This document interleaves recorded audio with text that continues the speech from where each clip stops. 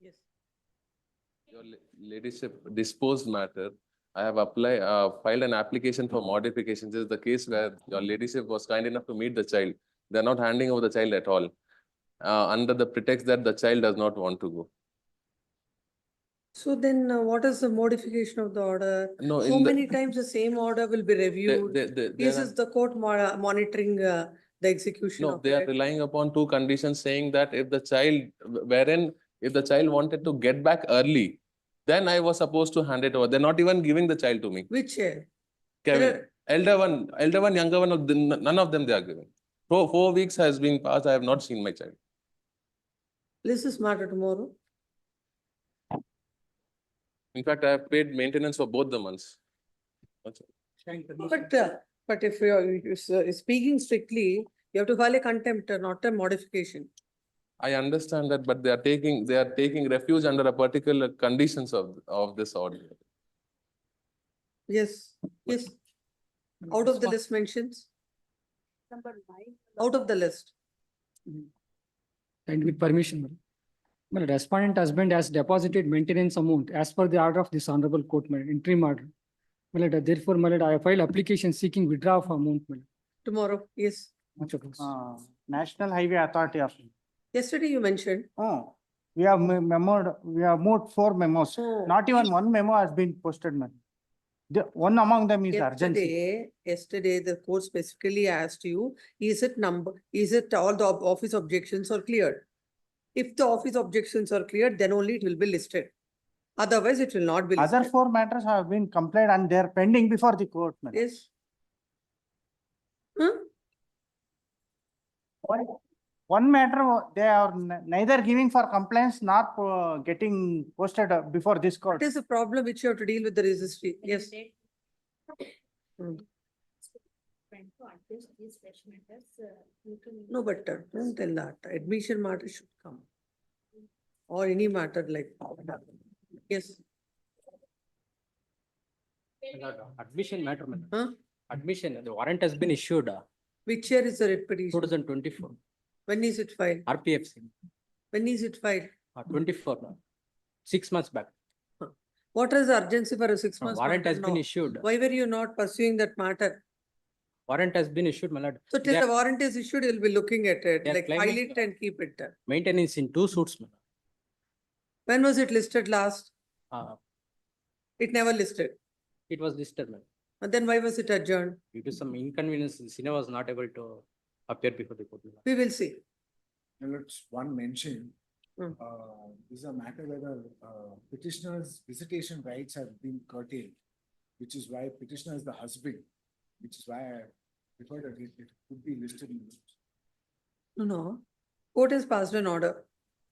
Well, there is no order to that effect of visitation rights. Hmm. The which trial year is the court writ has petition? passed the order. Which year is it? 3. Hmm. It has been pending, it has come up before court, but unfortunately has not reached. Which is why I'm moving it for some urgent orders, because the father wants to meet the children. He's unable to meet the children. 23 matter till 2024 mid, no urgency. My lord, it's because the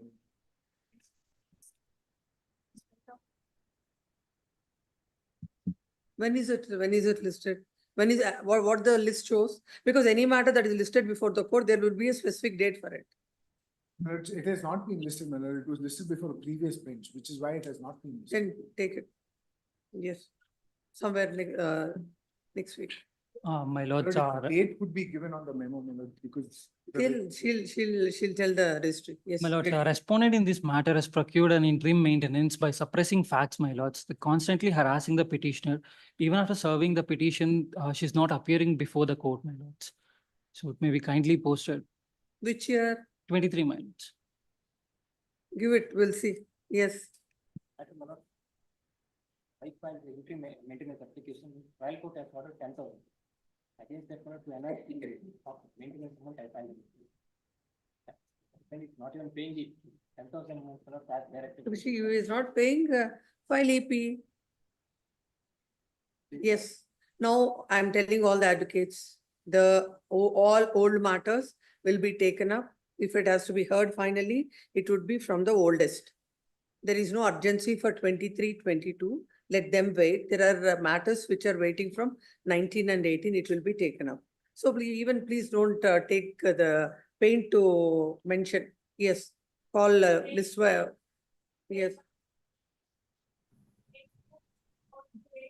My lord, Five. serial number 5, my lord. I am for this petition. Both are present. I'm undertaking to file the wakalat number for respondent. Since they are given the wakalat in the morning, my lord. So I request an adjournment, my lord. I file the wakalat in the count. And I'll file the objections in this case, my lord. No objections are required. Pose this matter on September 2nd. At the request of land counsel, the respondent. Yes. Serial number 9, your lordship, I have informed the other side, your lordship. I appear for the appellant, your lordship. Kindly a week's accommodation may be granted. Week it is not possible, or it will go to September. You are for the appellant. Pose this matter on September 2nd. Yes.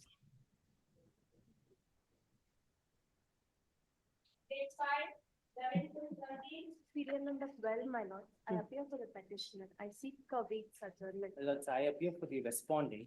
That's they've obtained an interim order during the vacation bench. And We'll see. My lord, That's my only request is it's an ejection matter, my lord. That's a short. That's what we will see when the matter Matter is reaches. called up. Yes. my lord's kindly adjourn, my lord. No, because we'll senior see. won't- We'll see. a You can't family have an interim order and a seek for an adjournment. We will see. My lord's a family member has been hospitalized, Huh? which is why a family member has been hospitalized, which is why he is not able to be present. Any date next week, we will attend, my lords. In fact, Tomorrow. last date, we Tomorrow. will- Tomorrow, lords, any next week, my lord. no, tomorrow. Pose this matter tomorrow. My lords, My lord, serial number 14, This 15. is 12, Yeah, that's 12. tomorrow, Grateful. at the request of land counsel, the appellant. Yes. My lord, serial number 14, 15, 16. Uh, 1 week time may be granted, my lord, You appear for for the appellant. any interim order? No. It's coming up for admission. Yes. Why do you want time? My senior is out of station, he is not. Pose this matter, same, all these adjournments on September 2nd.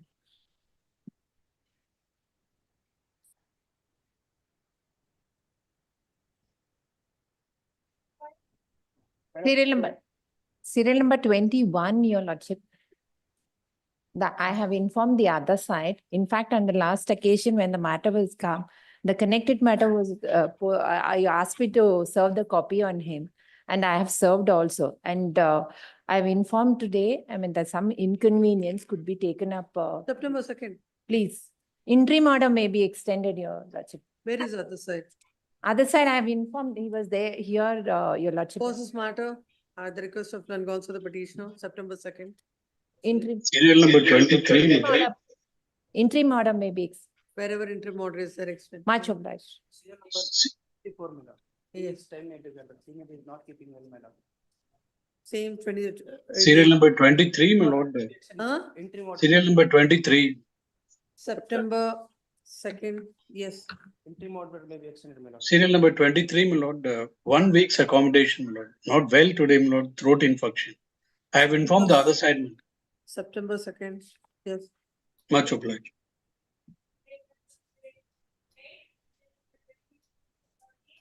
Serial number 29, one more connected appeal 8065 is there. It may be posted together. Post along with MFA 8065. day after tomorrow. Yes. Give the number.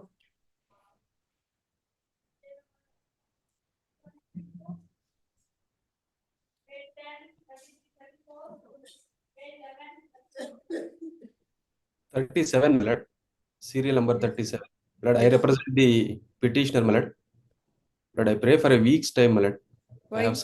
I have some personal inconvenience today, my lord. Last 2 occasions, my lord, respondent did Will not it come appear. on Monday? Please, my lord, please. Yes, at the request Interim order may of kindly be the extended. counsel for the petitioner. No further adjournments. Yes. Interim order may kindly be extended. May I make submission, my lords? Serial number 8, my lords. May I request for tomorrow, my lords?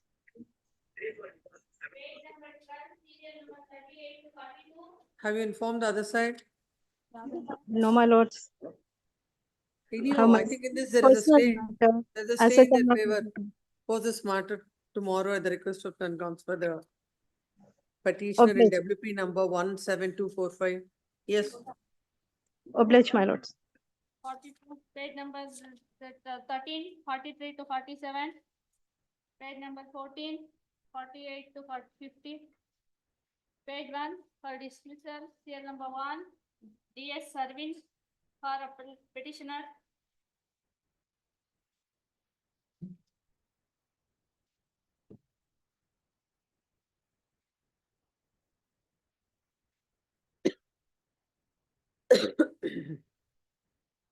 This water.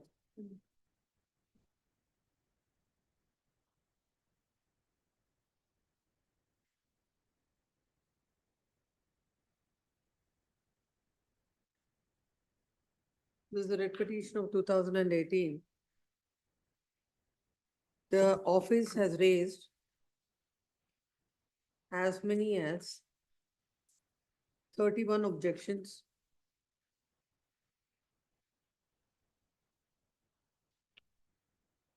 And the same were not complied with. When the matter came up on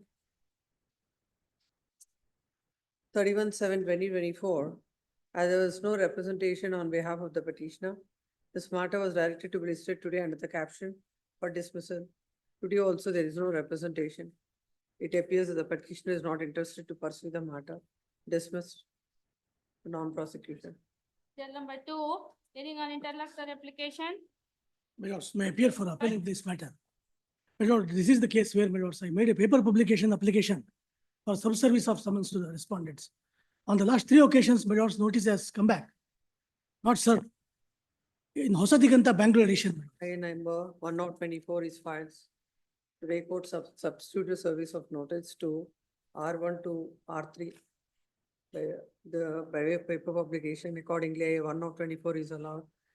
And petition is permitted to take out notice in so and so daily on or before, and mentioning the date of hearing as so and so. Yes, next. Serial number 3 for orders. Yes, for responding, my lord. The order has been complied, my lord, by the 2,60,000 rupees, my lord. Yes. Maybe for yesterday, my lord, both husband and wife had a discussion, my lord. Also, they agreed for some settlement, my lord. No, there is no agreement, my lord. Yesterday also she expressed, after the court hours, I have spoken to her. He has given some proposal which is not workable at all. The EMI which she's paying for the house, he'll release the house, it seems. That is the understanding. What happens to the child? Nothing is being paid. Your lordship may kindly. To pay the loan, how much has to be? She's paying the EMI 77,000. Now it is reduced to 67,000. She's paying, her salary is 97,000. No, his proposal is that that EMI he will pay. No. He will give that house in her name, it seems. He will release the house because it's a joint name property. And she'll continue to pay. She'll continue to pay. What is the understanding is that? What is that she's getting in that? She's paying the entire EMI. He's not, my lord, the simple thing is, there is a 2-bedroom flat and there is a 3-bedroom flat, my lord. Both is purchased jointly. In that also she has contributed. In this also he has contributed little. Now, continuously EMI she has been paying for so many years. He has not contributed even 1 rupee. She is continuing to pay. Now that house loan is completed. He has let out that house, which is a joint property again, 2-bedroom flat. Now this apartment, she is paying the EMI. She is taking care of the child. From the age of 5, he has not paid 1 rupee for the child except what has come to your lordship's notice that is 35,000 rupees. That's all. And now he is telling there is come for a settlement, the 3-bedroom house he will give her, which she will keep on paying the EMI. What is that for the child? Nothing. So that's the only settlement. That's only settlement. How that can be a settlement? What happens to the child? My lord, I may just pass on the memo of calculation for the child. And one submission, my lord. Just here. My lord, she's making false submissions. Huh? So my interest is, my lord, she's making false submissions, my lord. My lord, in addition to the, my lord, they purchased the property jointly, my lord. Mic is on. They purchased the property jointly, my lord. And thereafter, my lord, he has invested nearly 25 lakhs rupees, my lord, to the house by taking a personal loan, which is cleared by him. And also, my lord, the another allegation is he has not paid a single naya pay, my lord. No. Now that house is still, the EMI is there or not? But EMI is there, my lord. The Which- who will 67,000. pay? Who will pay as per the arrangement? As per she has to pay, my lord. Ma'am, she has let out 2 rooms, which is confessed over. I'm asking, let's sell both the properties. You take 1/3, leave the 1/3 for daughter. I will take 1/3. I'm not asking more. We have 2 properties. Whatever comes out of it, she still has 40 lakhs of jewelry. I'm trying to, we have gone 3 times for the mediation for 3 months. 2020. So mediation all the time won't work out the way you want. No, Mediation is something which should be agreeable to both the ma'am, parties. she's getting, see, she has purposefully increased the EMI by 12,000. I have gone to the HDFC and reduced it. Why was she will losing about increase? 1.5. Why she will increase? I have the document to prove that. We want to produce. We'll talk to your advocate, whatever you want to tell. No, Mr. Counsel, no, when you're coming forward with any kind of settlement. My it lord, should my be lord, my client is, beneficial to them. my lord, my client is ready to settle. Yes. My client is ready to settle the issue, my lord. Let them come forward with terms, my lord.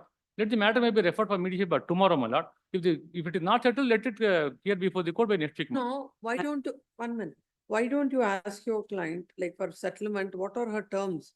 My lord, he has given a proposal. She said that's not acceptable. Tell me what you're doing for the child. What he has told now is not at all the settlement terms. He only told, I release the 3-bedroom house to you, you release 2-bedroom house, and you go your way, I'll go. 15,000 rupees I'll pay for the child. What she will do with 15,000, I'll just give a memo of calculation, my lord. This 40,000 enhanced by your lordship after seeing her difficulty. 97 is her salary. 77 is the EMI. She is let out PG. That is not a regular income, once in a blue moon. What she will do otherwise, your lordship may kindly see this memo of calculation, my lord. The salary slip For produced by- just my an lord, understanding, my lord. my lord, the Just an salary slip understanding. produced by the other side is, my lord, it's of the year 2021. I think now she is getting more than 1.5 lakhs rupees, my lord. Let her produce the ITR and. This is only for the kid I have given. I have not given her maintenance. And 12,500, what has been recorded by the trial court is last year's. Now the fees has increased to 14,000, my lord.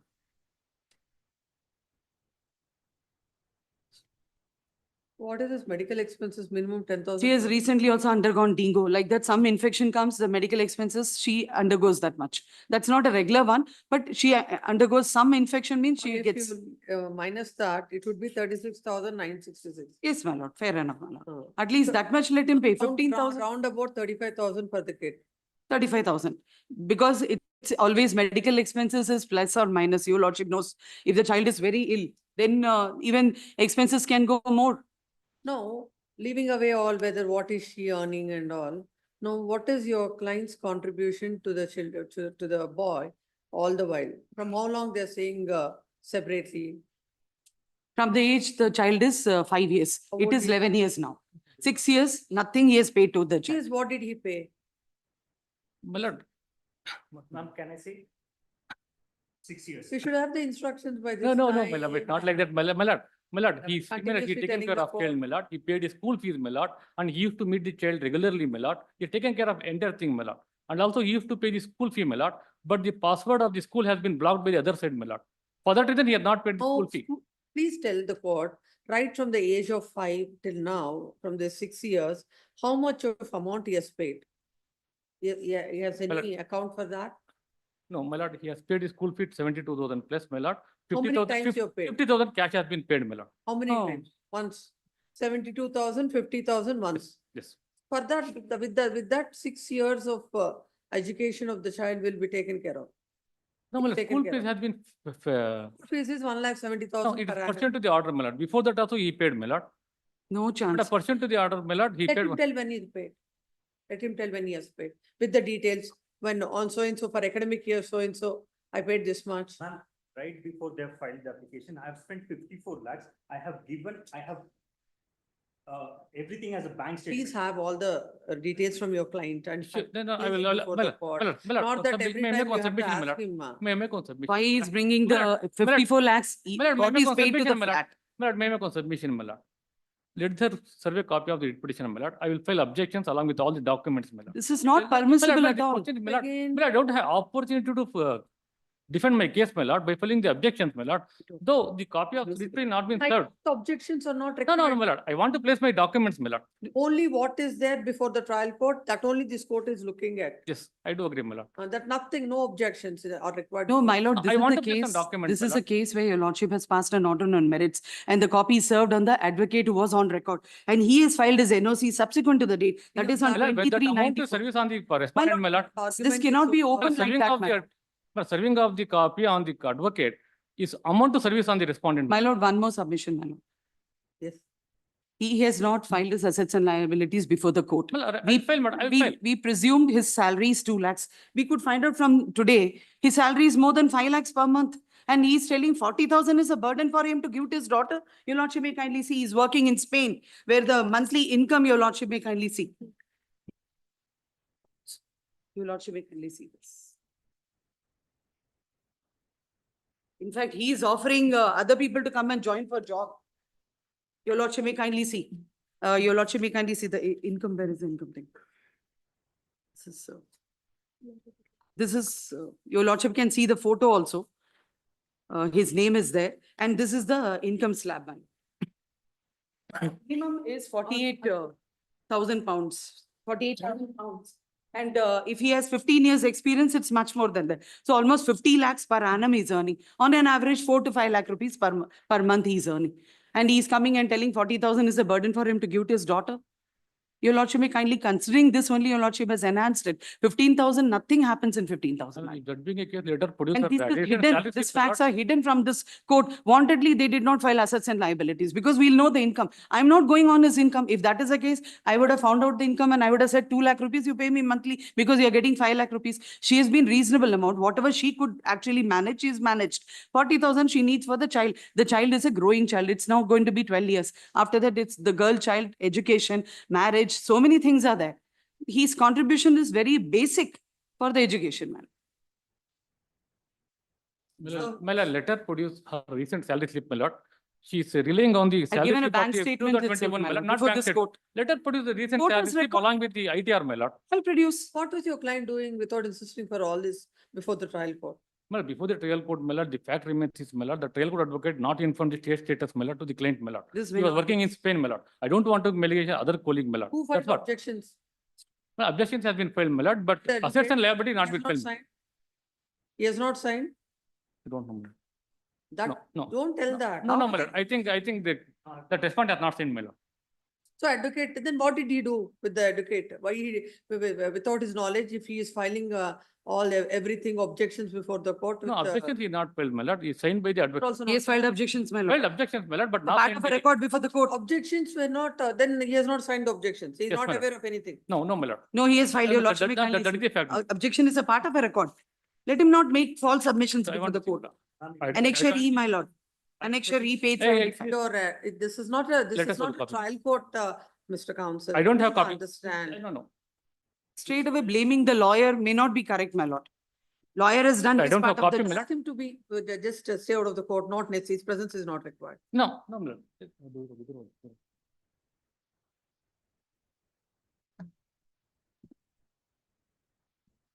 Where are the objections? Page 75, my lord. Annexure E, my lord.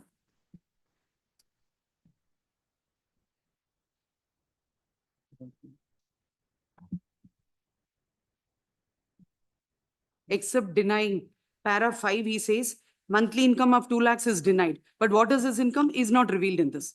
Because if he doesn't give a proper instructions to his lawyer, what he can file, he has filed the objections, but what instructions he has given, don't reveal my income. So he has not revealed the income. I will file my assets and liability, my lord. Before this court, I am At ready this to file, stage, my my lord. lord, No, I am ready to file, my lord.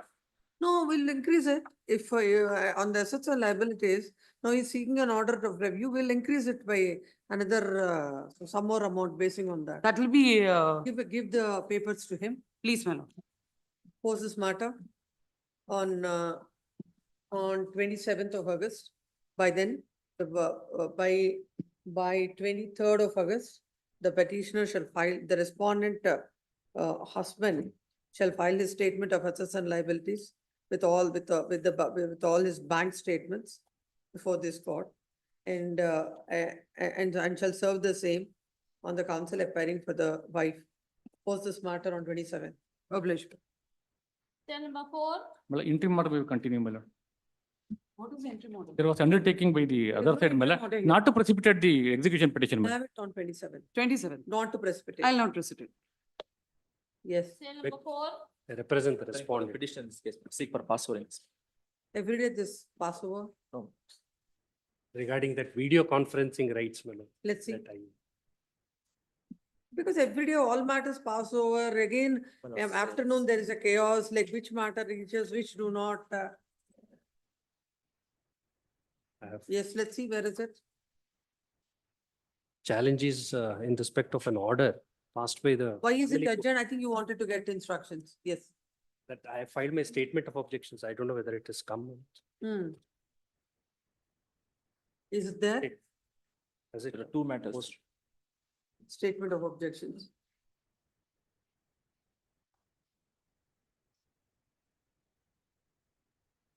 I think it's not there. When did this file? It was filed on 5th. My lord, I think the matter is, first matter is taken up. I am, Huh. in the first matter, I am for respondent. Oh, There are two matters, my lords. 4 and 4.1. You are appearing in which matter? 4.1, that is 4.1. 4 point. This is 4.0503. On 20503. He is appearing for respondent in that matter. In the first matter, my lords, I am appearing for respondent in 24228 of 23. You appear for the respondent in No, the ma'am. first matter? No. Then who appears for the respondent in the first? First matter, I appear for the respondent. Petitioner? Petitioner, my lords, he is here. It's something similar matter. Same application for video conference. Both were connected yesterday, my lords. And his senior also is not there. Therefore, I seek for password. Not at past, not at 2:30. Ask him to come right now. Once he completes that work. Please. Keep it, will not call it at 2:30. If it is before 1:30 it comes, it's okay. Otherwise, we'll adjourn it. I'll be here. Yes. Number 5. Agenda. Cell number 6. Cell number 6. 14%. Devara Tracy. Appearing for the petitioner, my lord. This is regarding the application which we filed, and that's it. Yes.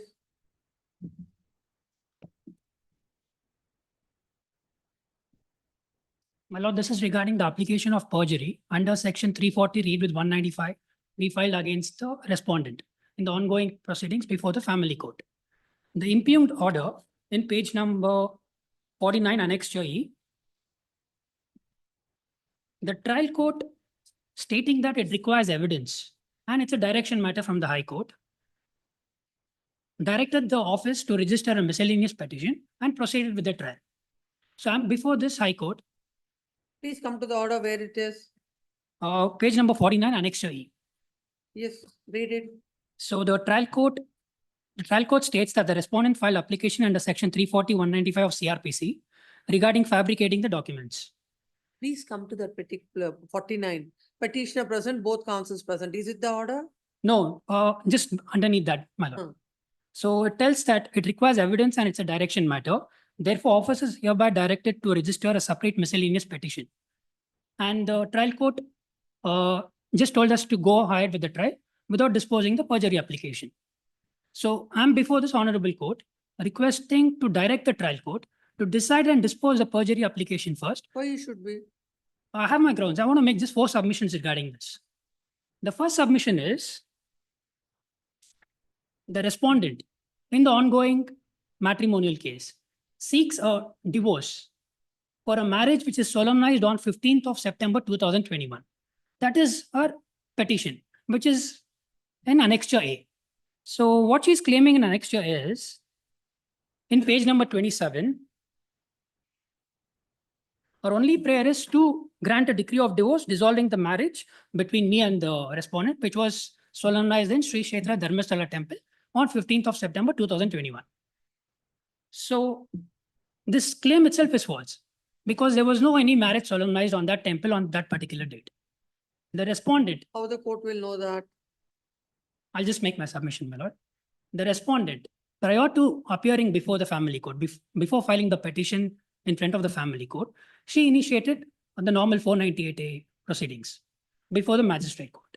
That was also a counterblast for my FIR because I was the one who registered an FIR against the respondent and her family members due to extortion and other various acts. And as a counterblast, she initiated a 498 proceedings before the magistrate court. In that magistrate court, she clearly tells the marriage happened in Bangalore on November 16th, 2021. And she's not disclosed one single word about the marriage, which has happened in Dharmasthala temple on September 15th.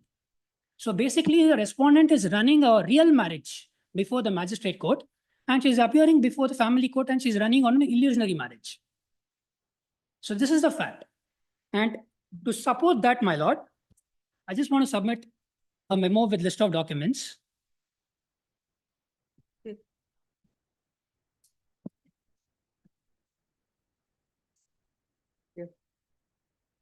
My lord, the document one is the wedding card, which is a fabricated and the false evidence which she is marked as evidence to prove the false claim of marriage which has happened in Dharmasthala.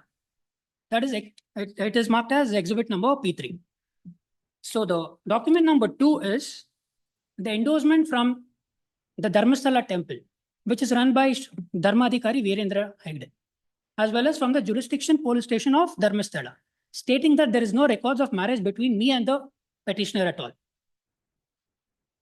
Yes. And the third document is the charge sheet, which is before the magistrate court. That is the 498 proceedings. In that, the respondent clearly tells she's not even disclosed one single word about the marriage which happened in Dharmasthala. She clearly tells the marriage happened in Bangalore, Yelahanka, on 17th of November 2021. What is your case? It's a matrimonial, it's a divorce case. She's filed under cruelty. Whether you agree that the marriage had taken place or not? There was no marriage happened in Dharmasthala. There was a marriage happened in Bangalore. Yeah, there was a marriage. There was a between marriage. You and the respondent. Yes. No, you're just basing on the fact that the dates or the places or where she has stated separately. I mean, the different places. Yeah. Now, according to you, it is perjury. No. What has happened is in the divorce petition and even in the affidavit in chief, what she is submitted before the family court, she is clearly told the marriage happened only in Dharmasthala and reception happened in Bangalore, which is also I've submitted in. No. What is it? How is it going to change how is it like prejudicial to you, or how is it going to affect you? The whole petition stands on the marriage. She wants a decree of divorce for the marriage happened in Dharmasthala on September 15, 2021. If there is no marriage at all, how can she even claim a relief from me? Yes. The marriage happened on November. I agree with that. She's my wife. And there's evidence, everything regarding that, regarding the essential ceremonies and various other things. She's not even given one single document about the marriage happened in Dharmasthala. And in a chief affidavit, what she's cleverly done is she's cleverly annexed the photos of the marriage happened in Bangalore and claimed that the marriage happened in Dharmasthala. And she's clearly told 16th and 17th of November, there was no marriage happened, only reception happened in Bangalore. So that is clearly a false affidavit, what she submitted before the family court. Yes. And my second submission, my lord, regarding this. To prove her cruelty, she's produced some additional bills and other things, which has no legal value. It's clearly a fabricated one because the GST invoice doesn't have a GST claim, nor invoices claiming 15-20 lakhs has even an invoice number in it. And she's also given an audio transcript. In her affidavit, she tells that it is between me and my husband and the parents, but the transcript of the audio recording is not matching with what the affidavit is telling, nor it is authenticated by any forensic lab. So it's clearly not matching. The transcript as well as the affidavit, what she is given is not matching at all. What is the hurry that this application should be disposed of first? What is the 2 more submissions? So that is my second submission. The third submission, the court mentioned was, it requires evidence was the first one. The evidence is clearly placed on record by the respondent herself, where the marriage happened and etc. And she's also filed an application under Section 24 of Hindu Marriage Act, telling that she's unable to maintain herself and she's seeking a monthly maintenance of 1,50,000 as litigation expense. She's also filed an IA along with the petition. So what has happened now is, before filing the petition in the FIR copy, what she's given to the magistrate court, she's clearly told my husband didn't have a job. He was residing in Australia and he's falsely stated he's having a job, etc. He cheated me. And coming to the family court, she's telling, he's earning around 8 lakhs per month. So I need 1 lakh monthly maintenance, nor any affidavits or anything regarding the income and assets and liabilities is submitted. So this is the fact. And once I come on record before the family court, the matter gets referred to mediation. Even before the mediation report comes back to the family court, she gives an SPA to her mother to prosecute the case. And the respondent, through an SPA with her mother, appears to the High Court for seeking a speedy disposal. So coming to the speedy disposal fact over here. So she's not only played perjury with the magistrate court as well as with the family court. It's happened even before the Honorable High Court. So this is the original petition what she's filed to the High Court. It's a writ petition. It was disposed even before me contesting it because speedy disposal is going to be favoring both the parties. Even I agree with that. But once you're appearing before the High Court, you need to come with clean hands and exhaust all the remedies. And you need to represent the facts in a very clean way so that you don't have to play perjury in front of the High Court, my lord. So in this petition, what she's done, just to prove that she's exhausted all the memories, she's lied about me for the illusionary marriage. She's mentioned a number of things about me, but that is not my matter of concern. Well, I just want to submit this to you. You can read what it is.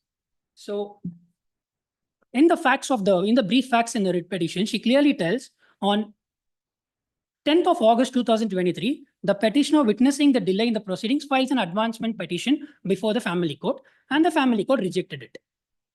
But there was no any advancement application filed on that particular date at all. It was filed on 14th of August, not on 10th. And the High Court, the family court didn't reject it. Didn't reject the advancement application filed by the respondent. The order sheet clearly tells on 14th of August, the case is advanced, advancement application is filed by the respondent, the case is advanced, no representation. So she's clearly misled the High Court, taking advantage of the number of cases the High Court is going to deal every day. She's misrepresented the facts and got unfavorable order of disposing the matrimonial case, which is running on an illusionary marriage in a year. So these are the facts. Yes. So coming to the legal principles of what the High Court and Honorable Apex Court is retaliated in the perjury proceedings. Even the division bench of the Karnataka High Court, that is my ground number 34, is clearly told drastic measures have to be taken to eradicate the evil of perjury. And in a similar case, in the same Karnataka High Court, which was decided in the year 2021, it is a matrimonial case. It is filed by the husband against the wife, stating that she's lying on an affidavit telling that she's not having income, and she's filed application under Section 24. Similar case came before the Honorable High Court in 2021. So Honorable High Court clearly tells the perjury case has to be decided first, even before going ahead with the trial. The same principle is also followed by a number of high courts across the country. I've also attached the recent judgments in the memo. So what is going to happen now is, if the perjury is not decided, the first thing, the marriage has not happened in Dharmasthala.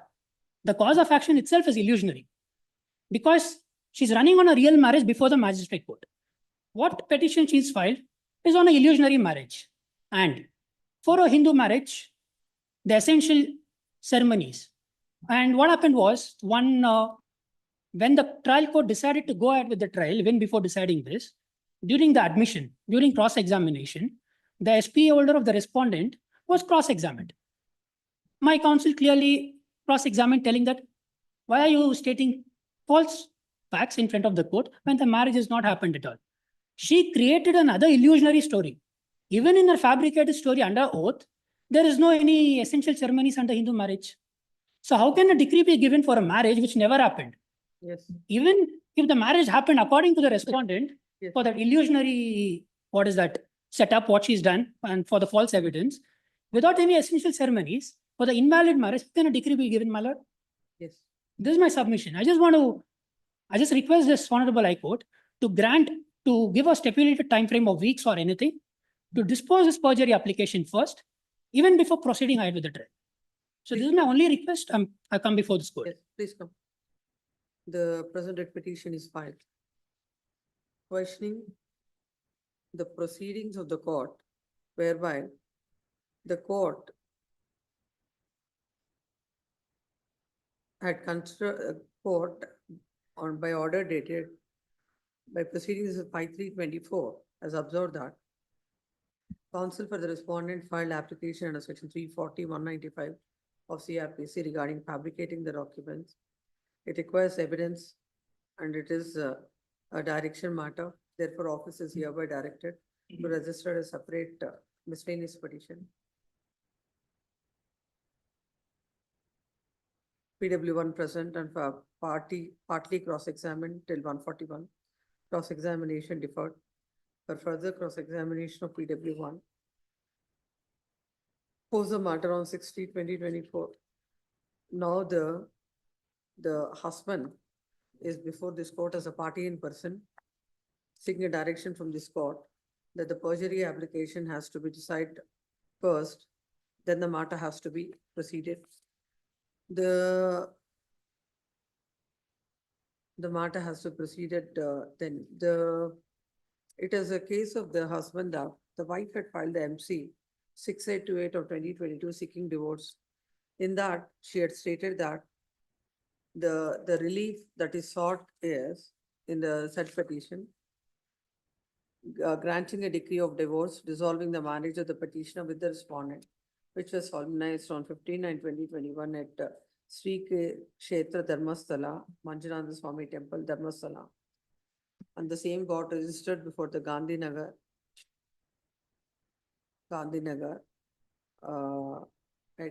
on 16/9/2021. It is a case of the husband that the marriage had taken place at Bangalore, but not at Dharmasthala. The relief that is sought by the wife itself cannot be granted. And in the earlier proceedings, she has mentioned about Bangalore. In the earlier criminal proceedings, all this shows that the wife had committed perjury. As such, the court has to hear the perjury application and should give an order, should pass an order that there was, the wife had made wrong statement before the court. We are relied on a judgment of an order passed by this court in red petition, a coordinate bench of this court, and red petition number 19448 of 2015, wherein the court, relying on several judgments of the apex court,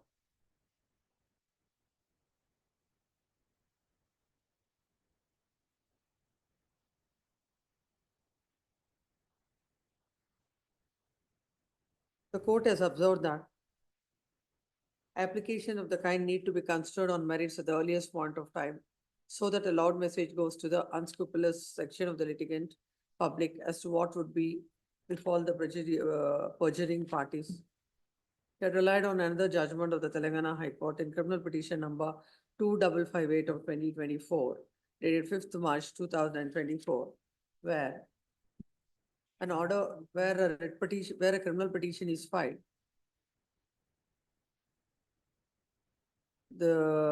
whereby the trial court had not taken up the petition under section 340 of CRPC on the ground that it might impact the proceedings in the maintenance case. Then the court had given a direction that the perjury proceedings have to be decided first. It also relied on another judgment of the Punjab and Haryana High Court in case of Ramesh Ast versus UT Chandigarh. Relying on these judgments and counsels, the party in person submits that the writ petition, the perjury application has to be decided before proceeding with the main matter. Next part, having the party in person, peruse the material on record. The wife had filed a petition seeking divorce. It is undisputed that the marriage had taken place. According to him, the place where the wife had mentioned about the marriage is not where the marriage had taken place, and she had committed perjury. Now, in that regard, he has placed some documents before the court. All these documents are also relevant for the court to decide this divorce petition. The whether the marriage had taken place at Bangalore or at Dharmasthala, all those issues also goes to the root of the matter. In this case, this court finds that there is no urgency to decide it separately. And the court, in its usual course, can decide the application. And this court finds no reasons to interfere. Dismissed. Next. Cell number 7. Yes, Yeah, sir. for petitioner. Say that. Petitioner has challenged the order, the criminal miss under 125 of CRPC, ordered by the Mysore Family Court, How much was granted? 10,000 per month. The petitioner, 10,000. petitioner number 2, the child is already in the custody of the present petitioner, in the writ petition. The child. And along with the wife? No, she has a voluntary handed over the child to the husband. What is the age at of the family child? court. Now he is 7 years. What is the income of the husband? 15, he is a dog trainer, 15,000. 15,000. When is this order passed? Order was passed on 19 February 2024. When is the application? Application date is 2/7/2022.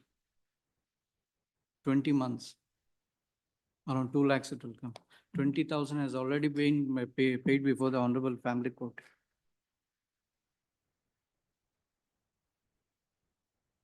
How much you paid?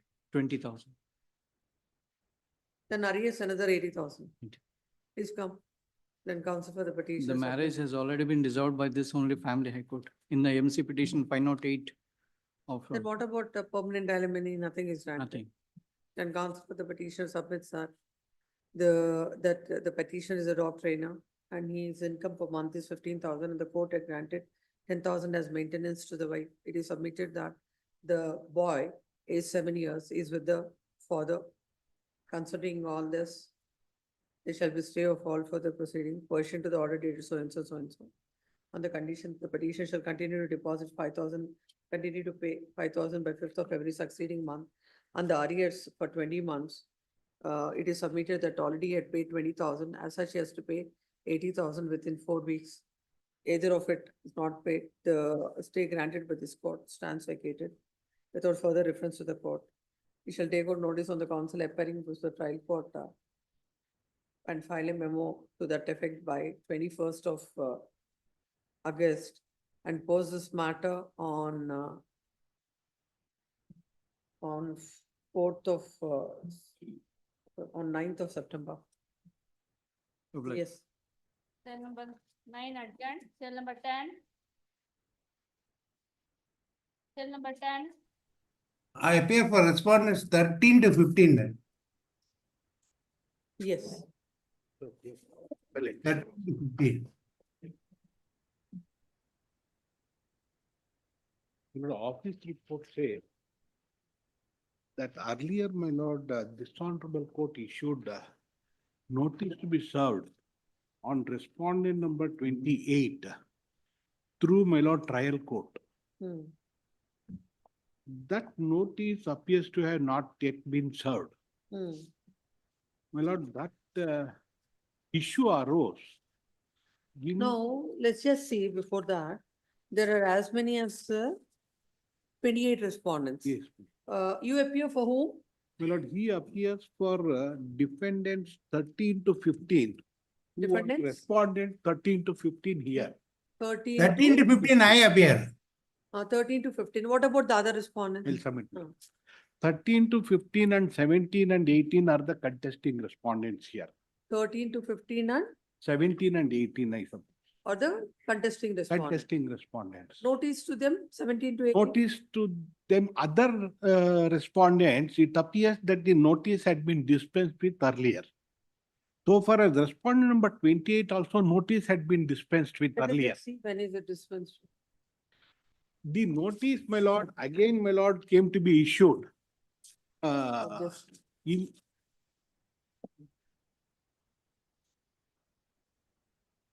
Notice to respondents 1 to 12.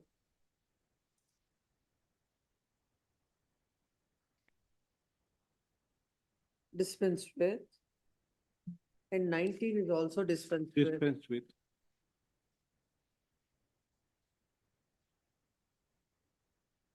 And 19 to 28 then.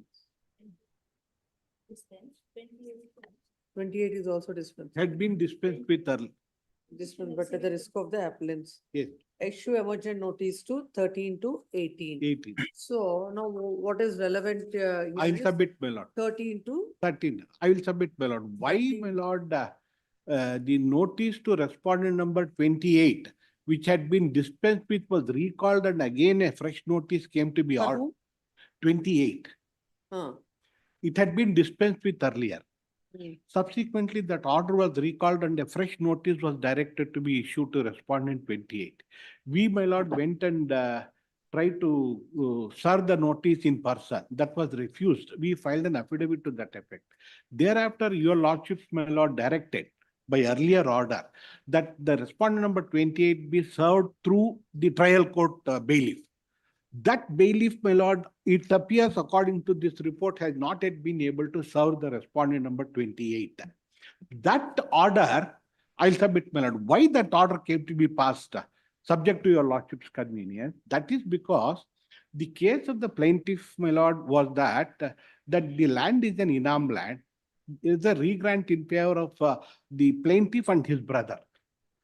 Thereafter, my lord, due to drought and other things, my lord, the plaintiff had left the village and had settled in another place. In the meantime, my lord, somewhere in 94, in the name of the plaintiff, certain documents are created, my lord, by impersonation, and sale deed had been effected from the year 1994 onward. Possession, my lord, was it was a vacant land and possession had not been delivered to anybody. This continued for a long time. And my lord, in 2020, my lord, when I visited the village, I came to know that certain activities were going on. Therefore, immediately I filed a suit for declaration. That then I made inquiries and my lord, I came to know about the sale deeds.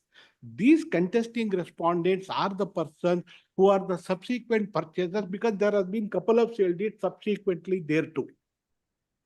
As on the date, therefore, my lord, I filed a suit for declaration that the sale deed executed, my lord, impersonating me to an total extent is 15 acres, the regrant. My interest is only 7.5 acres. Therefore, I filed a suit for declaration that the sale deed does not bind me. And also say that so far as possession is concerned, physical possession is with me only. All the revenue records continued in my name. Therefore, my lord, I sought for injunction in the matter. As on the date when I filed the suit, my lord, there was no development that had taken place. There was only some activity. Immediately after filing of the suit, these contesting respondents, namely 13 to 18, my lord, they go and obtain a sanctioned plan. Somewhere in the year 1981, they'll get the land converted and get the sanctioned plan and hurriedly starts up the construction. The trial court, without going into any of these issues, only on the ground that because you have only sought for declaration of your half share and you have not sought for partition, my lord, the interim order was not granted. Against that time, before your lordships issued notice and granted an order of status quo. At the time when the matter was argued, this honorable court felt that so far as the sale deed executed, the respondents came out with a case that this very plaintiff, now the plaintiff is dead, his children are on record, had executed some other gift deed in favor of respondent number 28. The signature therein and the signature found in the sale deed could be sent to forensic lab to come to a prima facie conclusion whether the signature matches or not. This is the reason why, my lord, respondent number 28 was directed to be served with notice. Respondent number 28 is the children of, my lord, the plaintiff's second wife, it appears. Therefore, my lord, the respondent 13 to 18 contended that he has executed certain will or gift in favor of them. The original is with them.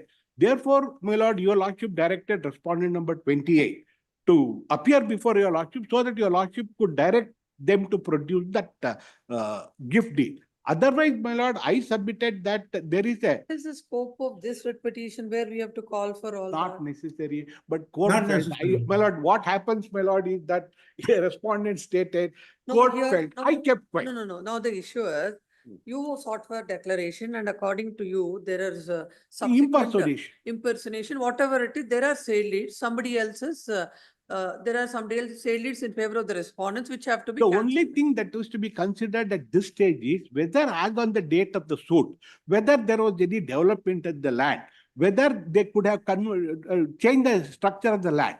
Admittedly, my lord, in this case, what has happened is all the records which they are producing, which they themselves. For example, now there is a sale deed in their favor. Yes.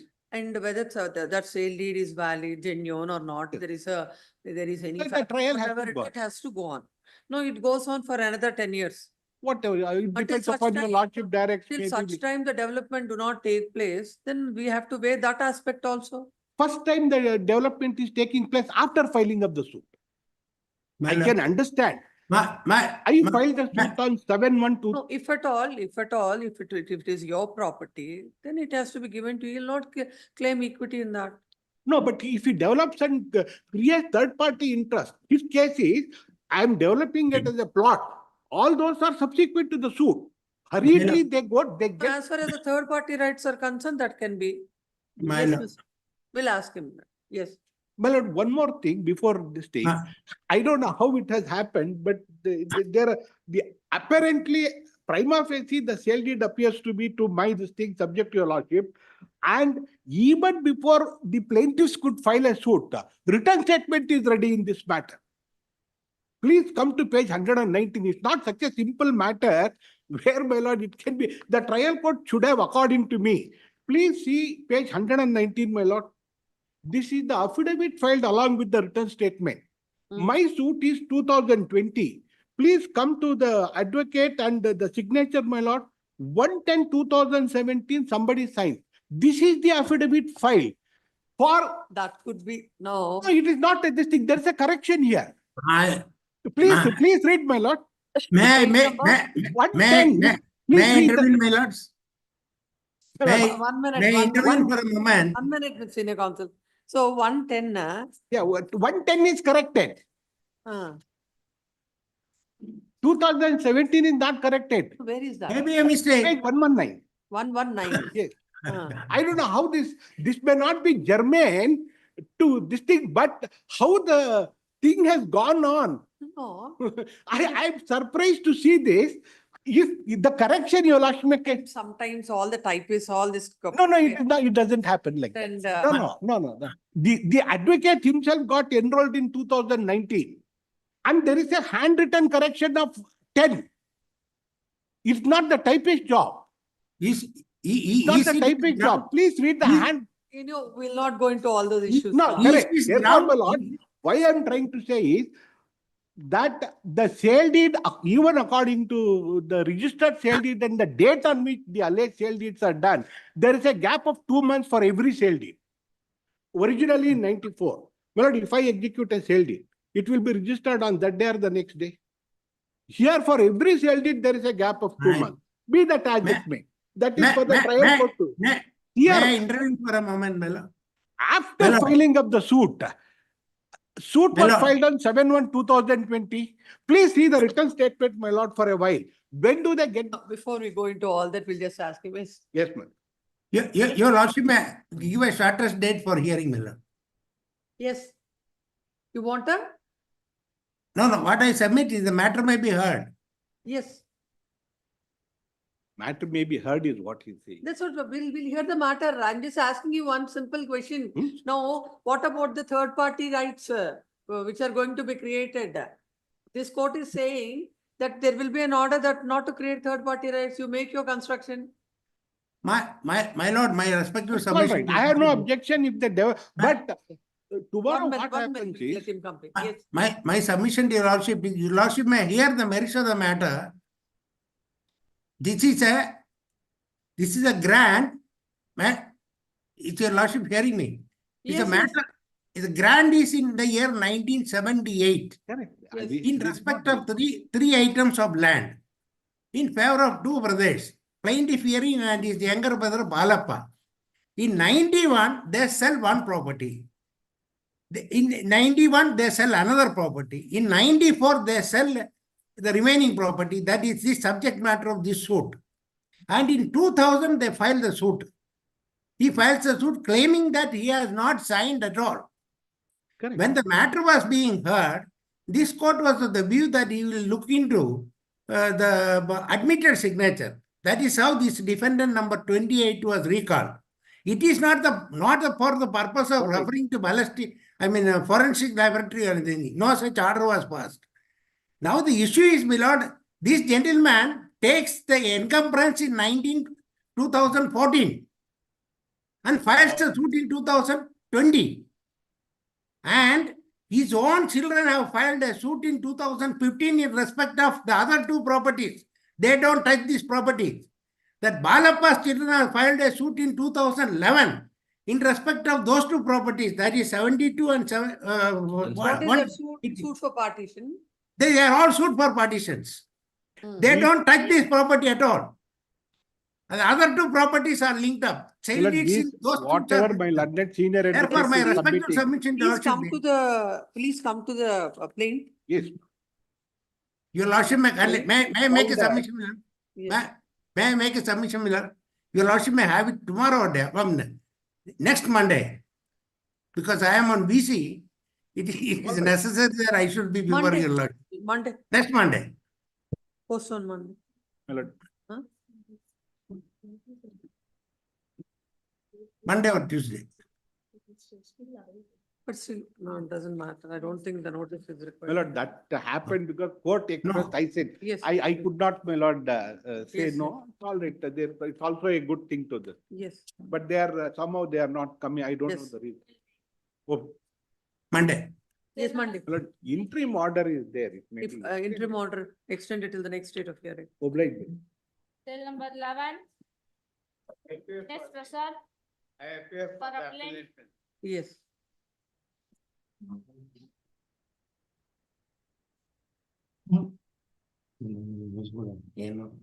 Lord, this is a suit for partition by Yes. the appellant.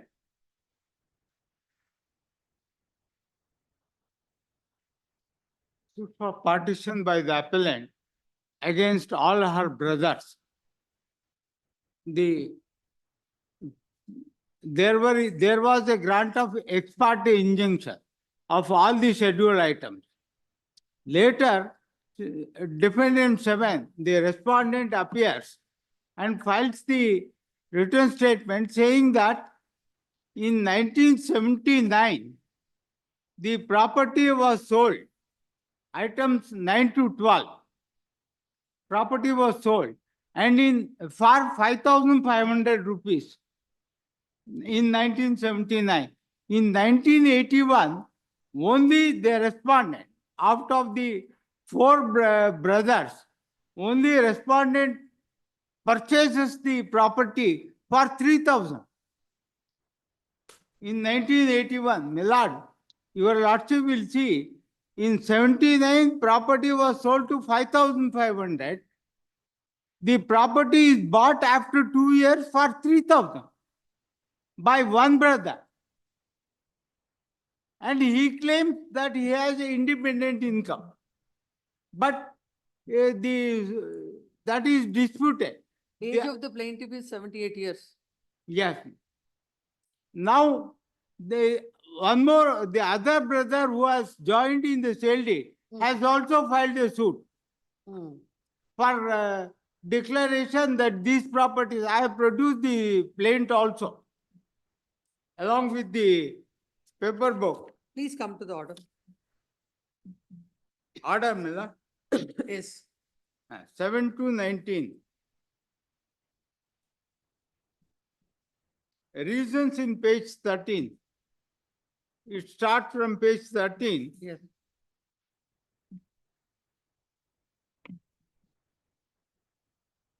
Para 10, Miller. Yes. The defendant 7 is the only contesting defendant. He too admits in the written statement that initially all the suit scheduled properties My lord, this is very important. Suit scheduled properties were standing in the name of his father. And however, it is specific contention that Father Nanjaya himself and dependents one and his brother late Shivanna has sold item number 9 to 12 of suit scheduled property in favor of Uchire Gowda on 7/3/1981. From the said Uchire Gowda, according to him, prior to that, he had left the family and started independent business. He had income of 450 per week. With these pleadings, defendant 7 has contended the item 9 to 12 of the suit are in separate properties, and therefore neither plaintiff or other defendants have right. The court accepts this plea and vacates the injunction only insofar as 9 to 12. That your lordship will get it at page 18. Page 18, my lord. The order. The last paragraph. So now, item numbers 9 to 12 were sold in the year 15 to 1979. 1979 for 5,500. Whatever it is, have you not questioned it from 1979?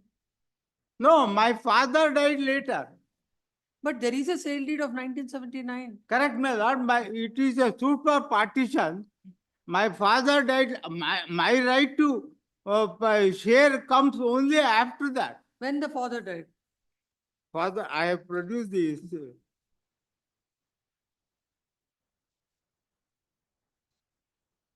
Death 22/1990. 1990. At least, when is this suit? Suit is of the year 2020.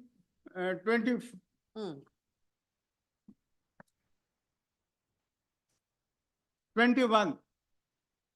And some other properties, 7/3/1981 properties were purchased. Item 9 to 12. Item 9 to 12 are purchased. It was sold to the same person.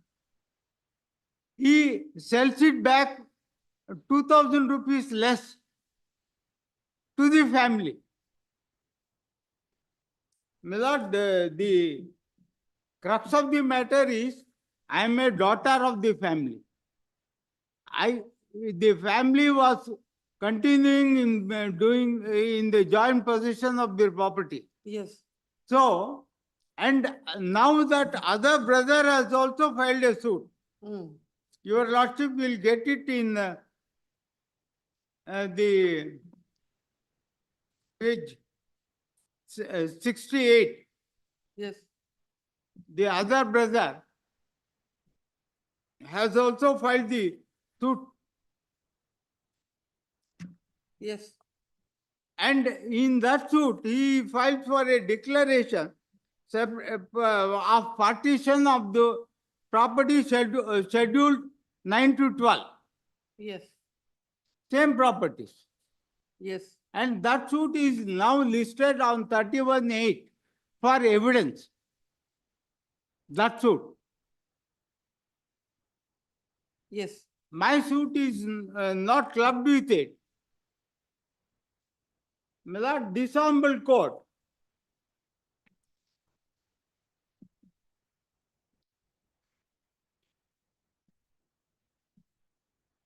Almost in identical circumstances. Yes.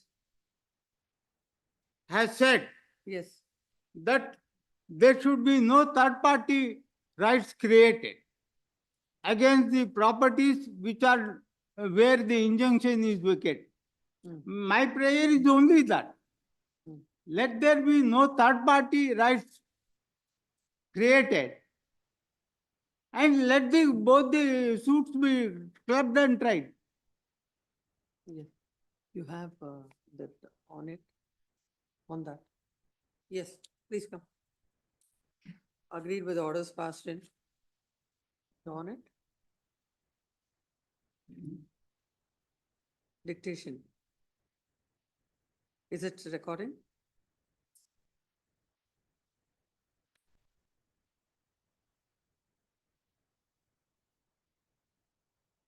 Is it recording? No? That's what it will type, recording not necessary. Agreed with the order passed in I number 1. Invoice number 378 of 2021 dated 11th August 2023. The plaintiff is before this court. The plaintiff had filed a suit seeking partition.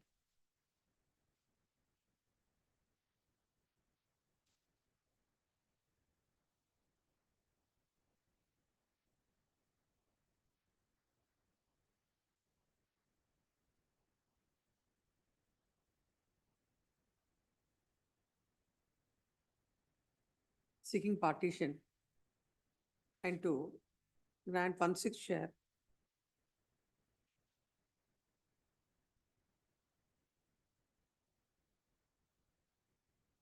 to the plaintiff. In that, he had filed IA, and in that she has filed the IA. Number 1, seeking injunction, restraining the defendants from alienating the suit schedule properties till the disposal of the suit. It is a case of the plaintiff that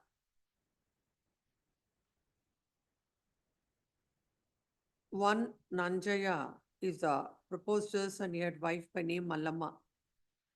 They got 6 children by name Basamma, Nanjamma, that is plaintiff, N. Basvaraju, that is defendant number 1, N. Shivanna, that is husband of defendant number 2, and father of defendant numbers 3 to 6, N. Shivarudraya, that is defendant number 7, and Neelima, that is defendant number 8. The plaintiff and the defendant constitute Hindu undivided joint family, and the suit scheduled properties or their family property, joint family properties. Suit scheduled properties are 1 to 11. Yes. 1 to 11. 12. 1 to 12.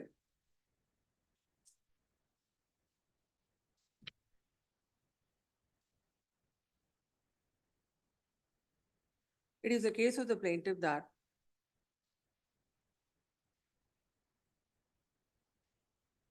the after the death of their father and mother, Kata of schedule number 1 to 4 is changed to the name of Srimati. After the death of the father, the Kata is changed to the name of Mallamma and her sons. Kata of item number 5 to 8 of the scheduled properties is standing in the name of defendant number 1, and item number 9 to 13 is in the name of defendant number 7. Now, the mother of the plaintiff Mallamma and her brother Sivanna are no more.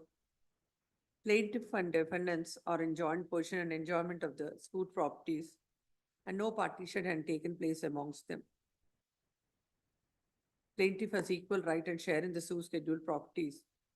It is her case that the defendants are acting detrimental to the interest of the plaintiff and taking advantage of the kata standing in the name of defendant number 1, and they are trying to alienate the suit scheduled properties. As such, she had filed the suit. Next paragraph. Defendant numbers 2 to 6 and 8 have filed the written statement. Supporting the plea. And prayed to decree the suit, allotting their legitimate share.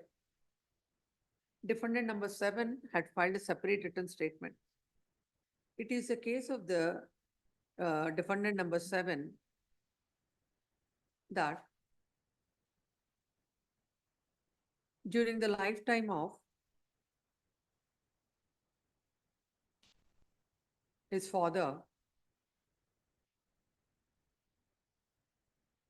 deceased N. Shivanna and the defendant number 7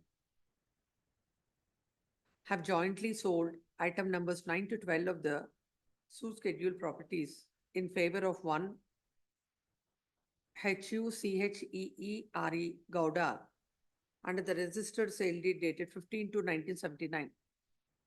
Tata was made out in the name of the purchaser. There was severance in the joint family, and as such, the defendant decided to live separately and leave the joint family by settling at Tavarekere, Bangalore. Till now, he is living at Bangalore he's living in Bangalore from 1974. And also getting salary of rupees 450 per week.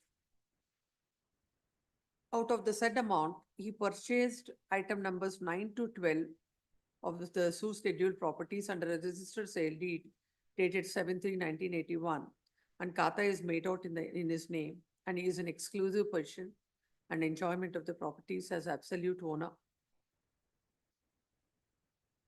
And accordingly sought for dismissal of the petition. The trial court, considering the fact that as far as item number 9 to 12 of the properties are concerned, defendant number 7 is exercising his right of ownership from 1981 till today. And the plaintiff has not made out a prima facie case with respect to these properties, and there is no balance of convenience with respect to these properties. And when it comes to, and the court has also observed that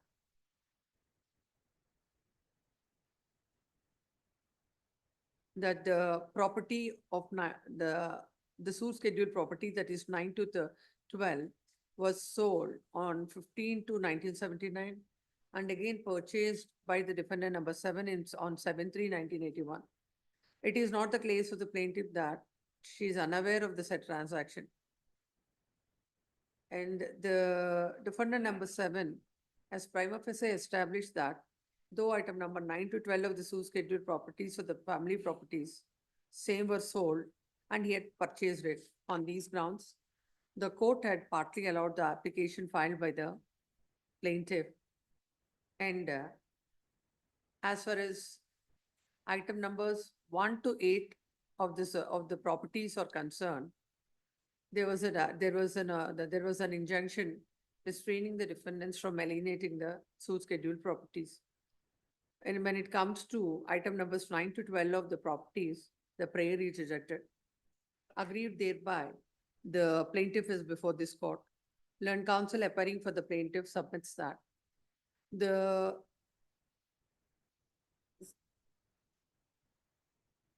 why this green light has gone? She stopped it. It is learned counsel appearing for the plaintiff submits that the property is a joint family property. Question of selling the property will not arise, and the same is not binding on the plaintiff. According to him, the partition had never taken place, and it still remains to be a joint family property. It is submitted that a property that is sold in 1979 was again purchased in 1981 for a lesser price, which shows that the said case of the defendant number 7 cannot be considered. It is further submitted that the trial court, without considering all these aspects, had dismissed the application as far as item numbers 9 to 12 of the Sioux scheduled property are concerned. It is further submitted that a suit for declaration is filed. Yes. By whom? Another brother, the brother. What is the declaration with regard to these sale deeds? Yes. The Page 73, your lordship It is will get. submitted that one of the brothers have filed a suit for declaration that these sale deeds are not binding, which clearly shows that only to all these documents or fabricated documents, and further that do not bind the plaintiffs. Next part. Having heard the learned counsel for the plaintiff, there is the entire material on record. The suit is filed by the plaintiff seeking partition. The father of the plaintiff died in the year 1990. According to the defendant number 7, the property that is suit schedule 9 to 12 is sold in the year 1979. And the same was purchased by the defendant in the year 1981. So there are two sale deeds. One is of the year 79, the other is of the year 1989, in pertaining to suit schedule 9 to 13 properties. The trial court has observed that the plaintiff is aware of the said sale deeds. Till the suit is filed in 2021, the plaintiff had not taken any steps or not questioned the said sale deeds. Whether the said property that is sold in the year 1979 by the father was not, or whether it is valid or not, whether the subsequent sale of 1981 is valid or not, has to be decided by the court. The fact remains is from the year 1981, the defendant number 7 is holding the property as there is a sale deed in his favor. The trial court had rightly granted injunction restraining the defendants from alienating the property as far as suit schedule 1 to 8 are concerned. But when it comes to 9 to 12, the trial court had rightly rejected the application as there is no prima facie case, balance of convenience and repairable loss in favor of the plaintiff. Hence, this court finds no reasons to interfere. Accordingly dismissed. Cell number 12 adjourned. 13 Chandrappa V for appellant. Chandrappa V. No representation for the appellant. Post this matter on September 3rd. Cell number 14, 14, 15, 16 adjourned. Cell I am number appearing 17. for respondent, ಯಾವತ್ತು ಆಯ್ತು 14, 15, 16? Morning, they sought for an adjournment. Okay, that will, Inform you. no, not there. Is there any stay? No, no stay. When is it posted? In September it is posted. Yes, Cell number Shorter date may be given as, so that it can be disposed of, but there are so many other matters. This is 2024 one. please. Yes. Cell number 17 Shekhar LS for appellant. Ningegowda. There appears to be a caveator. I have not sought a copy on it. Whenever there's a long order you're taking, no disposal, then you just on that and then start it. Not for the short orders, not it. Yes. Yes, There appears to be a caveator. in this matter. In you have this to serve matter, on we it. had filed a caveat subsequent to filing of my appeal. Name is shown. Name is also shown. I may have to serve a copy on The it, copy. We'll have it on Monday. please. Then calls for the appellant submits that yes, to serve the papers on the caveator. Post this matter on Monday. Yes, Cell number 18 I appeal for Jeta. landscape.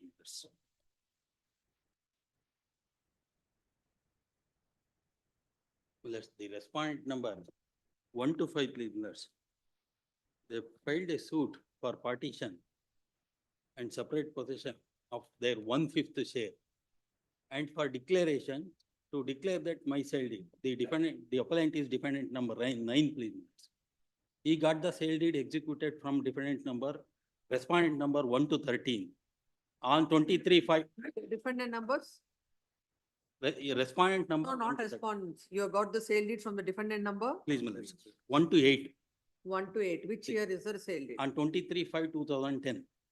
23/5/2010. When 10. is the sale date? When is the suit? Suit of the year 2014, please, Millers. 2000. Initially, they filed a suit before the rural court. So 2014 is the suit. No, what is the injunction? 24, 24. please. What is the injunction that is sought? Injunction not to alienate the suit schedule property. Not to alienate. Please, Millers. What is the Injunction is nature of the against, property? against me. What is the nature of the property? It is a vacant land. I got it converted from agricultural to No, non-agricultural. non-agricultural. Yes, please. Oh. It is 1 acre, 23 guntas. That is the sole suit schedule property, please. Oh. It is only one suit schedule. No, if again third-party rights are created, that would be a problem. Millers, my humble submission would No, be. it's a joint family property. You No, no, purchased no, it. no, I disputed it. Uh, I am disputing the relationship itself. So which has to be decided? No, Millers, two more suits in respect of same property have been filed. by the unconcerned persons. They have produced the plaints along with my appeal memo, please, my lord. No, you say that you deny the relation between Yes, yes. defendant number 1 to 9 to the plaintiff, 1 to 8, please. 1 to 8 to the plaintiff. Yes, please, my Then lord. what do the defendants say? My lords, very No, have they strangely, filed the written statement? I have filed. Not you, defendants 1 to 8. 1 to 8, they have not filed, please. They have not contested. They have the suit. not yet filed. They will file. A suit is still in summons stage, please. My lords. There are 24 defendants. So it is still in summons stage. My lords, strangely, the plaintiffs number 2 to 5, they have filed application under Order 23, Rule 1, abandoning their claim, saying that we are no way connected to the plaintiff or defendant number 1 to 8. I have produced that applications, please, my lords. First come to the plaint, let's see the plaint. Please. In page number 85, please. 80? 5.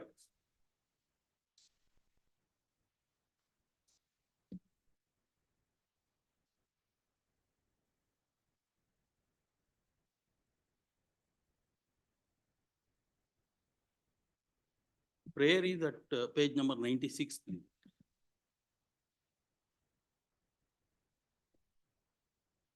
They have sought for 1/5 share in the prayer, please, my lords.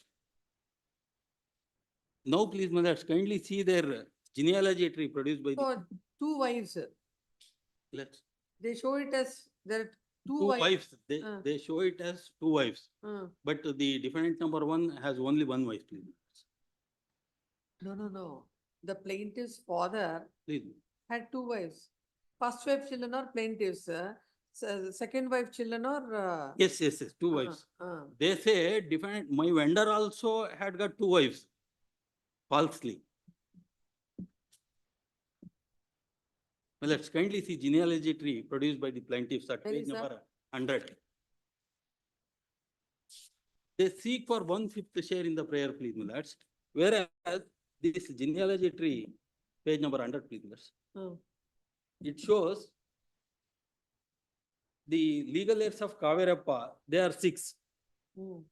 Again, the legal heirs of Papamma, Hmm. again they are 6. That's what, Five. first wife has five children.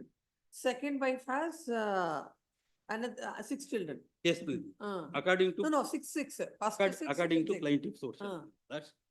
But they have sought for only 1/5 share in the scheduled property.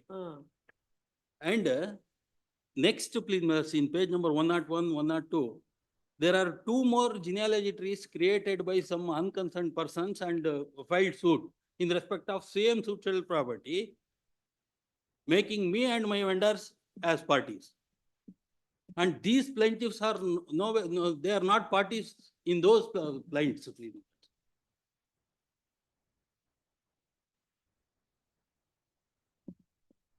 These genealogy trees, please, they have created for the purpose of suit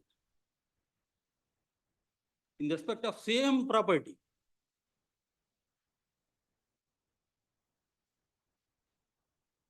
Let's page number 155. Other 2 plaints are there, please.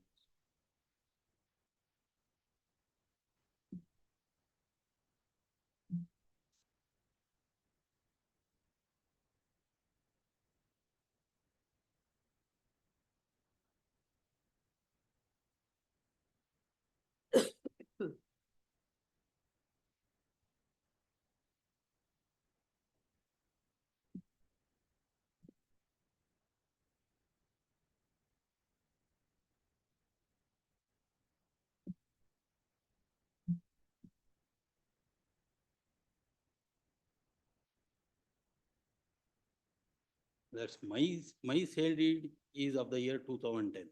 After lapse of 12 to 13 years, they have come up. Where with is the this. order of the court?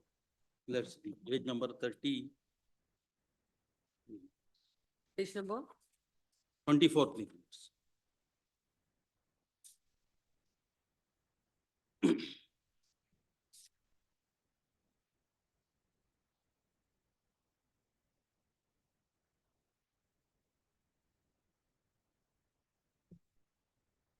Reasons are at page number 30. Please.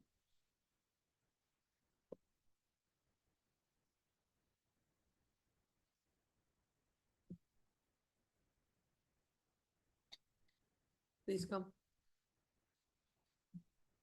The present appeal is filed, agreed with the order passed in I number 3 of 24 in OS number 2869 of 2024, whereby the court had granted injunction restraining the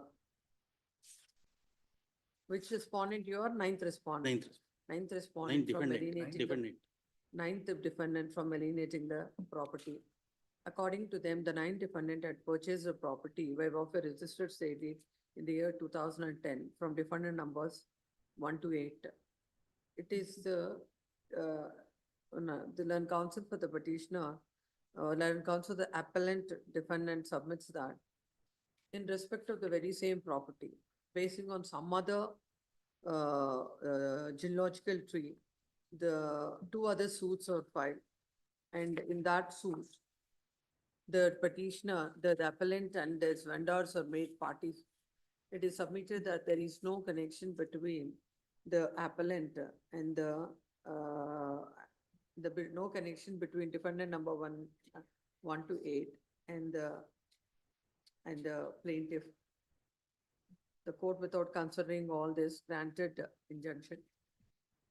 The order dated and considering the same, 14/6. the order dated 14th June 2024 is suspended until further orders. Suspended till the next date of hearing. The petitioner is permitted to take out notice, permitted to take out hand summons on the counsel, on the counsels appearing for the respondent before the trial court, and shall file a memo to that effect by August 21st. Pose this matter on August 29th. Yes, next. Cell number 19. Anant Narayan BN. Gave it responded to. Appellant. Next week also, I'll file my objections. In to the the pro- application. Then I have next week, I'll file my objections to the application. No objections are required. What objections? We are only looking at the trial court record, nothing. Yes, what is the case? This is a appeal by the defendant. Yes, The trial court has issued orders of temporary injunction restraining the defendant from proceeding with the construction on his property. Now, we are neighboring owners. The what is plaintiff the suit for? suit is for bare injunction, permanent injunction Hmm. filed by the respondent Yes, seeking that I should be restrained. for making construction. Yes. Hmm. Prayer is permanent injunction restraining the defendant from putting up construction on the Schedule B property without leaving setback of 3 feet towards the western side of the Schedule B property. Yes. A schedule is the property number 102 Hmm. owned by the plaintiff. Hmm. B schedule is the property owned by the defendant. Hmm. Now we are neighboring owners. We have put up construction on our properties respectively. The property number 101 that is owned by my client, that is Padmanabhan, comprises of ground, first and second floor. Ground is owned by the eldest brother, that is the defendant. First and second floor are owned by his brother and sister. We get it under the gift deed of our father. Then when we wanted to put up construction, we obtained sanctioned plan and license. This is in a residential area in Sanjay Nagar. Then the plan was approved for putting up construction of ground, first and second floor with a garage on the right side western corner. Now, when we constructed the property, the ground floor is owned by the defendant, the other is sister and brother. While putting up construction, he was working in defense. He was transferred all over India. So the construction of the garage was done in part. He had put up the foundation. He could not raise the pillars. And he was on the verge of transfers. He was all over India. Then he now has retired and come back to Bangalore. He wanted to take up construction of the garage portion only. That is on the western side, corner, rear end, which the plan is also approved. Now, the construction was done in part, foundation was done. Pillars were also raised to certain extent. We had left it as it. Now that he is now in Bangalore. He wanted to take up construction of the garage only. The rest of the things are already done as per the sanction plan. You're laying this garage onto the wall of the in-between wall between. Quite true. Because there is no need for showing setback for a garage. In accordance with the sanction plan also, at the extreme rear They've end. given you the permission. Beg pardon? They've given you the permission to do it. Yes, the permission is in the sanction plan. Plan approves construction of the garage at the extreme rear end of the western side. That is, plan is, I have filed into court at page 99. Then. No, when there is a plan, we'll ask them, they let them make construction as per the sanction plan. Then. They might, did mention the date on which the sanction was given, Your Lordships. In the 1992. Your Lordships, as per even then existing rules, Your Lordships. Then you will construct it basing on 1992 plan.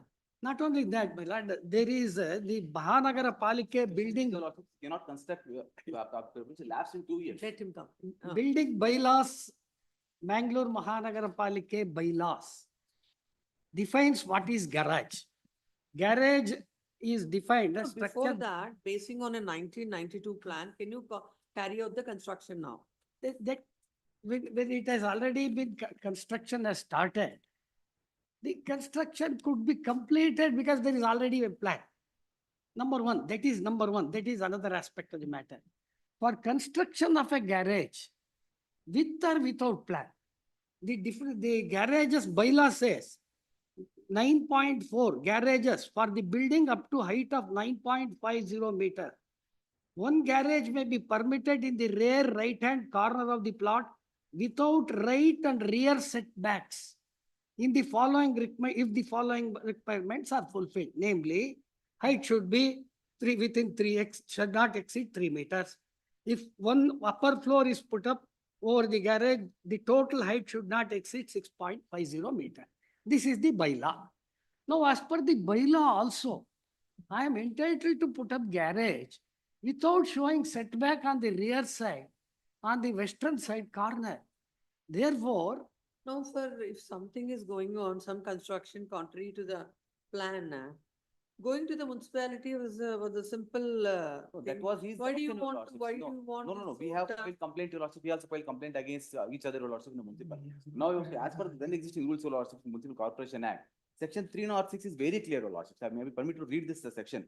Lapse of permission if not acted upon within 2 years.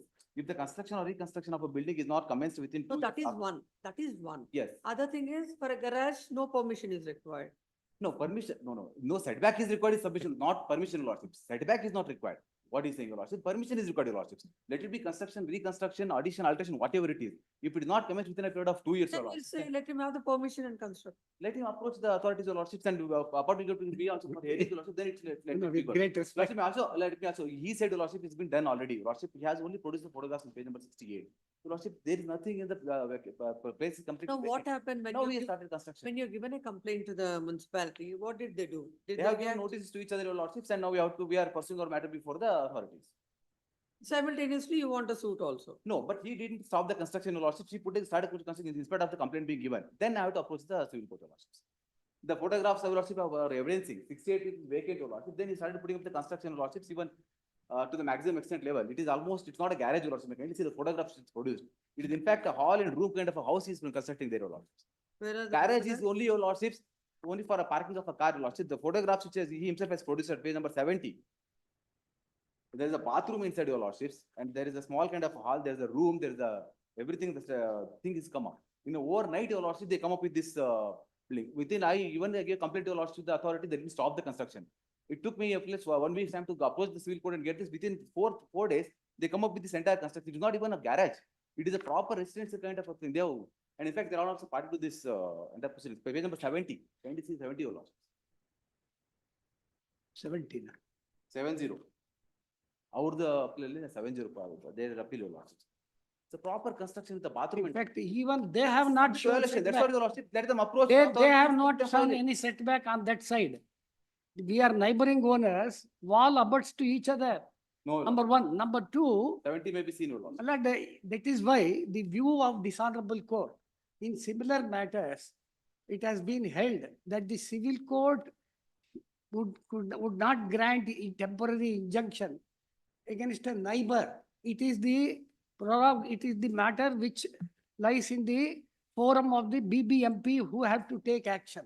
But what to do? You're completing the construction. Quite true. That is why construction, if it is violating, You don't, you know, some construction, the garage, what they meant by garage is not this.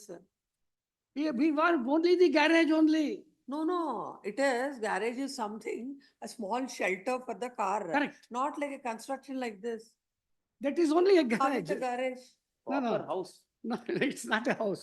The It is proper- purely garage. No, what is the purpose for which you're using is not the question. It is But how only it looks, strictly for garage.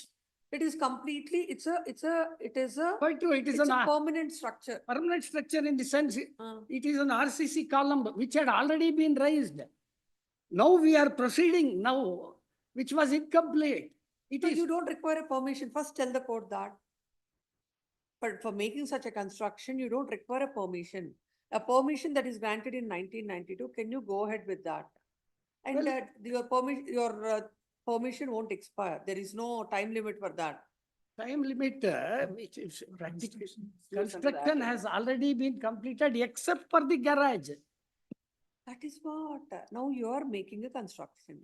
Yes, correct. You're making a construction, which you didn't do. Now, when you're making a construction, you need, why the permission is required is for all this, for all these kind of complications, you require a permission. Permission Did you have a permission as of now? All this wouldn't have come. In fact, the corporation, after he complied, they came and inspected, told each of us that there is no violation of the bylaws.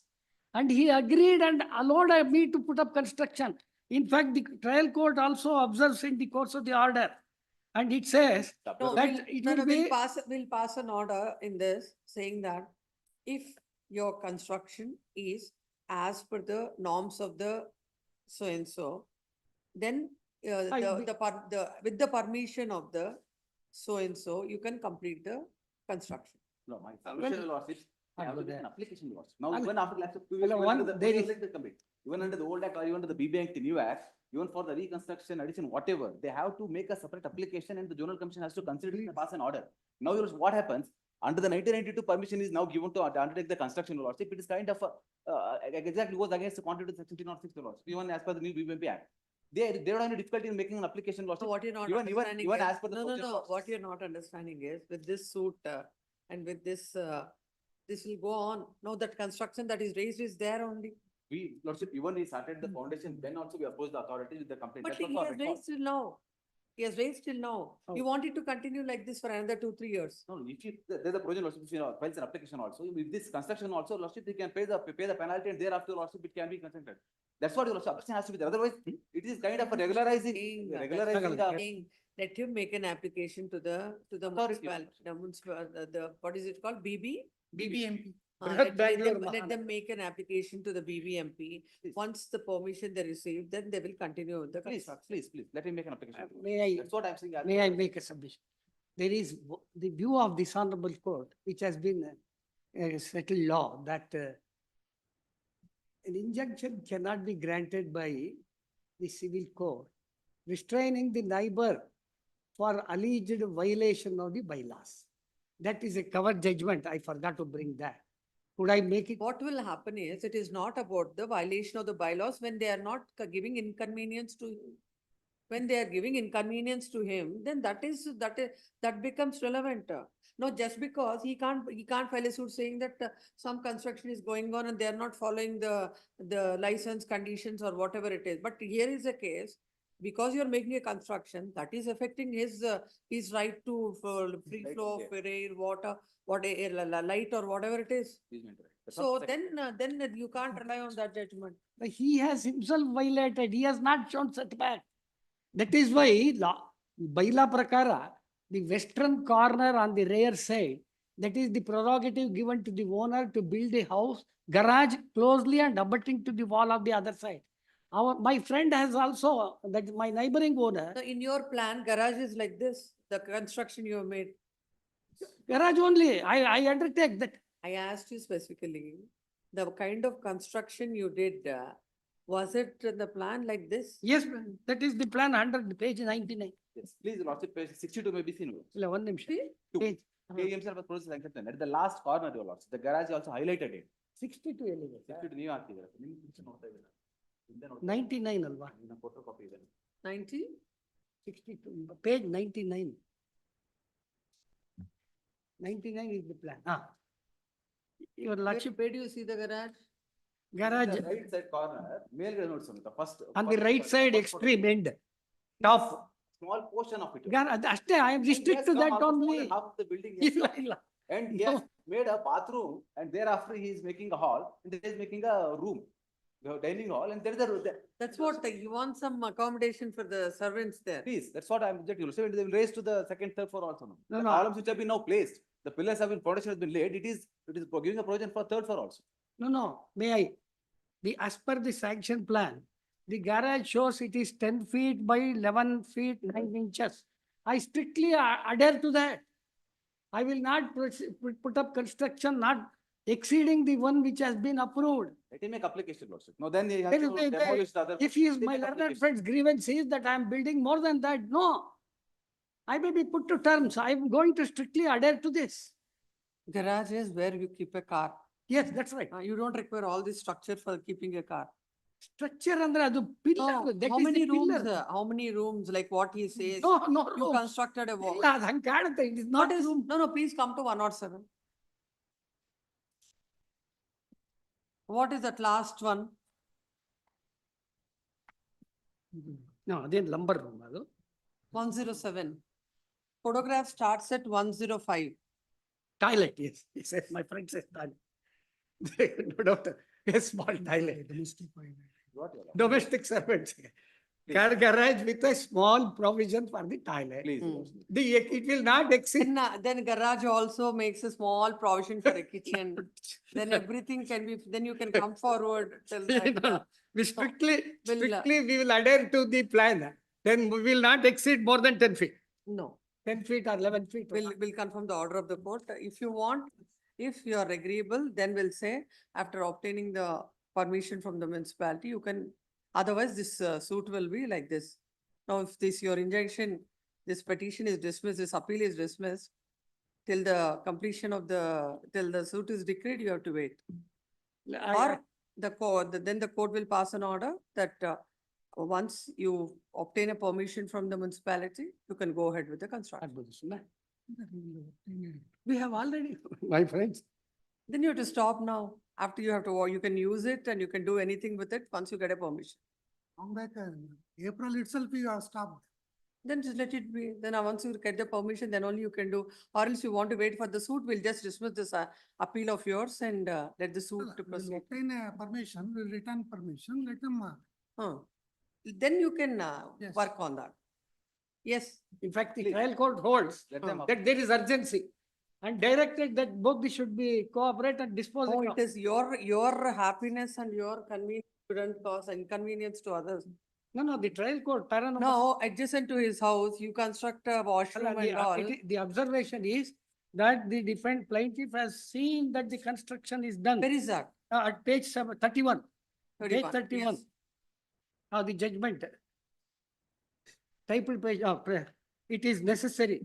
I hope you lordship got that. It is necessary that the defendant does not come immediately in the case in before the eyes. Plaintiff construction was being carried out by the defendant. It is not a construction started all of a sudden. It is not a construction carried overnight. Plaintiff had the knowledge of construction since 17/5/24. Hence, the construction is within the knowledge of the plaintiff. Defendant has collected construction material on the spot. Scheduled to be fixed for temporary also for disposal of the suit. Parties can lead evidence, assist the court disposing the matter. What is this finding of the court? Having given, I was reading, looking at it. If you read first 2-3 lines, then you'll say that the injunction would be vacated. That's how the order is. Right, quite true. No, In they, fact, they, I time was frame, also I a bit don't know, time confused. frame, why time frame, they cannot, the trial court itself cannot fix the time frame itself, Your Lordship. I mean, they want to fix the time frame since No. for the, If you look at the findings at page 31 of the order, Yes. that is internal page 17, court gives a finding as if that they are not entitled. Yes, please come. The present the present appeal is filed. Agreed with the orders passed to 9 number 1 and 2 invoice number 25486 of 2024 dated 11th July 2024. Is it recording? 2024. The respondent herein had filed a suit for injunction. The prayer that is sought in the suit is pass an order of permanent injunction restraining the defendants from putting up construction at Schedule B property without leaving a setback of 3 feet towards western side of Schedule B property. Pass an order restraining the defendant from interfering with natural aid and light access within brackets easementary to Schedule A property from the western side of Schedule B property by undertaking constructions at setback areas therein. Also, they have filed an application seeking injunction restraining the defendant from making construction. Initially, the court had granted ex parte injunction. Thereafter, the present IA came to be filed by the defendant to set aside the said order. The court, by order impugned, had dismissed the application filed by the defendant and allowed the application filed by the dismissed the application filed by the defendant, allowed the application filed by the plaintiff and restrained the defendant from making further constructions. Learned counsel appearing for the appellant defendant submits that the house was constructed, 3 floors house was constructed in the year 1992. And even as per the sanction plan of 1992, there was a provision for a garage. He relies on the rules of the, what are they called? BBMP. Bylaws. The BBMP bylaws submits that for construction of a garage, no permission is required. It is also submitted that they have the plan, they have the approval in the year 1992. As per the same, they are making the construction. The plaintiff, when they started the construction, he has not raised any objection. And now after when they completed the construction, at that point of time, the suit is filed. The learned counsel for the appellant further submits that it is settled law that there cannot be an injunction against the none, that there are time and again, the courts have refrained from granting injunction to the against the neighbor, particularly on the ground that the bylaws of the act, the municipality act were not complied with. It is submitted that if the injunction is not vacated, it would cause lot of hardship to the defendants. Next one. Learned counsel appearing for the respondent plaintiff submits that the plan was of the year 1992. Now, when they want to make a construction, they are supposed to take permission of the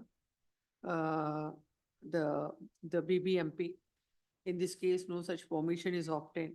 In fact, in that it is not a garage in the true sense, but they are making a small portion of the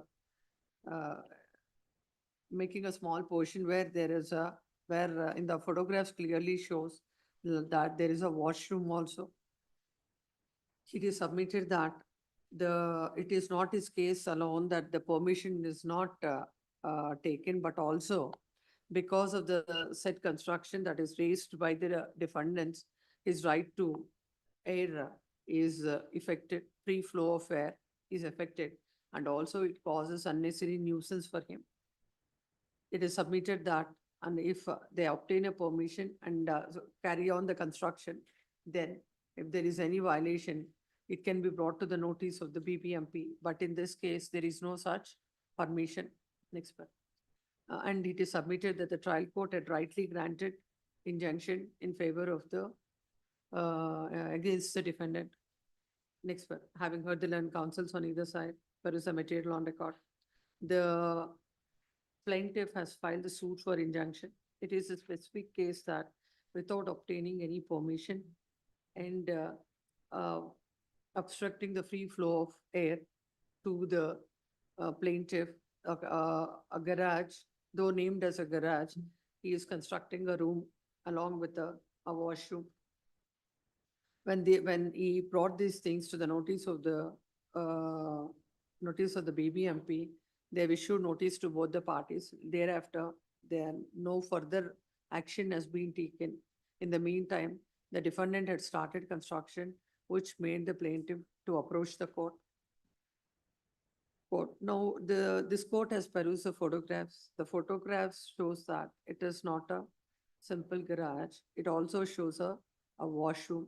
It is a submission that the garage can also have a washroom next to it. The permission is obtained in the year 1992.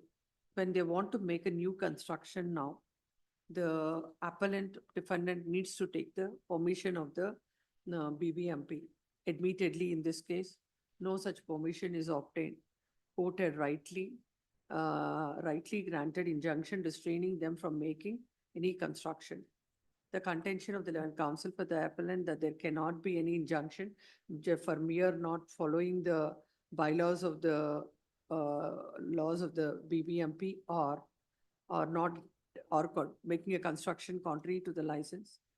But the same would be relevant when his action of not following the bylaws or the license creates any kinds of nuisance to the neighboring owner.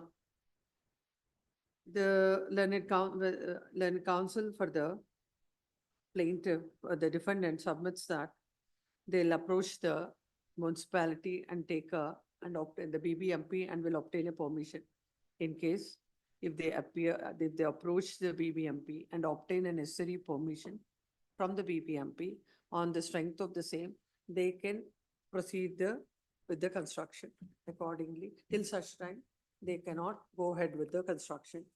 Accordingly, the appeal is disposed of. Cell number 20, Rajesh A for petitioner, N. Kumar. Recorded. Yes, give for responding the petition, my lord. You take that from Suvarna. Yes. The petition is filed by the husband, my lord, challenging the interim maintenance ordered by the family court, my lord. Second petition is filed by the wife, my lord, seeking enhancement of the interim maintenance, my lord. What is the amount granted? My lord, 10,000 each. Huh? The wife, 10,000 each to the wife and daughter, my lord. That is 20,000. Yes, 20,000. 20,000, My lord. 20,000.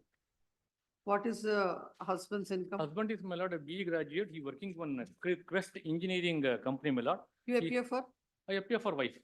What is husband's income? He's more than 2.5 lakhs, my lord. Well, is there any evidence before the court? Any No, my lord, amount? he filed the assets and liabilities, my lord. Yes, filed. No, my lord, he filed, but he not disclosed. Said that I am not working anywhere, my lord. Showing that nil like that. Then how this court will understand now that he's working? No, my lord, kindly see, my lord, kindly. Has he filed his statement of assets and liability? He filed written statement, my lord. He is not subjected to cross-examination. The He husband has not filed cross-examined. assets and liabilities, my lord, but the wife haven't submitted their assets and liabilities. No, what No, about? my lord, wife has filed, my lord. What about it? Have you filed your statement of assets and liability? Yes, my lord. What about your bank statements? It is filed, my lord, and at the time of marriage, he was employed. But because of these complaints and the case, like, he is unemployed, my lord. From now. when he is unemployed? From 2020. 20? When the case was filed and there is a criminal case is also filed, my No, lord. unemployed from 2020. Yes, When my is this lord. MC filed? It was filed MC criminal miscellaneous, when is it filed? the complaint was lodged in 2019, my lord, November 2020, my lord. It's filed in 2020. 2020. November 2020. So what is your bank account from 20 to 20 till now? That is not filed, my lord. Filed before this court. Potentially, they have not filed, my Then lord. that would, And like was like even the wife also to file their Both of assets and We'll file, my lord, liabilities, we'll my file. lord. the bank statements from 20 to 24 of both the wife and husband shall be filed before this court. Post this matter on 21st. Lord, and we have a IA 1 of 23 for the stay of interim maintenance, my lord. No, my lord, they are Might not. be We'll allowed hear it. because We'll- after my the lord. assets and liabilities, like it can. No. We'll post it on 21st, right from 2023 is happening now. So we'll see it on 21st. By that day, file it. Before that, both of you We'll file, my lord.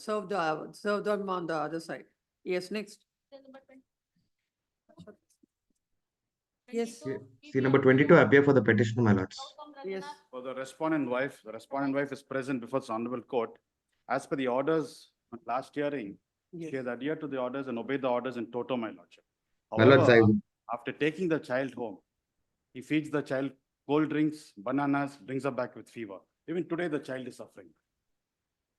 Even today, the lord. child is suffering. Just to satisfy his ego, is doing this. And My lords, may I and make a also- submission? Yes. No, we'll just hear him, then you can hear Please, what ma'am. their complaint is. Please, Yes. my lords. And also, I may submit that, lordship. Take that. There is already an order in IA number 11. There's already an order on page number 7, my lord. The respondent is entitled for visitation rights of a minor daughter on first and third Saturday of every month from 10 AM to 3 PM at any public place. That is what is questioned before this court. No, this is IA number 8 is questioned. This is IA number 11. On 27th of April 2024, this order is passed. This is not brought before this honorable court. When they already have an order like this, What is question now? What date is the order? Present order. present order is IA number 8 they are challenging, Dated. 15/7. 15/7, This is the latest order. 15th April 2023. They are challenging the order 15th April 2023. 15th April. April No, you said 2023. 7. Yes. Yes, Mr. Raghunath, when there is an order, No, my lords, there is a bit of confusion here. I have assailed an order wherein I have been permitted to meet the child in the mediation center, my lords. That is the order.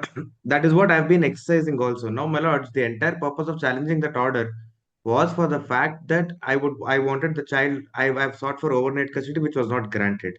no. Please, 15th madam. April was one order. 27th Please. April is another order. You have Please. questioned 15th April order, but not 27th April order. My lords, I'll have to look into it. My lords may have it on Friday Yes. because I have a senior advocate is engaged. She's not And keeping about well. your clients, no, when she was saying Please. that, the girl has so many health issues, like she's not as like a normal case. Why is he, when the court has specifically said that whatever she sends, that would be, that the girl will eat, why? My lords, may in fact submit this, my lords. He has taken the child home. In fact, the child was crying. I concede to that. He called the mother. He told them. He requested the mother to help the child out, as in trying to console the child. All of it was done, my lords. My lords, afterwards, the child was comfortable. My lords, it's very unfair for them to say they can feed whatever they want to feed the child, my lords. And now they have been coming and stating that he's feeding cool drinks and etc. Certainly not, my lords. And also, my lords, on the second day of visitation, initially the child cried, she was comfortable. The second day of visitation, the child slaps the father. My lords, what more can I say? At the instigation of the mother. The mother again brings the entire gang, her father, her brother, everybody. My lords, in fact, in fact, I'll place all the videos on record on Friday, my lords. He's not fed any cool drink as such. My lords, the submissions that they're making are very petty, my lords, to be very honest. My lords, may I have it on Friday. Yes, Friday. I'll place everything on record. Your lordship, I'm submitting my complaint. Okay, the prescription also is there. She's suffering from fever. At page number. No, the fever is a seasonal one. No, my lordship. When the child is going normally, she's a special child in the sense her immunity has been compromised. She is a preterm. My lordship had also interviewed the child in the chamber. She goes to school. Even when she wanted to go to the toilet, she had stomach pain. When she had to relieve herself, she was not helped. We'll have it on Friday. My lords, may I have it on Friday, my lords. I shall in fact be in Yes. purpose. Next Please, one. grateful, my lords. Grateful. Beginning of the list, my lord. Huh? In the beginning of the list. Next, 25. Post on Friday. Friday there would be less, very few matters, your matter. will be- Obliged. Yes.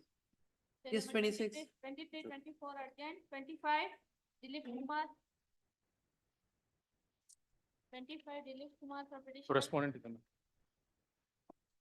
Lord, may I place on record certain documents? Lord?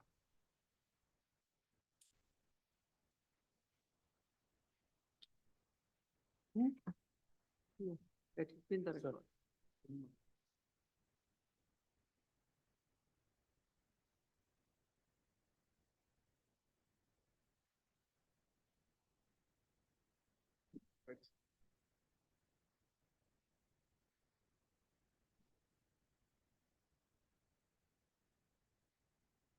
By the next date of hearing, land counsel, the petitioner wife shall place before this court the details regarding what is the amount that is paid and what are the arrears of rent. And the land counsel, the respondent shall also place on record what are the amount that the husband has paid and the details of the school fees of the child. And basing on that, further orders will be passed. But this will not preclude the trial court from proceeding with the matter. Yes. Memo calculation. Yeah, have you given him a copy of it, of what you, have you received it right now? Right now. Both of you? Yes. Look at it. Fairly Both- fast. Huh? Fairly Pass fast. over. At 2:30 I'll make. So I'm gonna have tomorrow. Tomorrow. Both the councils, as per the direction of this court, has filed their respective statements and the same was served on the other today. Pose this matter tomorrow. Take that, take the vote. Cell Yes, number- next. Cell number 26. Petitioner. Cell number 26.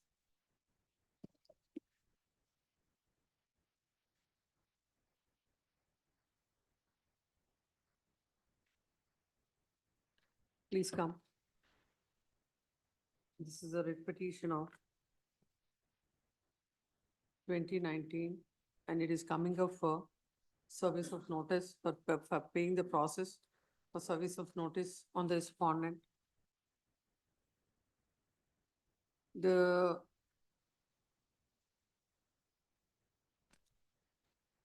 When the matter came up on 26/7/2024, as there was no representation on behalf of the petitioner, the matter is listed today for dismissal. The directed to be listed under the caption dismissal, and today the matter is listed under the caption for dismissal. In the writ petition of 2019, the petitioner had not even taken steps to issue notice to the respondent. It appears that the petitioner is not interested to pursue the matter. Accordingly, writ petition is dismissed for non-prosecution. Cell number 27, Meena S. For petitioner. Yes.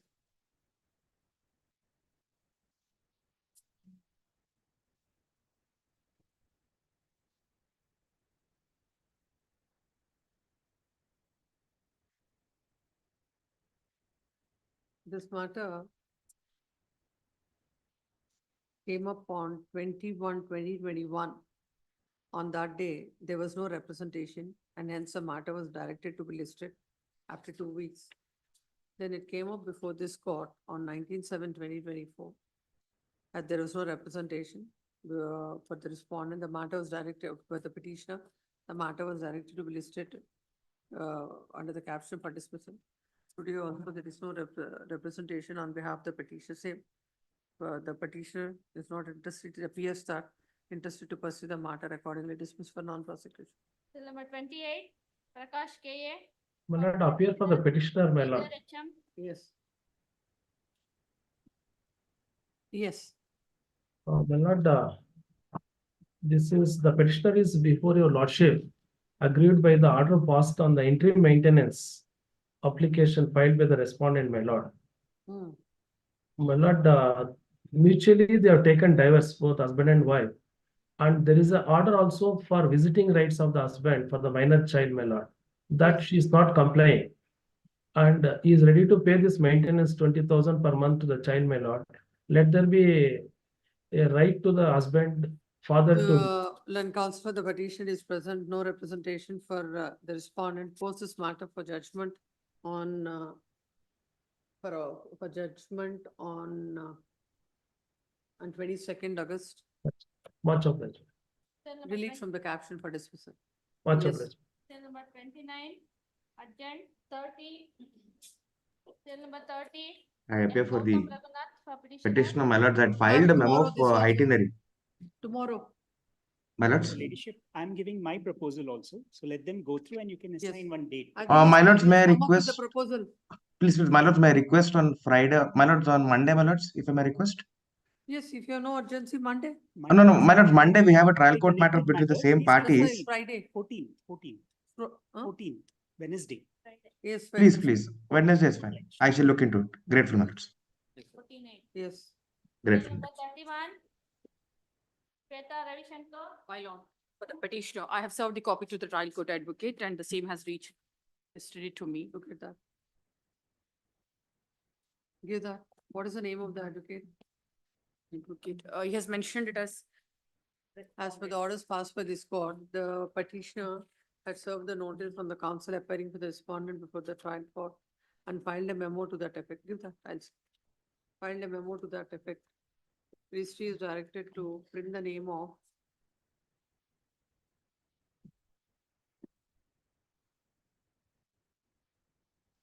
where is it? Advocate for respondent 3/8/2024, copy of. Where the do you order. get that?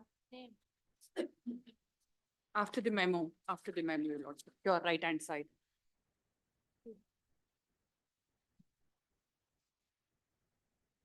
I have the photocopy of it and the original is his signature along with. It is through the petitioner's counsel before the trial court is being What's the served. name? Monica. That is We should know the name. advocate for respondent 3/8/2024. It is through because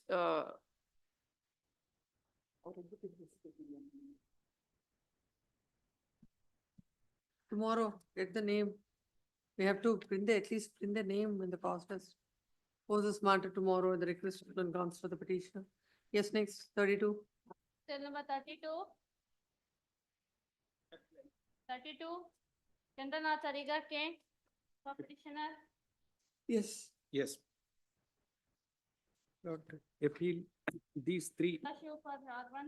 These three appeals, my lord, Yes. it is out of a contract. No, what about this, respect of steps to be taken in respect of deceased or Lord, something? I am, this, in the first petition, all the LRs are on record. Already allowed, then you filed a memo to that effect. Yes, Saying that they because need not be I taken. don't know what is the memo filed by the. No, if you see 32 as per the cause Yes, list. yes, ma'am. Death certificate in respect of R1 filed by advocate for R1 to R6. Steps to be taken in respect of deceased R1. My lord, that is the reason. Uh. Respondent 2 to 6, 2 to 6 are the LRs. So for that, Yes, you have I to find a understand. memo saying that, then we'll record it and accordingly you can. I will go through that memo, my lord. Please look Copy at is it. not given. Yes, sir. All these are, my lord, similar matters. Can be disposed of. All could be disposed of, but need to be heard. No, that is true. Because- Without, because- no, without no, hearing it no, can't no. be. Why I'm saying is, there is a divergent finding. Mm. The arbitrator passed an award. The district court reversed it, not on the ground that it is opposed to public policy. Calculation, there is a mistake. That cannot be, is my Yeah. respectful submission. Post these matters. If there, I'll post this on Monday again. My lord, not Monday, my lord, Tuesday or. Tuesday? Wednesday. Tuesday, yes. Tuesday. Yes. Tuesday. Whatever, look, Memo, Harpreet reading. Memo regarding. whatever the I shall- I required shall- memo, you find Yes, it by I then. shall- I Yes, shall. so that we don't Okay. have it. Cell number Yes. 33. Tuesday. RS. Interim. Yes. Lord's kind leave, my lord. I'm for the appellant. Uh-huh. I may be permitted to withdraw and present it before the proper court. my lord. The office has raised the objection with regard to the maintainability of the appeal as the order is passed by the JMFC Hiriur dated 13th June 2023, and the appeal is not maintainable before this court. The office objection is sustained and the petition is, the MFA is dismissed as withdrawn. with the liberty to file an appropriate application before the 2023 till 2024, we were waiting for that. No, my lord, I had several times moved the memo, lord. It had not come up before the court. My only request to my lord is registry may be directed to Now, return the registry original. is directed to forthwith Return the return original the papers. original documents. Please, ma'am. Yes. Number 34. My lord, I appear for the respondent, my lord. Your lordship may kindly pass it over, my lord. I'll physically come and appear in the afternoon. Please. Narayan, Yes, 35. cell number 35. 35. J. Kumar K. Madam, the Mahesh. notice, my lord, is furnishing the legible copy of page, relevant page is not required for consideration of this appeal at this stage, my lord. Only that photograph of the sale deed, backside photograph. The council submission with regard to the office objections is accepted and the office objections are overruled. Yes. My lord, may I submit, my lord? My lord, this Somebody is appeal there is appearing for, K waiter, my lord. K waiter, my lord. That is notice also served to them and copy furnished to them, my lord. you know this, you know the advocate? Yes, my lord, we served and copy has been acknowledged. Inform him, we will take it in the afternoon so that we can dispose it off. Yes, Inform him. Yes, 36. pass over. 36. 36. Madhav Murthy BV for. MFA filed under, Maintainability. please. That this MFA is filed regarding under section 16 of the KPID Act. In view of the circular issued by this honorable court regarding on 12/10/2022, in view of section 16 of the Karnataka Protection of Interest of Depositors Financial Establishment Act 2004, this honorable acting chief justice has ordered that appeals filed under the said act shall be classified as MFA KPID FA. Is that?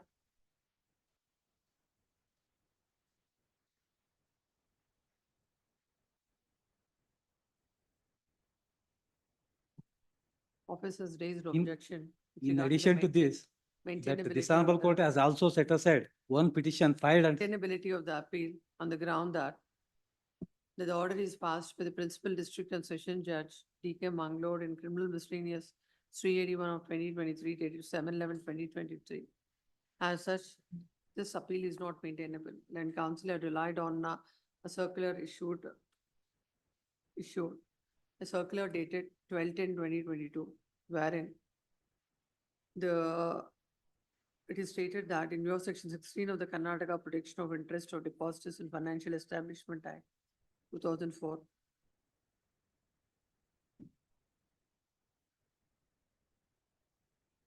the appeal filed under section 16 of the Karnataka Protection of Interest of Depositors in Financial Establishment Act shall be given subclassification as MFA within brackets KPI DFA, and the same shall be posted as per MFA roster.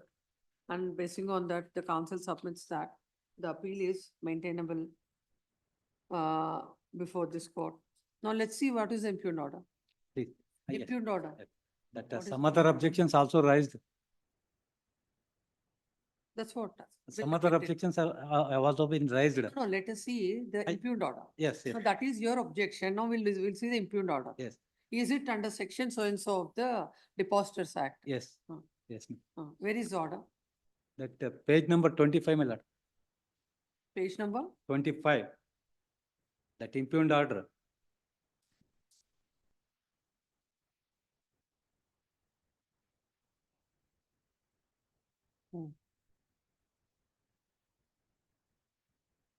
This is a petition filed under 438 of the Criminal Procedure Code. Yes, my lord. But For seeking for grant of anticipatory bail. anticipatory bail. So the offense is punishable under section 9 of the KPID Act. So, Can it be, how yes, can it be yes, maintainable? there's a judgment of this honorable court. Even anticipatory bail, MFA will maintain. No 438, no 439 is not maintainable. Anybody can, You are questioning an order that is already passed under 438. yes. You are questioning an order under 438. Appeals are only maintainable under section 16 of the KPID Act. not under 438. Then in that case, then a criminal appeal. That is the only. But it possible- can't be. Yes. No, that classification of the Chief Justice with regard to section 16 and asking some relief under the Criminal Procedure Code, how can a writ petition where appeal be maintainable? That even in this, that this court observed in criminal petition 9971/2022, Uh, looking to the above facts and circumstances, the petition under section 438, 439 CRPC is not maintainable when offences KPID Act is incorporated and the only remedy available is to file an appeal under section 16 of the KPID Act. Hence, this petition does not survive. This is the last para of the judgment. Last para of the judgment in. Let us see that act.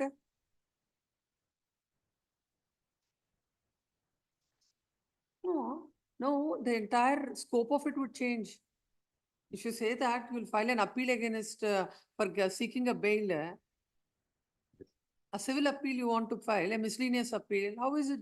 But that circular says that any appeal in view of the section 16 of the What is that? Protection What Act is that circular again? What it says? as ordered, the Section appeals 16 of filed the under the Karnataka said act, The act, on which has already the appeals filed. filed under under the said act. So First that of all- includes section 9 also, What is the initial application that is filed by? 438, For the, for anticipatory bail. Yes. let's see.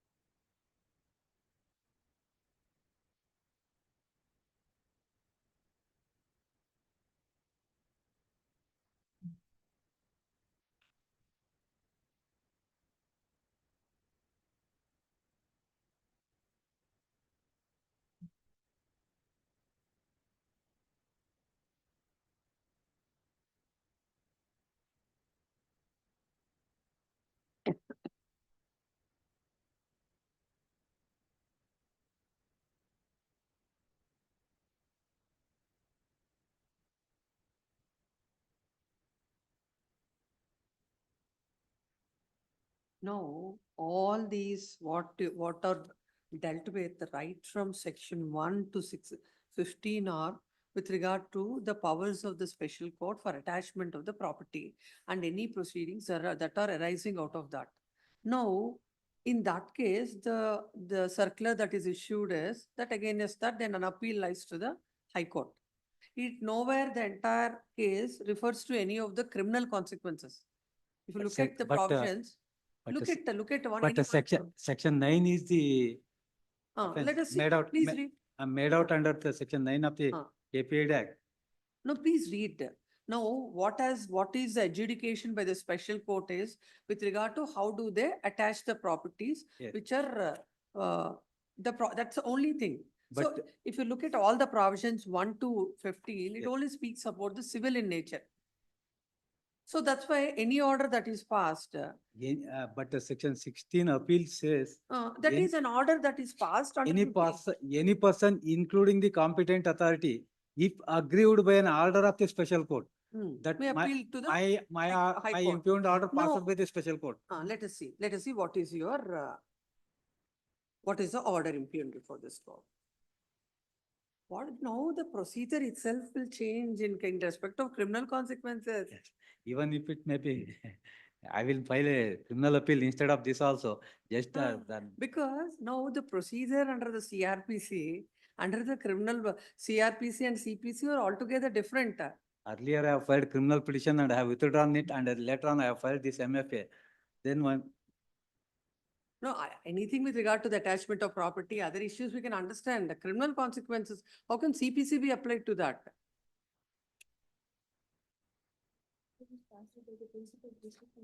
Lordship may kindly permit to withdraw and file a fresh criminal appeal. Because what happened in that earlier case, what I have given, that dishonorable court observed regarding the maintainability of the. It's an anticipatory bail granted in the court of the principal district and session judge Mangalore. Where is he designated? Is it a special court? Yes, Where do you get that? that in 2010 itself, It's designated as a Yes. economic, but it can't be that this judgment, that every order that is passed, But, anticipatory bail, everything, that this court will have power. And that to exercising under MFA in a appeal jurisdiction. It can't be. in view of the circular, that's. I'll pass an order. Because your Lordship may kindly permit me to withdraw and file a fresh criminal appeal. But the difficulty is, no, there is already an order in some criminal petition Yes. of a learned judge, But single judge. later on that, the same person has prepared as a criminal appeal against the, this court observed in the criminal petition. And the criminal petition, criminal appeal was allowed, 2095 or But this person, Pardon? why did this person invoke the civil jurisdiction? In view of the circular that I only made out. What the circular meant was different. The present writ petition is filed, agreed by an order dated anticipatory application 7th November 2023. What survives now? The present appeal is filed, agreed with It the can orders be passed converted in to criminal appeal also. Criminal miscellaneous number 381 of 2023 dated 7th November 2023. Dated. The dated 7th November 2023. The office has raised the objection. Extract that office has raised the objection. Then in the earlier I have dictated, no, that he has submitted that with regard to the amendment or so and so. The land council submits that the MFA is maintainable. This court is not able to appreciate the said submission and the said circular do not apply to the proceedings arising out of an application filed under 438.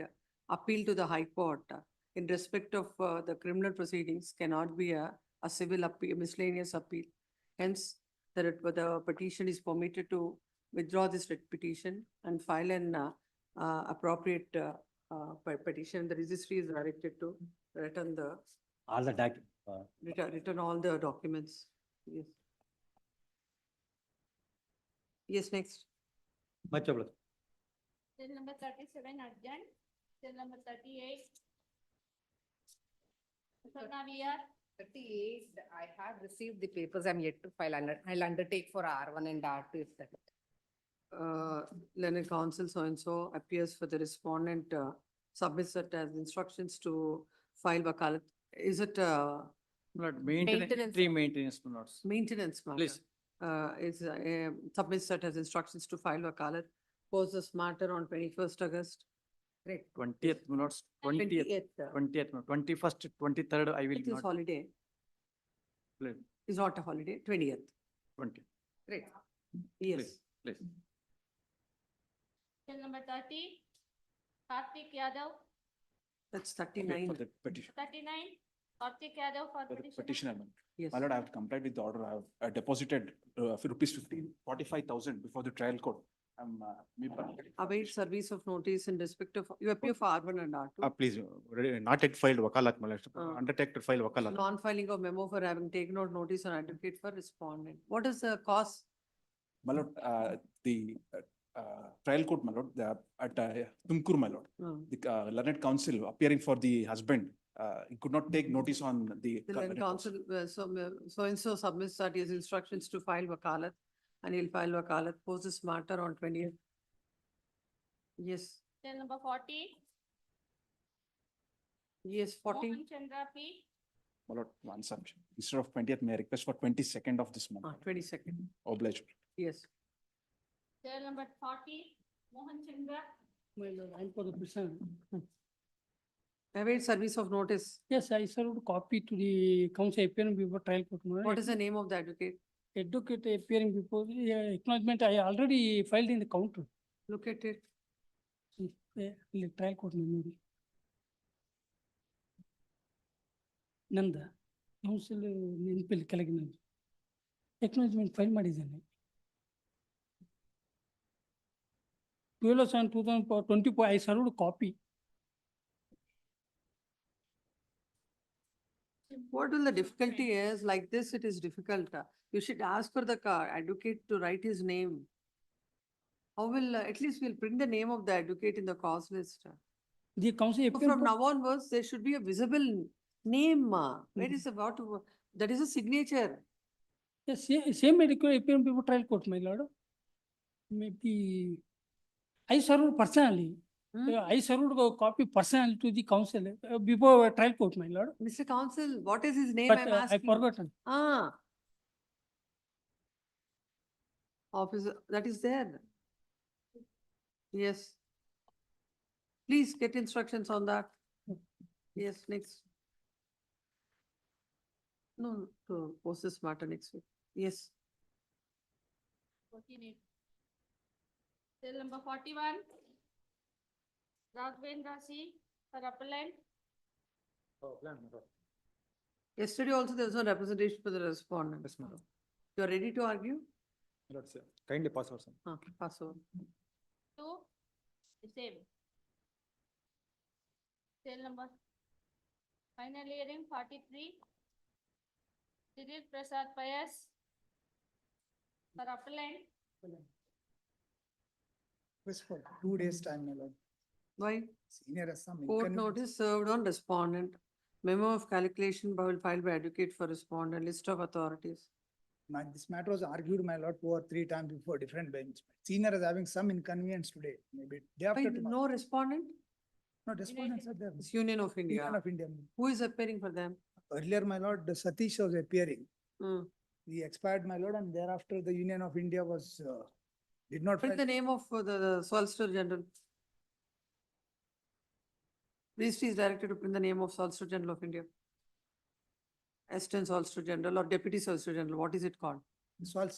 Assistant, deputy, sorry. Deputy Solicitor, DSI. No, Deputy Solicitor General. Deputy. Yeah. Yes. Till number 44, Not, I appear for the appellant, my lord, in this matter.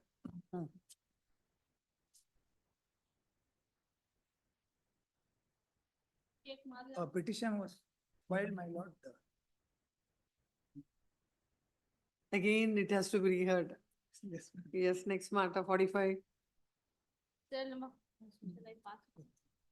Pass over. Yes. Yes, 45. 45, My lord, Pass over. may I to request for tomorrow, my lord. Tomorrow, 44 tomorrow. 45. till number 45, Yes, pass over. Cell number 46. Manjunath PN. Pass over. Cell number 47. Chansraj. This is the Railway Claims Tribunal appeal, my lordship. Shanti Bhushan, AST, correspondent. Other side counsel. ND pass over. my lordship. Pass over, tell them. I will intimate him, please. Yes, Cell number 48. same pass over, 48 pass over, Cell number 49. pass over. 49 you appear, Petition. petitioner, respondent, Adi Narayan. pass over. Yes, One matter passed over in orders to the no, morning. call that. Cell number 4. Passed over matter, cell number 4. Siddharth B. Muchandi. Yes. First petition, my lord, where my learned friend is appearing for the First matter. petitioner and I'm for the respondent, appearing for the counsel for the respondent, the first petition. My learned friend is for the husband and I'm appearing for the wife. That's also divorce proceeding. That's a case So where my, appearing in the first matter for the respondent, for the respondent. he's appearing for in the second matter for the No, no, petitioner. For the second matter. It's not connected. Okay, The because question of law question may of be law is same. Huh. Now, my video lord, conference. as far as So the- what do you say? On the one last matter- occasion, that's how it's No, adjourned. as far as this case is, this case is concerned, we had a short discussion now. Since he is also abroad in Canada. Canada. We were discussing whether the marriage itself, my lord, would subsist now because many years have over because there was a criminal case, etc. My lords. If my lord is pleased to give us some time, both of us will be able to report back whether without any conference. What about him? that My marriage is different, my lord. marriage is marriage only. That cannot be. But the parties are different, mentality and This also I feel, my lord. emotions are different. This is 4, you are referring to 4. For first matter, my lord. So 4.1, 4.1 also, I actually feel, my lords, this is a matter now, I was speaking to the instructing counsel also, my lords, that sanity should dawn on both, either they should decide together or they should decide separately, because many years are over and I am. is it so simple that it can be decided? I That don't whether know. the settlement? Yes, yes. Bit of a difficulty, I see, bit of a difficulty. We tried our level best, my lord. But anyway, senior counsel is saying that some scope is there. Try to find out. In fact, I was informed that in the trial court they were. His already Making- client is how he's doing Yes, his head like that. Even before the council asked him.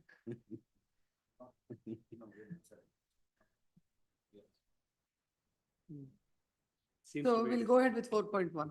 As the honorable court pleases, could it be, my lords, this, since that this we are going to report in a week, so if at all that's not reported favorably, No, positively. unnecessarily, why should the uncorrected people be in the same? No, no, the problem is this, my lords. So unnecessarily, we said 4.1, they are No, no, not, parties are It- not. It's one and not, the not same. like that, my lords. No. If at all, my lords, this is not going to be compromised, then the same question, he is going to argue for one side, my lords. I have, my will be a dual Lords role. could lay down the law in my Yes, case. It No, will no, be a his precedent. for assistance him. may also be helpful. There's a question of 2 or 3 days for this reason, my lords. Now, in that case, I am appearing for the wife, where I opposed the video conferencing. So In now the other, you I have to be fair. Stands now. I may have to think of a why I made a to be more. You should appear in either of one case. Monday we'll have. Monday, my lord. Please, please. As my lord, It's please. convenient to you on Monday. Monday is all right. Yes, Monday. Interim order may kindly continue. Yes, intermode audio. Both granted matters. this I know objection in other case time. also. In both the matters. Please, Yes, grateful. it's done. I am extremely sorry, my lords, in the morning. Done. On my legs.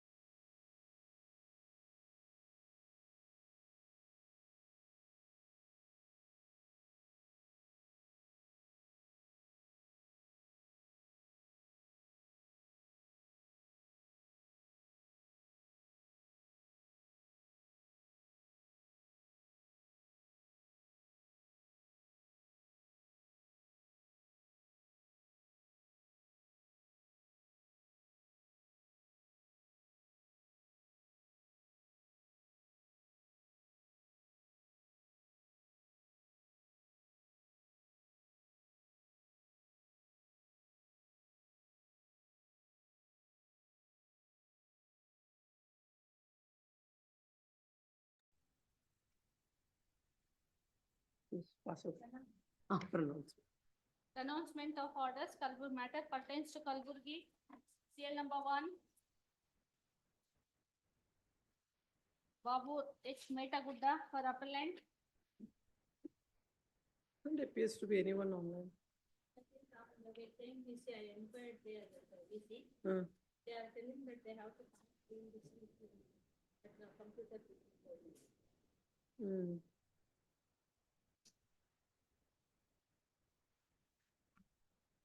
Hmm.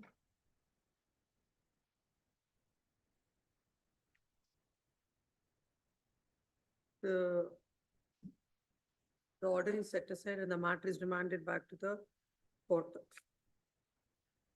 CL number 2. SP Wadi for petitioner.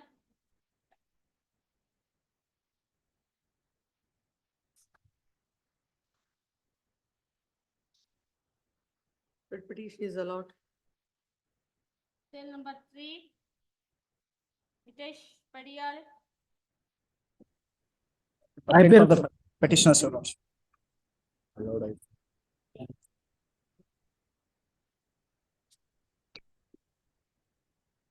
Writ petition is dismissed. CL number 4. Hitesh Padiyal Wadi.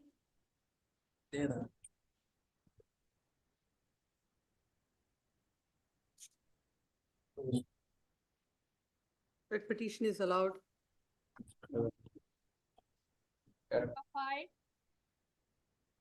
Rajeshwari Jamadar.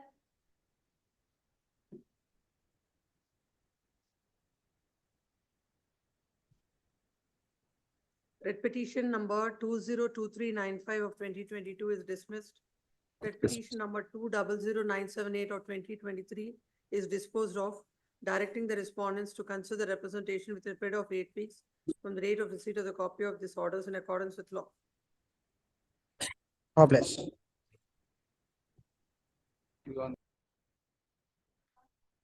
Yes. CL number 34. Passed over. Here for the respondent. 34th. Serial number 34. 34. Hmm. Nagaya. Hmm. The fourth school is not paid as required. Hmm. And the computation also, my lord, is very low. Hmm. My lord, the shortage is, my lord, You're for the respondent. for the private. What happened to the petitioner? Nagaya. Appellant? No representation for the appellant. Post this matter for dismissal tomorrow. Yes, counsel for the respondent is present. CL number 35. 35, Vijay Kumar K. For appellant. TP Mahesh. Morning, he was there. Morning was there, that memo is accepted. Submission. No representation. Is there in the morning. Post this matter. Morning, the matter was passed over as the respondent was not there. Now, when the matter is called, both the counsels are not present. Post this matter on 28th of August. Yes. Serial number 41. Serial number 41. Appellants in this case. Raghavendra C.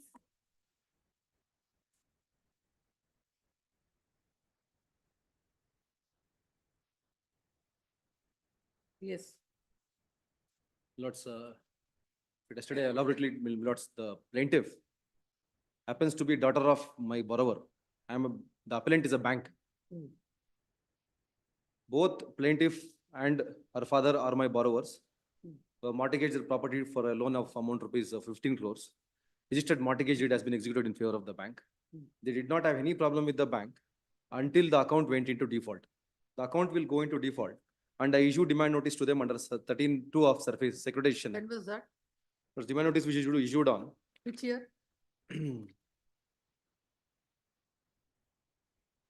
8/11/2019. 13(2) notice was issued. Hmm. After that, he did not comply the demands of demand notice, but he replied to our demand notice in page 51 in the written documents I have submitted before this court, my lords. Give that. That is the entire written statement which was submitted before the honorable session judge is before your lordships. Page number? Page number 51, my lords. He did not deny the registration of mortgage. He just gives the replies that you're not, the declaration of loan account under Surface Act as NPA is wrong. Hmm. Reply notice was given 7/1/2020, my lords, to me. Thereafter, he did not comply the demand notice. I issued possession notice that your lordship will find at page 55 on 9/6/2021. This was published in newspaper as to be complied under provisions of Surface Act. And page 61, my lords. Page 61. After I issue this possession notice, various When is litigations. the position notice is when? Position notice was, my lords, on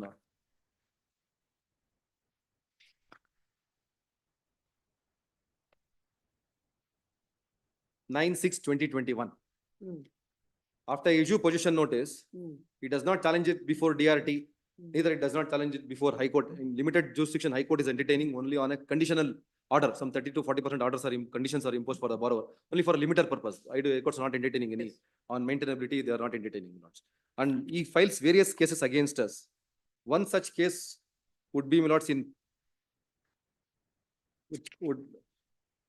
request your lordships to kindly come to page 62. Yes. Page 62. This is a suit filed by father. Yes, father, N. Narayan, N. Srinivasa, same, the father. OS number. OS number 401 of 2022. Please come to the cause of action in this suit. Yes, my lords. Cause of action, your lordship would find it at page 76.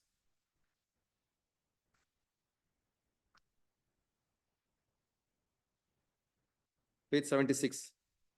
What do you say? The cause of action or to file this suit arose on 29/6/2017 for the first time when the first and the second defendant decidefully, that is myself, the bank and authorized officer of the bank, decidefully induced the plaintiff to enter into sale transaction, and in support of which plaintiff was induced to execute a mortgage of deposit. No, very same stand is taken with the daughter Yes, now. yes. Very same. Everything is replica. No, this is the suit filed by the father. Yes, my lords. Please come to the suit filed by the daughter and the plaintiff. Yes. Page number.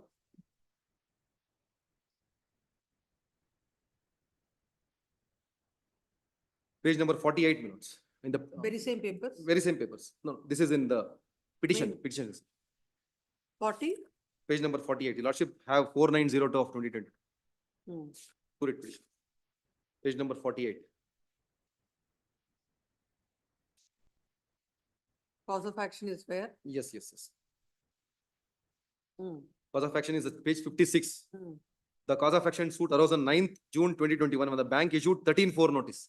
That is the position notice which have been issued, 13-4 notice. Securitization calling upon to pay a sum of rupees 19 crores so and so. Approached 39, that is the section 14 order. Approached 39th Additional Chief Metropolitan Magistrate at Bangalore at 4/7/2021 for taking physical possession of the property under the section 14 of the Surface Act. So all this like officially, particularly fraudulent act, have opened an account in the name of a father bearing account number, sum of rupees so and so. That is with regard to the very same case of the father. Yes, very same loan. Everything is same. Then Only what has happened to this suit filed by the father? filed by the father. I'll take your lordships. To first, initially, we filed an IA for vacating of interim order. Page 99 of that bunch of documents. Page 99. IA number 115. 5 IAs were filed before initially interim order was granted to them. Later we 99. Page number 99. Last line. IA number 125 filed by the plaintiff under 39 rule 1 and 2 of CPC are hereby dismissed with the cost of 20,000 rupees. The ex parte temporary injunction granted against IA 125 stands vacated. Later Just read the finding in this. I'll next is the suit has been dismissed. I'll come to the finding in the next. This following page 90 minutes. Again, an IA was filed by us on maintainability. 100. So court on maintainability it has dismissed the case. Let's see. Page number 112 is very vital. Page number 112. Page number 112, para 14.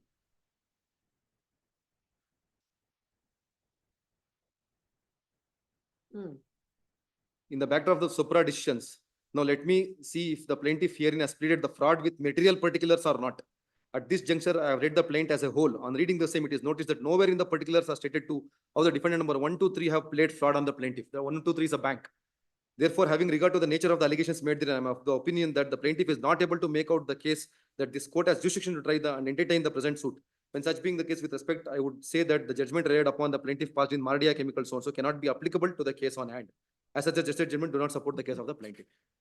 And this suit was ultimately dismissed by relying on all the case laws which I have brought it. This is dated Millards, this order was dated 12th October 12th October 2023. So, Millards, later a strangest thing will happen. What happens is that the power of attorney holder of the suit, the present suit which is under impugned, which is impugned before your lordship, power of attorney holder. her mother, the mother of the plaintiff, that is the wife of my borrower. Understood. She files a suit before Bangalore session judge, page number 115 minutes. Here she makes allegations against her husband and daughter itself. Page number? Page number 115 minutes. What is that suit? She says that this property was purchased from the funds of her father-in-law.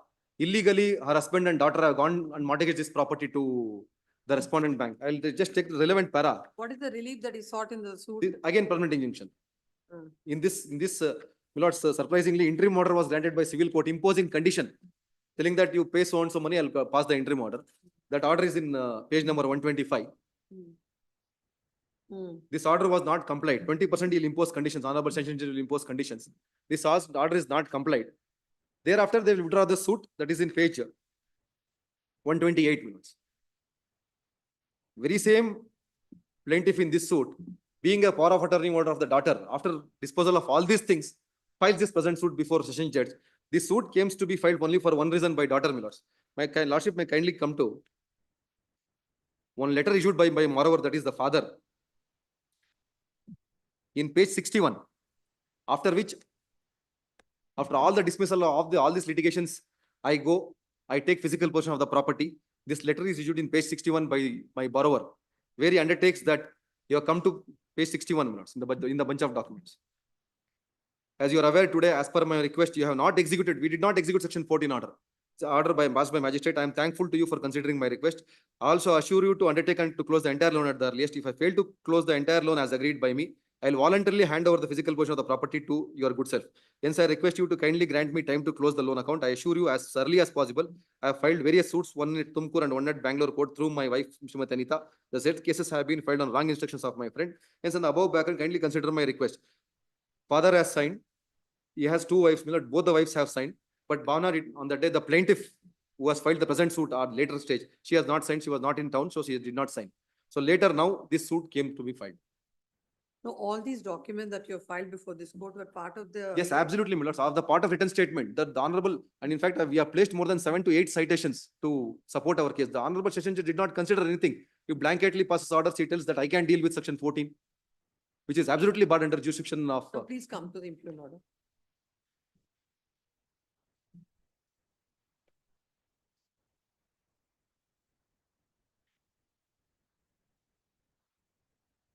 Page 15 of the petition. Yes. Entire discussions which has taken place in the entire petition, Millards, is what the plaintiff has made the representation. And what the Honorable Session Judge would decide is that he says that I can deal with surface proceedings. I can deal section 14, whether the section 14 has been executed or not, that I'll deal with that. And in fact, regarding that civil court having no jurisdiction, he claims the. No, in this order, the court discusses about all that suits and all that you have stated. Nothing is discussed. Not in a single para. Nothing is discussed. Nothing is discussed, Millards. No, how the court is finding fault with your action? Court is finding fault stating that, Millards, is only primary reasons on the last. I'll take your lordships too. 18 para? Para 18, Millards. The defendant bank has initiated action against the plaintiff under Surface Act by filing criminal miss number 2561 of 2021 as per the document number 11. And order sheet in said miss, wherein as per the order dated 27/11/2023, there is a mention that a sum of rupees 1 crore 8 lakhs was paid by the respondent through the case, respondent through case, and sum of rupees 63 was paid by the plaintiff. So keys of the scheduled property was handed over to the plaintiff. Thus, it is vehemently argued by the defendant counsel now that the plaintiff cannot dispute the third loan. On the other hand, the counsel of the plaintiff submits that in order to avoid the disposition from the suit schedule property, the plaintiff might have paid the amount if it does not mean to say that the plaintiff has admitted the third loan. This is a vital point what the Honorable Session Judge would say. Whether the plaintiff has paid the said amount towards the third loan account or for any other loan or without protest in matter of the trial. From the record, it is gathered that the defendant has taken commissioner twice in order to get the position of the scheduled property at the time. Whether the defendant bank has complied the directions of London magistrate by drawing a measure or inventory and same has to be submitted to the magistrate is again a matter of trial. Under section 14 order is a matter of trial before DRT. That's what the act prescribes. Under section 17, any person aggrieved by any of the measures initiated by the bank shall have an appeal. This the magistrate can't decide. The Honorable Supreme Court, my lords, in Please come. The present appeals are filed.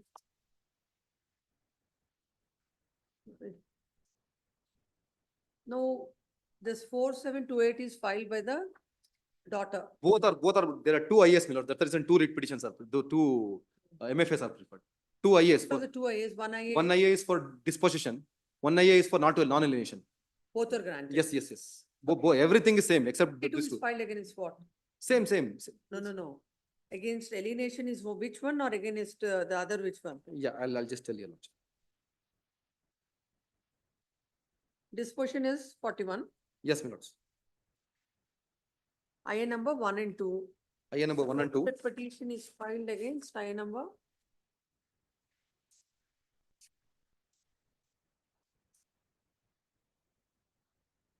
WP number MFA number 4728 is against IA number 1. IA number 1. First one is IA number 1. Yes, 4902 of 2024 is IA number 2. The present two appeals are filed. Agreed with the orders passed in IA number 1 and IA number 2 in OS number 7855 of 2023 dated 12th June 2024. The court had passed a common order. Yes, it's a common order. Court had passed a common order. Agreed thereby. Two appeals were filed, that is MFA number 4728 of 2024 and MFA 4902 of 2024. Hence, this court is disposing of the appeals by way of is dealing with disposing of the appeals by way of a common order. Next para.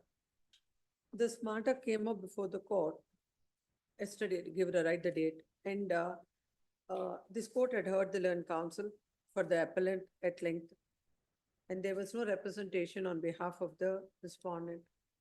For giving an opportunity to the respondent plaintiff, the matter was directed to be listed today. Today also, there is no representation on behalf of the defendant. Hence, this court is proposing to deal the case on the merits of the matter. The plaintiff had filed the suit against the respondent cooperative bank seeking the relief of, where do you get the plaint in this? It starts from page 48. Seeking the relief to grant an order of permanent injunction restraining the bank and persons claiming through them. It is a case of the plaintiff that the plaintiff and her father have purchased the property by way of a registered sale deed on 17/1/2013.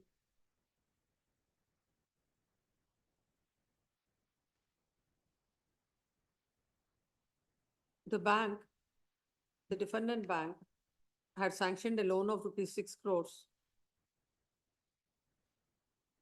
on 17/1/2013 against the security of the scheduled property for which necessary mortgage was created in favor of the defendant bank. The bank had granted a further loan of ₹2 crores 55 lakhs on 38/2013 by extending the mortgage as the value of the property is substantial.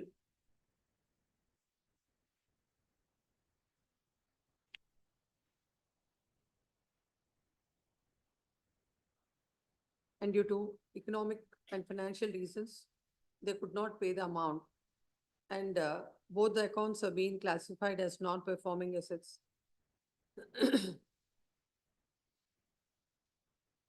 The defendant bank proceeded for recovery of the amount before the joint register of cooperative societies, and the said recovery petitions were decreed ex parte by order dated 12/1/2017.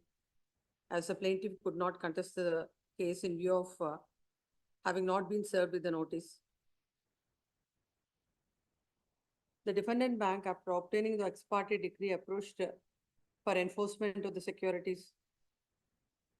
The plaintiff had requested the bank to grant some time to clear the loans.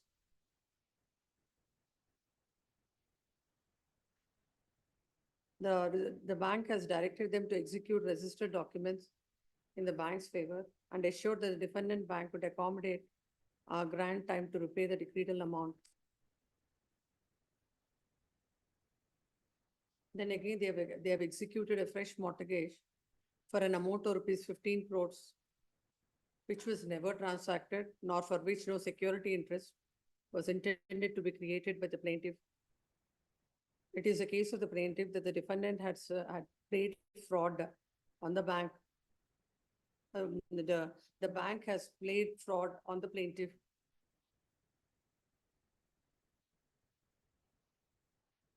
It is also stated that the bank has served a Partition notice on 9 June 2021 under section 13(4) of the Surface Act, calling upon him to pay a sum of rupees 19 crore 18 lakhs.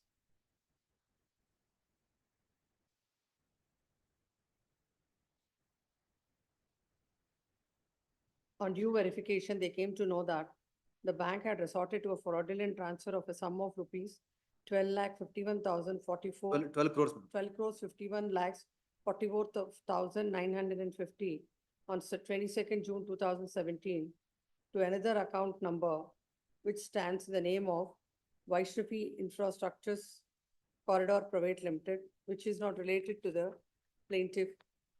Basing on these grounds, the present suit came to be filed.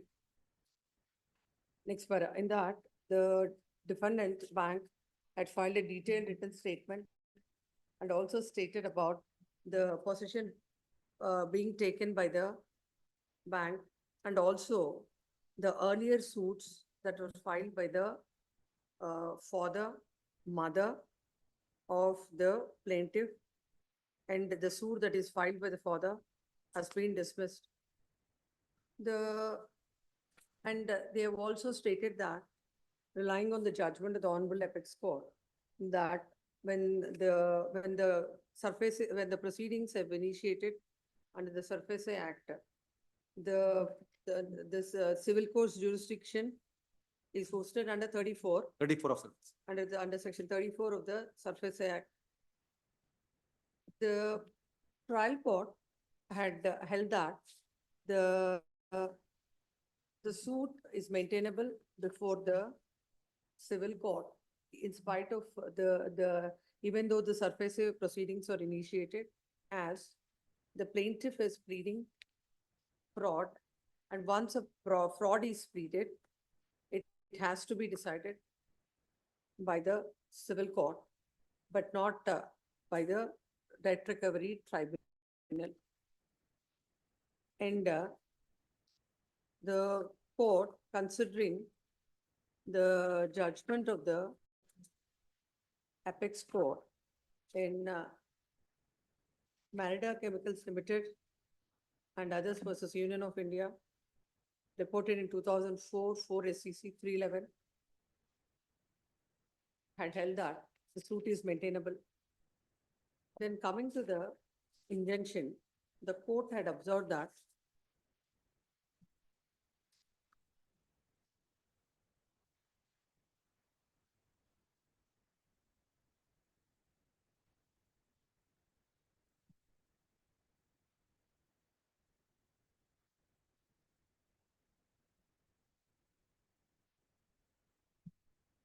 from the record, it is gathered that the defendant had taken commissioner twice in order to get the possession of the scheduled property.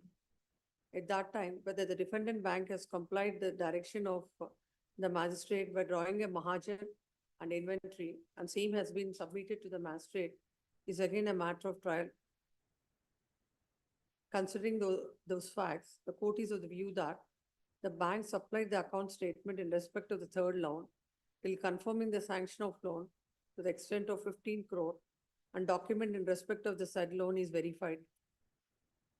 Comma, it is not proper for the bank to dispossess the plaintiff from the scheduled property. Thus, a balance of convenience is also in favor of the plaintiff. If the ex parte injunction granted to the plaintiff is not extended, the plaintiff will put to great hardship, which cannot be compensated in terms of money. No doubt, the defendant bank is dealing with the public money and interest of the shareholders and depositors has to be safeguarded by the court. In the meantime, bank officials have committed a mistake as contended by the plaintiff that they have created a loan document has to be verified. Therefore,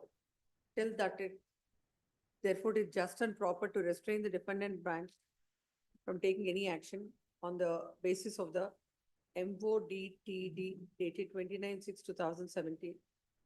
And accordingly, the court had restrained the bank from interfering with the possession of the plaintiff or the scheduled property in any manner.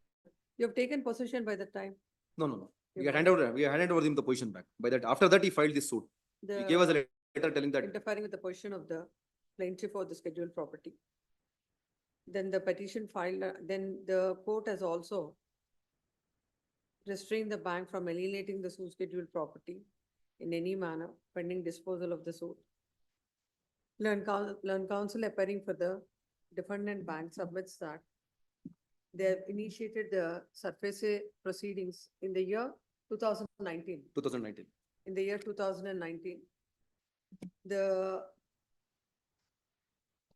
father and the daughter or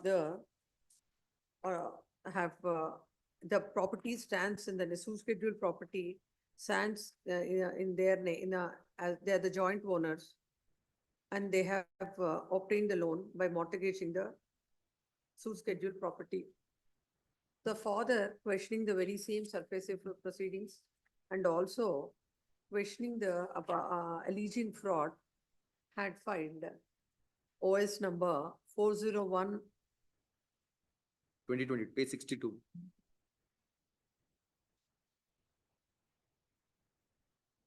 Where is The bunch of documents. Yes, I'm looking at that. No, in the Page number? Page number 62 minutes, not in WP minutes. Had filed OS number 401 of 2022.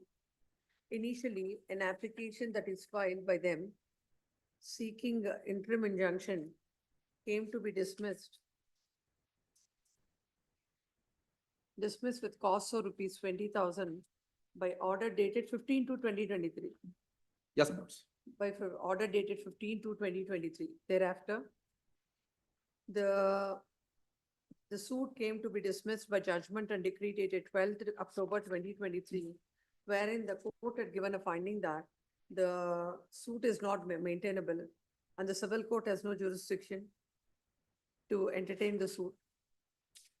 Thereafter, the wife, that is the mother of the plaintiff, and Who also a GPA holder of in this present case. the GPA holder of the petitioner herein had filed OS number. GPA holder of plaintiff. Plaintiff herein had filed OS number 25123. Yes, 251. 25123 of 2023, seeking seeking injunction stating that the property is purchased from the, what is her case? From her father-in-law's. Srinivas' From the father's. amount given by her father, and the property belongs to her. And in that suit, the court had passed a conditional order 126. on 24/1/2023, wherein the court had granted ad interim injunction restraining defendant number 3 from alienating the suit property till the next date of hearing, subject to the condition that within a month plaintiff shall pay 20% of the outstanding loan to the third defendant. And also plaintiff is directed to strictly comply with the provisions of Order 39, Rule 3A and B of CPC. Thereafter, the said suit came to be withdrawn by a memo dated 24/2/2023. Thereafter, when is this suit filed? This suit file was filed 24/2/2023. 20? 24, Plaint, what is the date in the plaint?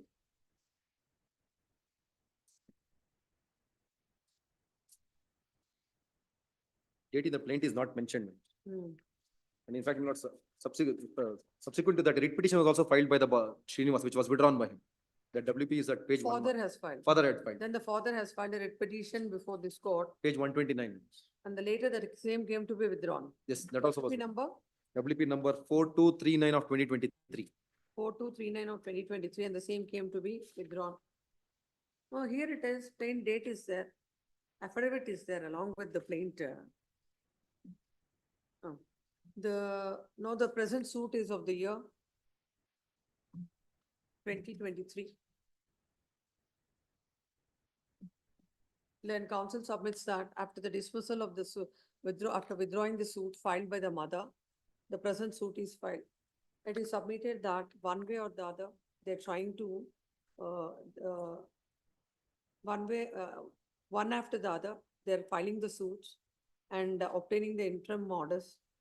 And later, they're withdrawing, one of the suit is already dismissed, and the suit filed with the mother is withdrawn, and even the writ petition that is filed with the father is withdrawn. It is submitted that they have taken the loan in the year 2013 until now. 2017, 13, I think. That was first loans. This That is clear. That is was- not clear. It that is is clear. continuation. Later, this 15 crores was sanctioned. Those two were clear. They have taken the loan in the year 2017.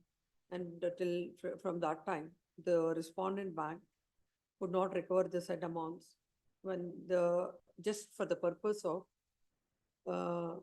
invoking the jurisdiction of the civil court, they have taken this claim of fraud. The very same stand is taken by the father, and the said suit is dismissed. Then counsel submits that the trial court ought not to have granted injunction, particularly when they have filed all the documents to show the conduct of the plaintiff. It is submitted that when a equitable relief of injunction is sought, the party should come to the court with clean hands. And the manner in which the suit is filed itself goes to show that there are no bona fides on the part of the plaintiff, and only for the purpose of having an order and restraining the defendant bank from proceeding with the surface proceedings, the suit is filed. Then counsel further submits that all the grounds that are raised before this court can as well be raised before the debt recovery tribunal, and the court would and the tribunal would appreciate the same. It is submitted that mere taking a ground of fraud itself is not sufficient, and he had relied on a judgment of, which is a judgment? Electro Steel Casting Limited versus Asset Reconstruction Company. Para 8. Para 8 minutes. 8 of? Yesterday I submitted annual. Take the, Told this. let's see, passed on some judgment. He had relied on the judgment of the Electro Steel. Honorable Apex Court in case of Electro Steel Castings Limited versus UV Asset Reconstruction Company Limited, dated 26/11/2021. He had relied on which para? Para 8 minutes.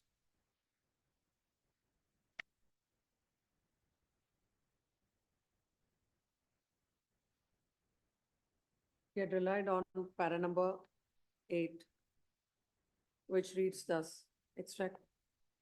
Basing on this judgment, then counsel submits that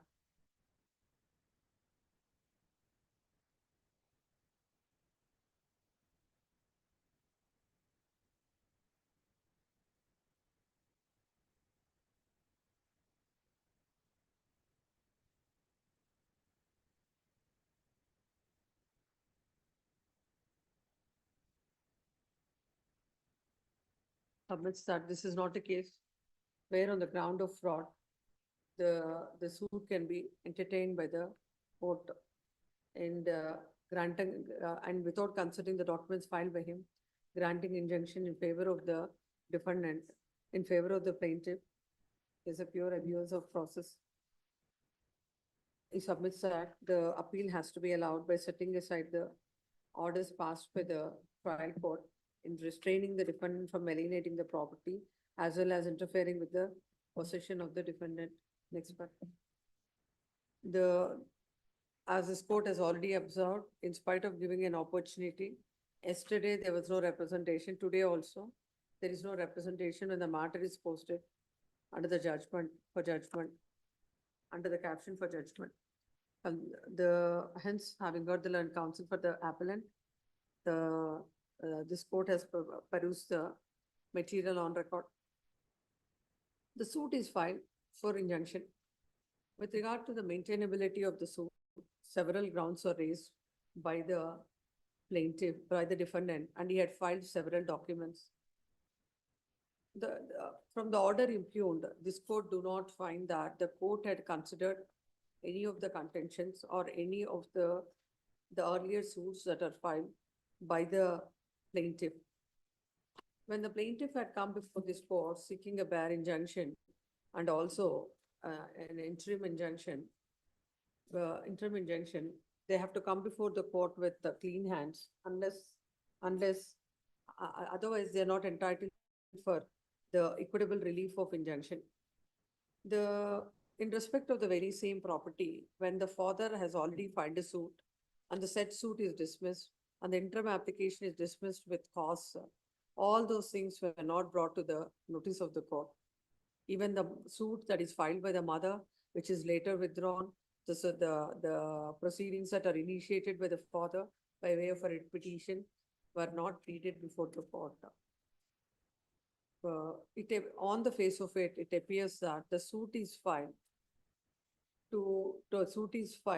on the ground of fraud just to get over the procedural aspect so that they can approach the civil court, and the civil court will get jurisdiction once the aspect of fraud is alleged.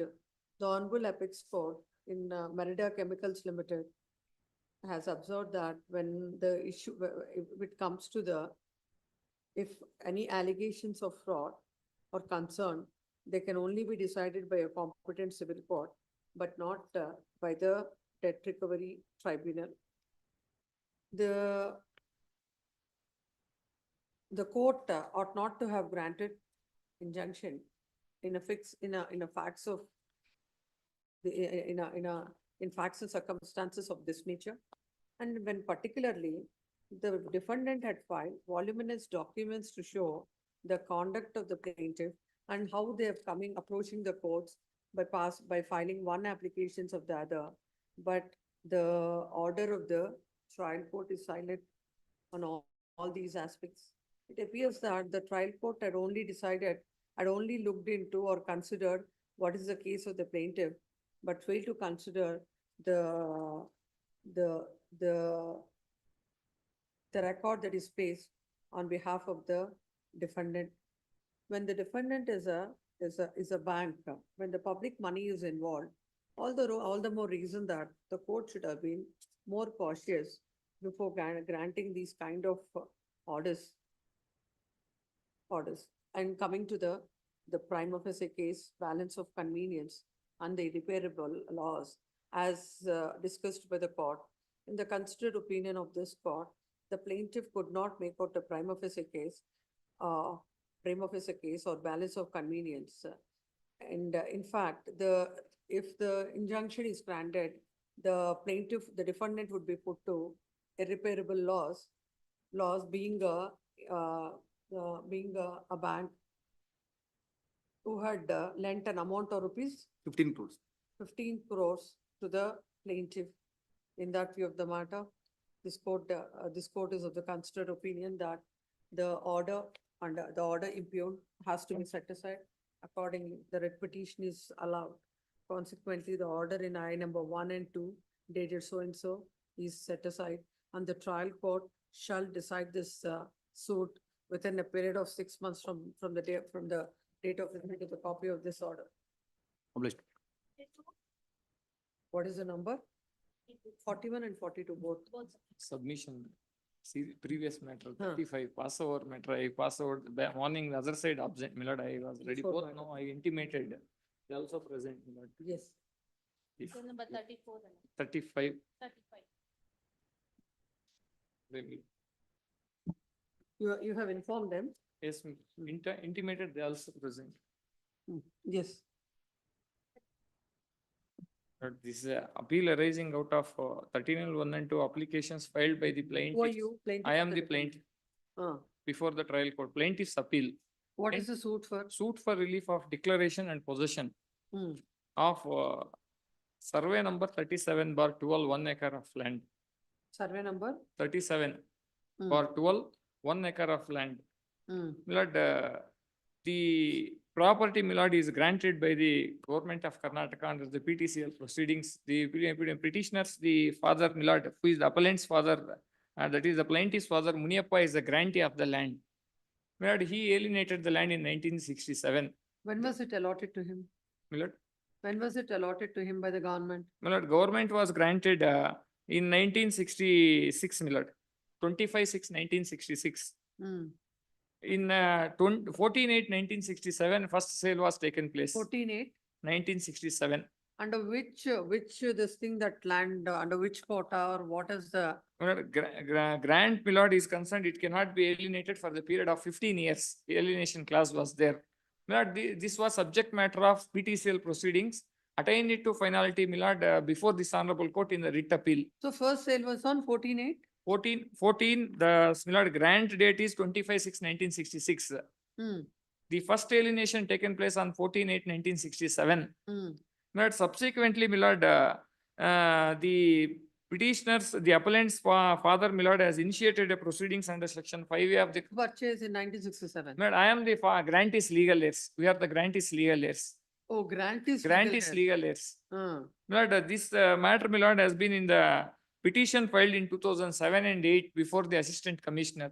My lord, that was again, my lord, in the grantee's favor, order was passed. Again, is that, my lord, appel filed, that was confirmed, and writ petition filed by the purchasers, that was reversed, and they against the, my lord, subsequently writ appeal filed. Writ appeal also came to be dismissed, and grantee's favor, what the order passed by the assistant commissioner, DC has been confirmed. So that is, they can't alienate the property. They cannot alienate and encumber, and they have no right property, and the land has been, whatever sold to the purchaser has been reversed back to these grantees. Now, when such being the case, my lord, the person. When was it done? When did those proceedings before the authorities have attained finality? My lord, in 22nd December 2011. 2nd December 2011. In writ appeal 15234 of 2011. Hmm. Annexure M2, page 207. Hmm. May I kindly look at, my lord. Page number? 207.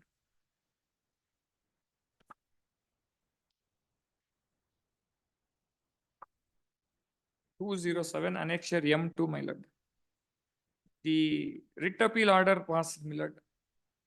Srinivas G, Ramesh, Manjunath, Bhagya, and Shamala.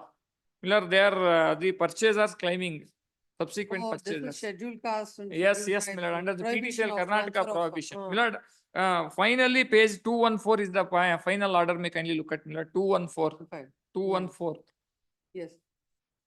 The last two lines, my lord, we therefore know. Then the government will not resume if it is violation of that, if you alienate. My lord, that is under the PTCL Act, my lord. Once the grantees has filed an application for restoration, the consistent. You alienated, the grantee. My father has alienated. So once you have alienated, contrary to the, neither that is in their favor or for you also, that land should be resumed to the government. No, my lord, that is reversed back to the grantees only. That is the act, my lord. No, but grantee himself has done it contrary to the provision. Therefore, the land has been not restored to the government. They will not, under the PTCL Act, it has to come back to the grantees only. under the Karnataka schedule. No, yes, so it is under, under. Yes, my lord, there that is it a is not specific, like that is a It will special go- provision. Now, if there is any violation of the conditions of allotment or grant, it will go back to the government and. Well, will government has enter, not taken suo motu in the act itself is provided to the grantee. Any violation is there with regard to alienation is So concerned. n number of times you sell and again you That- go to them and it will fall back to you. That's why in the Supreme Court, in the Hinduja case and other cases, my lord, limitation was fixed for 8 years alienation and challenging. My lord, now the question is, your lordship may kindly look at page 214, last two lines. My lord, while passing we therefore find no reasons to change our opinion as articulated to the Chandranaya case. We hold that original lease or original grantee is alone competent to assert that upset price reflected the market price. Therefore, matrimonial transfer was unfair and illegal. In this appeal is without merits and accordingly dismissed.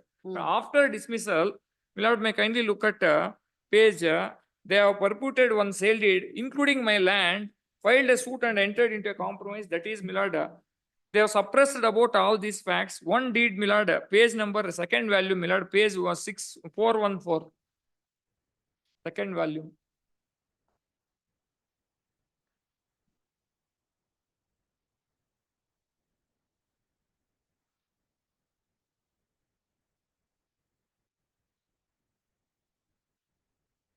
Four one four is the a final decree, very same, this Srinivas. 414, the Yes, parties are who. Very, very same appellants, my lord, may kindly look at it. Who have purchased the property in the. Yeah, they are the proper persons. They filed a suit for partition and entered into a compromise petition. And in wherein this subject matter of suit schedule property may kindly look at page number 425. Item 1 may kindly look at Millard. Page 425. The properties allotted to the share of middle of the portion, Millard. Plaintiff Ramesh and Srinivas and Govinda Reddy and Manjunath and Bhagyamma and Millard, those persons are none other than the appellants in this writ appeal. Millard, including Item 1 property. item 1 is their property, item 2 is the suit schedule property. Item 2, 37/12 may kindly look at Millard. Land measuring 1 acre in survey number 37/12 situated so and so. Yes. Millard, these facts all have been suppressed them. They formed the layout and sold. When is this compromise decree? Millard, this compromise decree, Millard, is in 2005. 2005? That is on 22nd June 2005. By that time, the litigation is still Pending before this honorable court. The adjudication of the writ appeal proceedings, PTCL proceedings ended in 2011 June. Where they formed the based on this, Millard, they sold the property to What is the suit? What is this compromise suit? This is a partition suit between them. What is the suit number? Suit number 6716 of 1999. Page 414, Millard, can you look at it? Page 414. 567? 6716 of 1999. Yes. Your lordship, final decree, page 420, may kindly look at Millard. 420.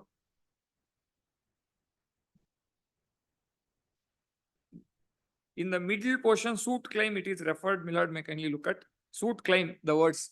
Suit was filed on 38/1999 by the plaintiff for the judgment and decree for partition of all scheduled properties into 1/5 share and shares by 1/35 equally, and to determine the shares of the plaintiffs in the scheduled property. And for such other. Final decree proceedings concluded. This compromise final decree proceedings ended on 13/6/2005. Yes. But by that time, the proceedings, Millard, before this honorable court was pending and subsequently attained finality. Once the restoration proceedings, Millard, has upheld by the dishonorable court and dismissed their claim, their sale deeds are null and void declared as by virtue of the special act. When such being the case, they alienated the property to subsequent purchaser. They are claiming that this is the property. When a trial court we brought to notice of all these facts. Court comes to conclusion, Millard, on the one ground, Millard, the location and identity is in dispute. Please come to that order. Page relevant portion, the finding of that, Millard. Page 53, may kindly look at Millard. order, impugned order, page 53. What is their case? But their case is they are purchasers of 37/11. That is item number 1 of that property in the final decree proceedings. But their extent, my lord, is 1 acre land. They formed the layout, 40 sites formed. Yes. It is impossible to form 40 sites and to, because your lordship, page 53, I may be permitted to read the relevant portion of finding. Before you go there, please Yes. come to the cross title, Yes, my lord. page number 24. Yes, my lord. So tell the court who are there. Page number 24. 24, impugned order. my So lord. defendants 1, 2, My lord, 1 to 17 are my family members. I filed a memo for dispensation of, because I filed a suit, they are not arraying with us to file a suit for partition, therefore, 1 to 17, or the family members. our branch, other branch. My lord, the 18. my lord, defendant number 18 is the GPA holder. This man has perpetuated the sale deed in favor of, on behalf of the grantee, saying that I am the GPA holder and alienated to the 19 to 21 are the purchasers, my lord. When did they purchase? But they are purchased in 2018, 19, 20 Hmm. through that compromise decree. So right from 19 to 19 to 24, my lord.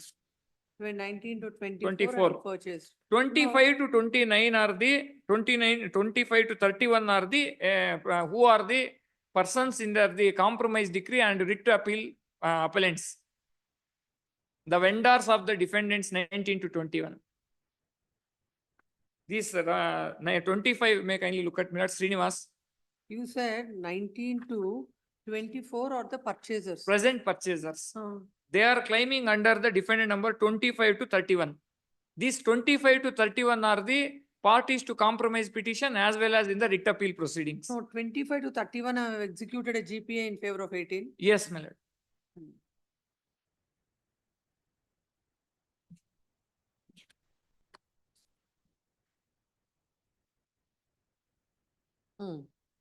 Now the caveator has filed the caveat for everyone. My lord, they filed a caveat only for 19 to 21, against whom I am seeking injunction before the trial court. So they are the necessary parties. They are only notice, my lord, they are the aggrieved person. Others, my lord, is concerned, I filed a memo along with in my constitutional appeal memo also stated, notice may be dispensed with even in the trial court also, because in the trial court itself, my lord, these persons filed a caveat. I filed a suit for declaration. Immediately caveat was put up and notice was served to caveator counsel. They come and argued and matter 6 months matter pending for orders. No. Yes, no, my lord. we'll not go into all that. No, this GPA. Yes, my lord. Now he had sold the property to 19 to 24. That GPA And sale consists deed. of, no, that the GPA is given in respect of all the joint family properties or only. your Only the property. survey numbers, my lord. You have the copy of the GPA? GPA, my lord. Yes. 1 minute. Yes, my lord.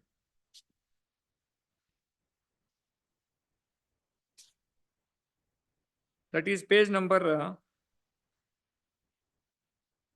235 may kindly look at, my lord. 230? 5.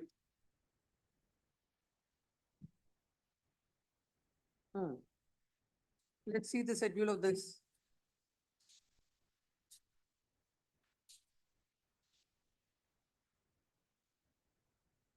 Survey number 37/12. Yes, ma'am. Measuring 1 acre. 1 acre. situated with so and so. This is the GPA. My lord, this was executed on 17th October 2012. Your lordship, pursuant to PTCL proceedings, land vested with the grantees, this GPA was executed. Your lordship may kindly look at page 265 now. A sale deed. No. 18th dependent No. alienated. How they are disputing about the boundaries when they have purchased the very same property which is allotted to you, which is granted to your. Madam, your lordship kindly, that's why page 265 may kindly look at, my lord. This is the sale deed on 10/6/2013. The defendant number 25 to 31, they are sold the property to 18th defendant and Chandrasekhar. My lord, wherein they are set up, my lord, is internal page 271 may kindly look at, my lord. That is in the other volume. Yes, my lord. Wherein, the last paragraph I may be permitted to read, my lord.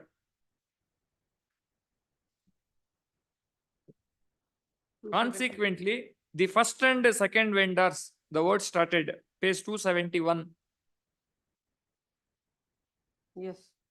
Consequently, first and second vendors herein filed a original suit in OS 6716 of 1999 on the file of the city civil judge Bangalore against Muni Reddy and other, including their father Govind Reddy and others members, seeking partition and separate possession along with the properties. Said suit is compromised on 2/6/2005. As per the terms of compromise decree, it was registered in so and so land bearing survey number 37/11 measuring 1 acre to an extent of so and so was allotted to share of vendors herein.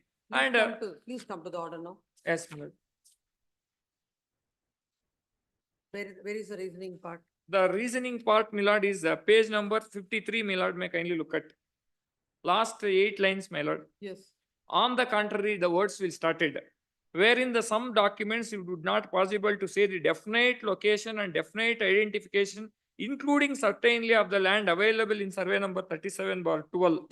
Do these defendants are having any other property than what has been purchased? Yes, my lord, that is under the compromise decree, they are having 37 bar. Seeing other than this property, there is any other property? No, my lord, the only having 37/11 1 acre land.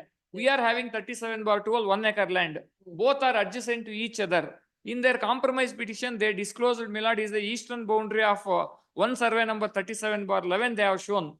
Here the court comes to that, my lord, if the once the plaintiff have assured the definite location and its description of the land bearing survey number 37/12, he would definitely produce the revenue survey document to that effect. Such an attempt the plaintiff have not made. But for that, my submission before the court, I have produced the sketch, my lord, with the Google map showing the identity and location before the trial court. By superimposing the survey number in the Google map and to show that my land is 1 acre vacant land, their land. Further, the case of the plaintiff defendant 18 by virtue of the sale deeds has illegally carved out of 31 sites after encroached area. But 1 acre, it is impossible to 31 sites, that to 40-60 sites, the measuring each site. And on the contrary, I have already finds no reasons to substantiate the document forthcoming and read. Even if so true correct, then how the plaintiff and defendant 1 to 17 have kept quiet while at the time of segregating all the sites over the alleged survey number 37/12. Admittedly, 37/12 granted land. It has been granted to the ancestors of the plaintiff and defendant 1 to 17 by Lakshmaya, not in dispute. But several transactions, others, SC, ST and PTCL set aside all the sale deeds. Some orders by Deputy Commissioner by the Honorable High Court of Karnataka, both in writ petition and writ appeals. Certainly, when the time, it would be within the knowledge of the plaintiffs and defendant 1 to 17 to definite location and survey number 37/11. 12, the case of the plaintiff, transactions upon the land in survey number 37 have been set aside and same is also restored to the family members of the plaintiff and defendant 1 to 17. Then it would definitely make a confident confined the definite location of survey number 37/12. Accordingly, I have no hesitation to hold the injunction cannot be granted. But for that, my only simple reason, my lord, Wanted injunction. injunction not to alienate and encumber and not to create third party rights. That was the relief I sought. Not to alienate is a comprehensive suit for declaration and possession. In order to avoid multiplicity So of, what are these voice number 4658, 5860? they filed a suit for injunction not to interfere with our possession against me. Stay is granted. In that case, ex parte stay was granted. Now I filed a written statement. Case is pending. 2021. Miller? It's a suit of 2021. Notice was served recently only. After I filed the suit, still that notice was not served to me. The very same court. Not in other court, Miller. How There could are be property situated in this? city civil court having 80 court halls, Miller. Different court halls are there. Allotted To some other court. But only one thing, Millard, identity is concerned that compromise decree I shown before your lordship. In the compromise decree, your lordship item 1 and 2, page number 425. Heard the learned counsel for the appellant at length.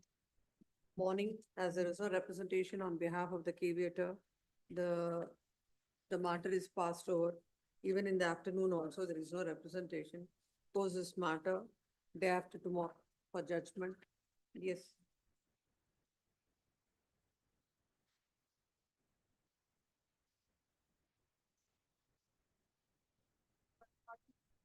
Permission, my lordship. Hmm. In matter 47, both councils are present. It was passed before lunch. Which one, sir?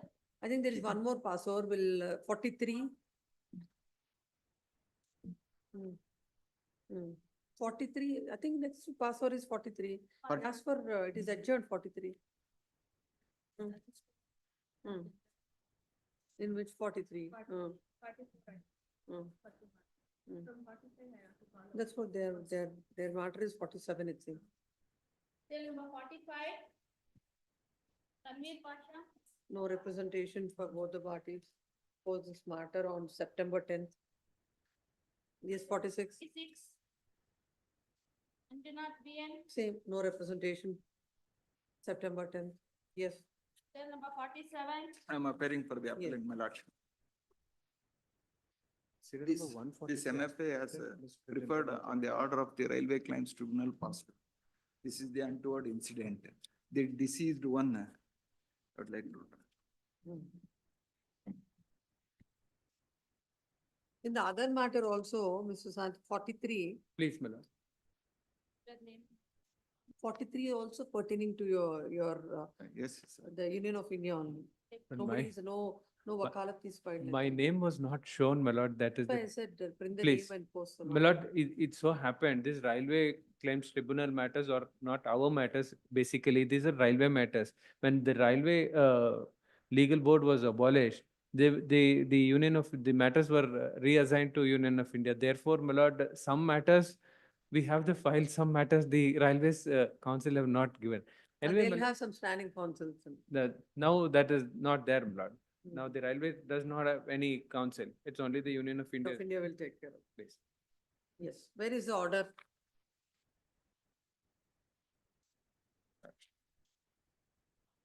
Lordship, page number 8, ink page number, my lordship. On the basis of the deceased was not having the ticket, on that ground only, the application which was filed by the appellant before the Railway Claims Tribunal has dismissed. And other side, the respondents as investigated from their RPF, Railway Protection Force, and they have filed one investigation report. It was marked as a DRM report, marked as a R1, my lordship. In that also, they have clearly stated, but based on their contention that the deceased could not have the journey ticket, exclusively on that ground only, this application of the appellants dismissed before the tribunal, my lordship.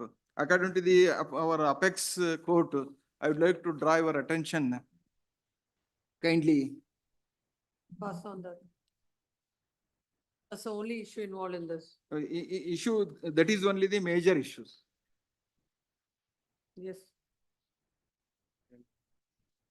The only issue is this, my lord. My lord.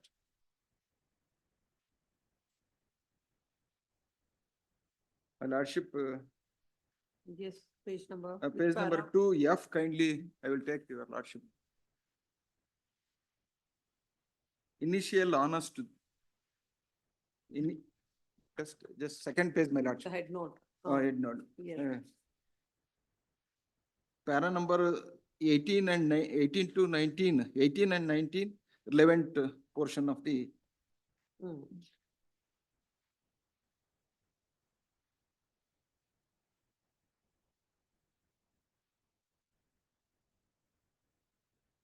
Shall I read, my lordship? I think that is not the relevant one.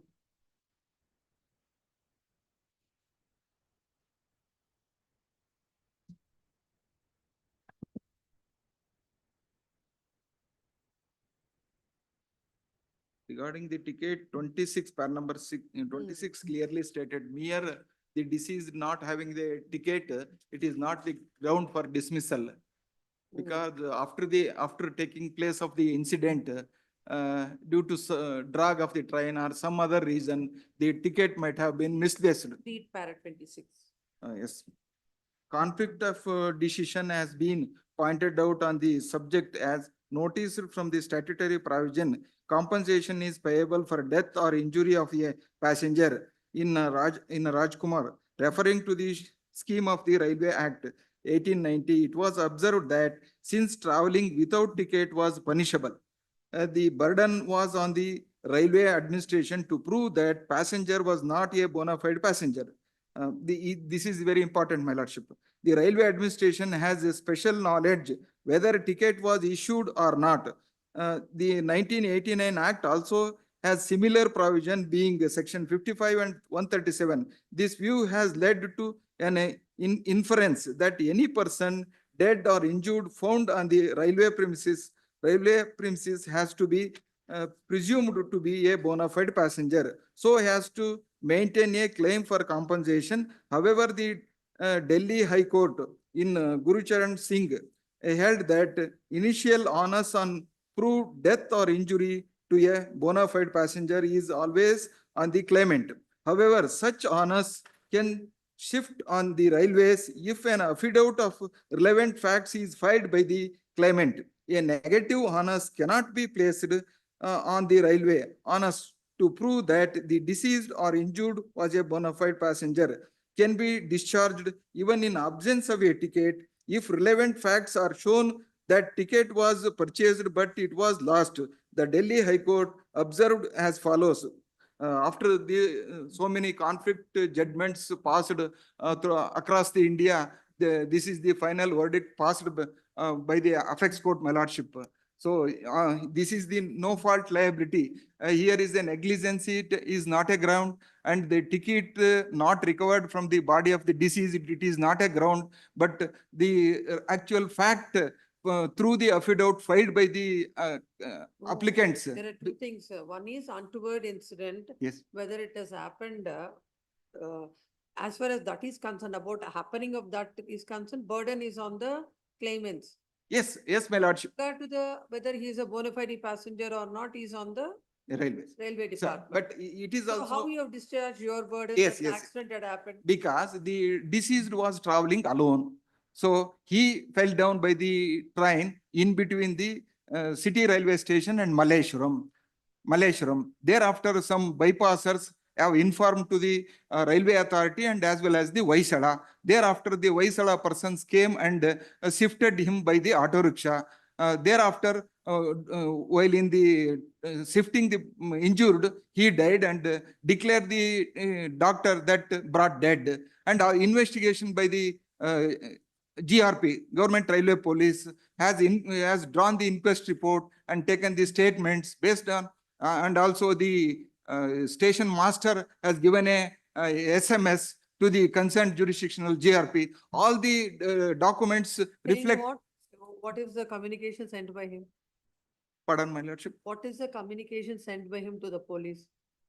Police, the GRP, the railway message has given in this case, my lordship. It has been marked before the trial court. Exhibit? My lordship, just. Exhibit A3, my lordship. What did they say in exhibit A3?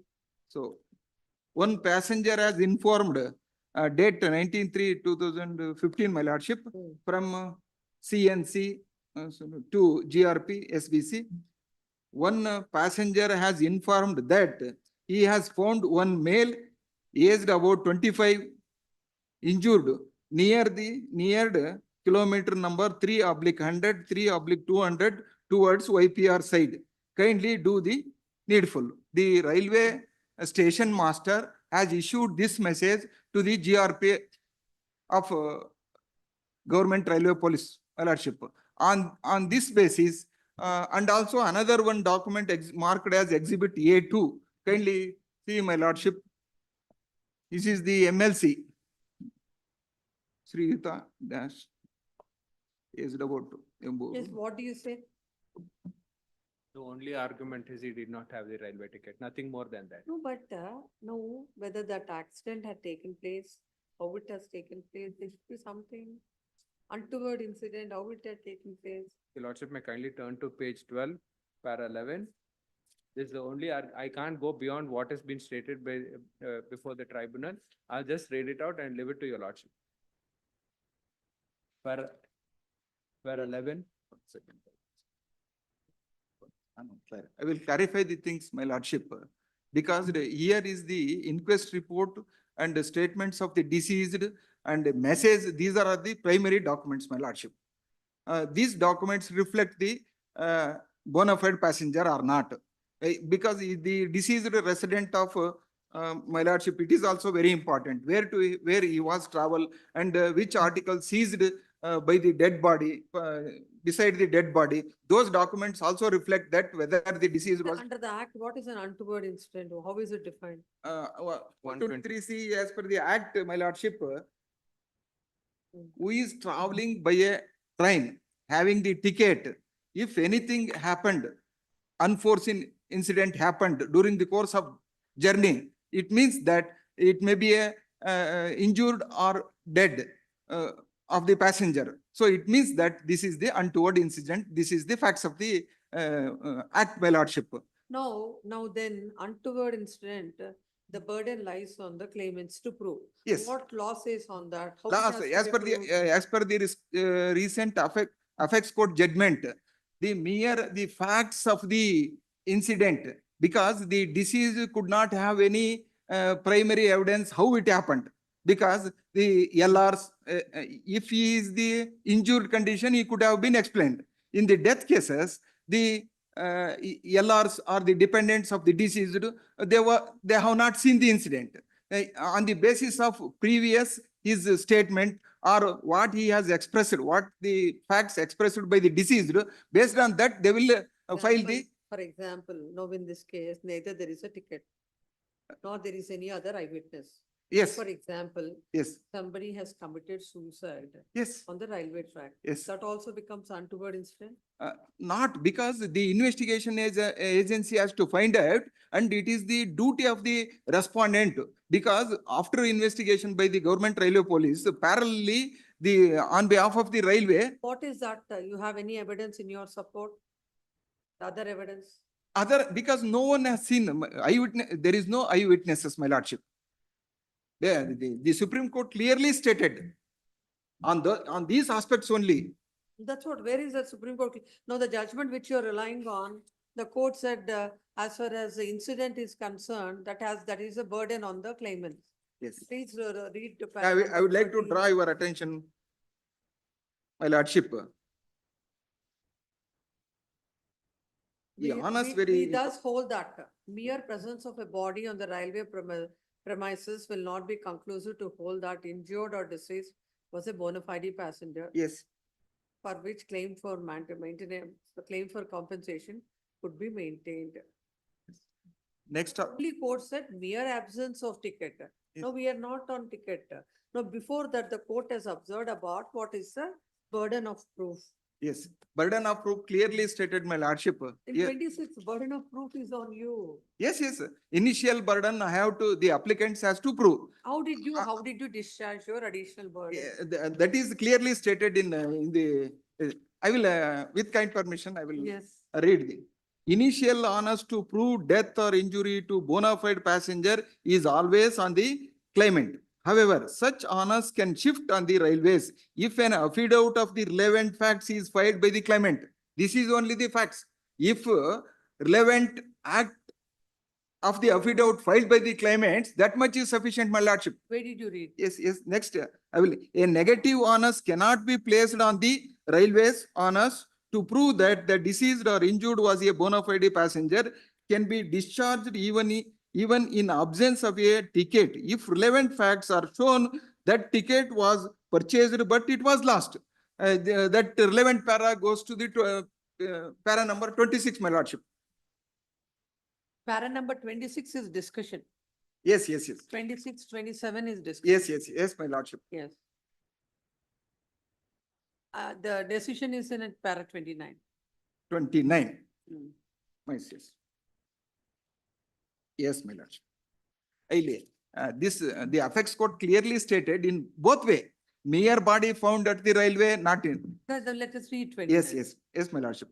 We thus hold that mere presence of a body on the railway premises will not be conclusive to hold that injured or deceased was a bona fide passenger. for which claim for compensation could be maintained. However, mere absence of ticket with such injured or deceased will not negative the claim that he was a bona fide passenger. Initial burden will be on the claimant, which can be discharged by filing a affidavit of the relevant facts, and burden will then shift on the railways. Illi now affidavit hakbitre my lordship, entire my burden will be shifted on the railways. The facts of the case through the affidavit, the applicants have to file that much because no one is the eyewitness who have seen the incident.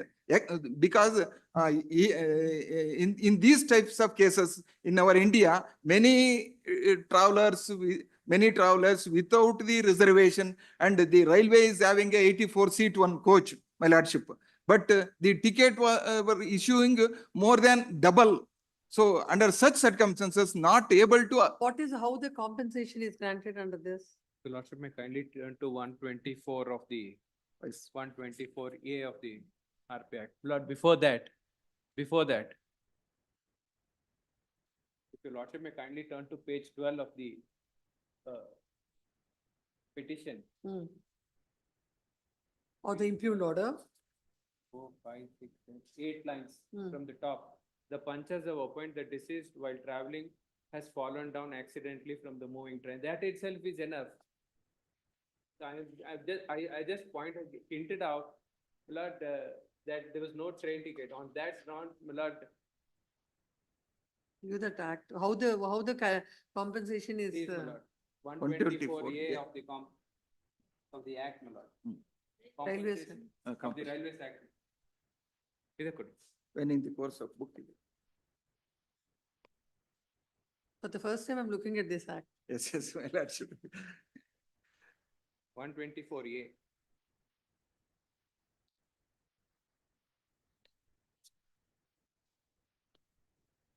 Railway claims to here.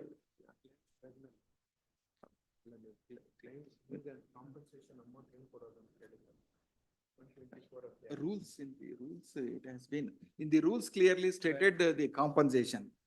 Here in the definition of 124A, When the course of working of a railway untoward incident occurs, then whether or not there has been any wrongful act, neglect or default on part of the railways administration, such would entitle a person who has been injured or dependent of a passenger who has been killed to maintain an action and recover damages in respect thereof. The railway administration shall, notwithstanding anything contained in any other law, be liable to pay compensation to such extent as may be prescribed and to the extent of loss occasioned by the death or of injury to the passenger as a result of such untoward incident, provided that no compensation shall be payable under this section by the railway administration if the passenger dies or suffers injury due to suicide or attempt.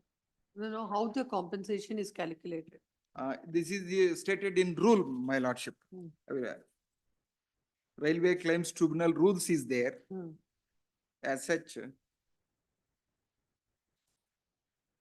Section.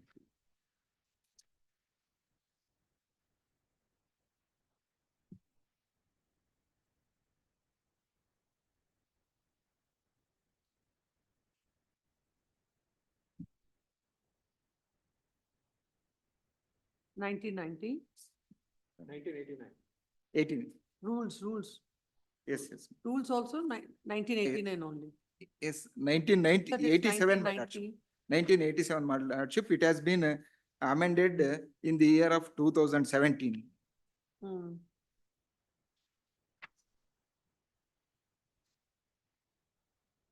They are not here in this. Railway accident and untoward incident rules 1990.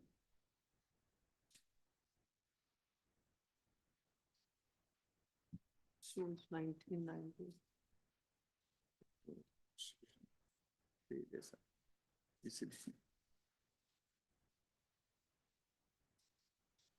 You Lordship turn to the schedule.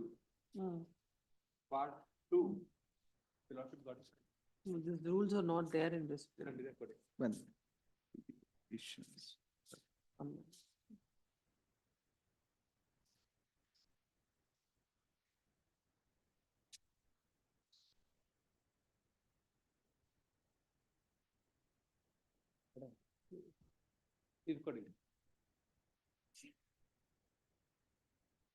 Rules 1990.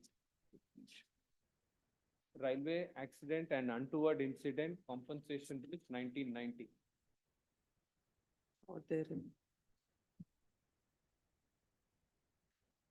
I share it, this? my lord, but,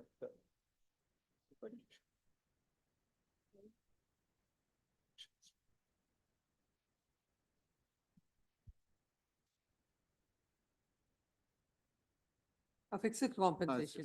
Here, fixed compensation 8 lakh, my lordship. Here I would. Definition, rule 2, my lordship. In these rules. For death, it is 8 lakhs.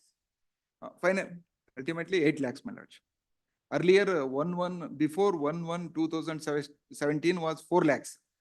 So after gazette notification on 2017, it has been enhanced to the extent of 8 lakhs, my lordship. case of injury, it is 4 lakhs. In case of death, it is 8 No, lakhs. no. No, it is, everything is 8 lakhs. now. No, my lordship. No, Some if you look at it- schedule injuries are there. For loss of both hands or amputation of 8 lakhs, for death is also 8. Schedule, For amputation through shoulder joint, 7 lakhs, that's how it is reduced. Yes. So then we'll grant 8 lakhs. Lord, my objections are at para number 3. I have opposed. Yes, Please, madam. please come. Present. Recording. The present appeal is filed. Agreed with the judgment dated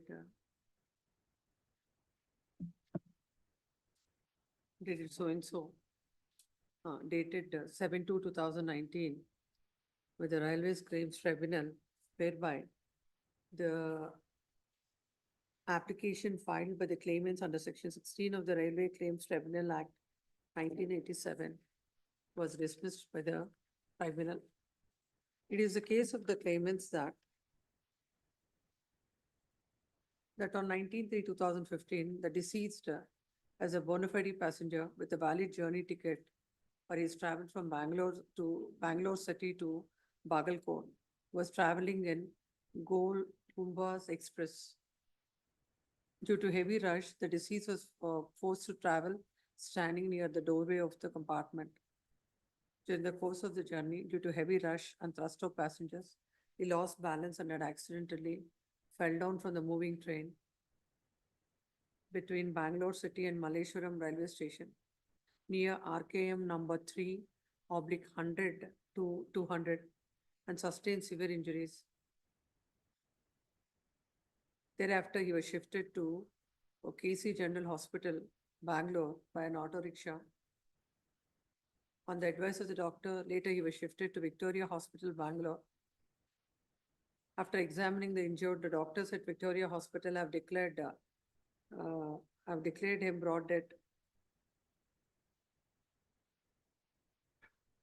The claimants have filed this application under section 16, claiming compensation of an amount of rupees 8 lakhs. It is the case of the respondent railways that he is not a bona fide passenger and he was not possessing a valid journey ticket to travel from Bangalore city to Bagalkot. And para 11. And the claimant is not entitled for any compensation from the respondent in view of the proviso to section 124A of the Act, whereby the railway administration is not liable if the passenger dies or suffers injuries due to suicide or attempt to suicide, self-inflicted injury, his own criminal act, any act committed by him in a state of intoxication and insanity. Any natural cause or disease or medical or surgical treatment unless such treatment becomes necessary due to injury caused by the said untoward incident. The tribunal had considered the evidence on record, that is, AW 1 to A14, who are examined on behalf of the claimant. The railways have not led any oral evidence, but they have filed the DRM's report. At para 11. Yes, Para 11. basing on that, the court had framed 4 issues. Whether there is whether there was any untoward incident as is defined under the provisions of section 123 of the Railways Act 1989, whether the deceased was a bona fide passenger, whether the applicants or dependents of the deceased, whether the applicants are entitled for any relief and interest as paid for in the claim application.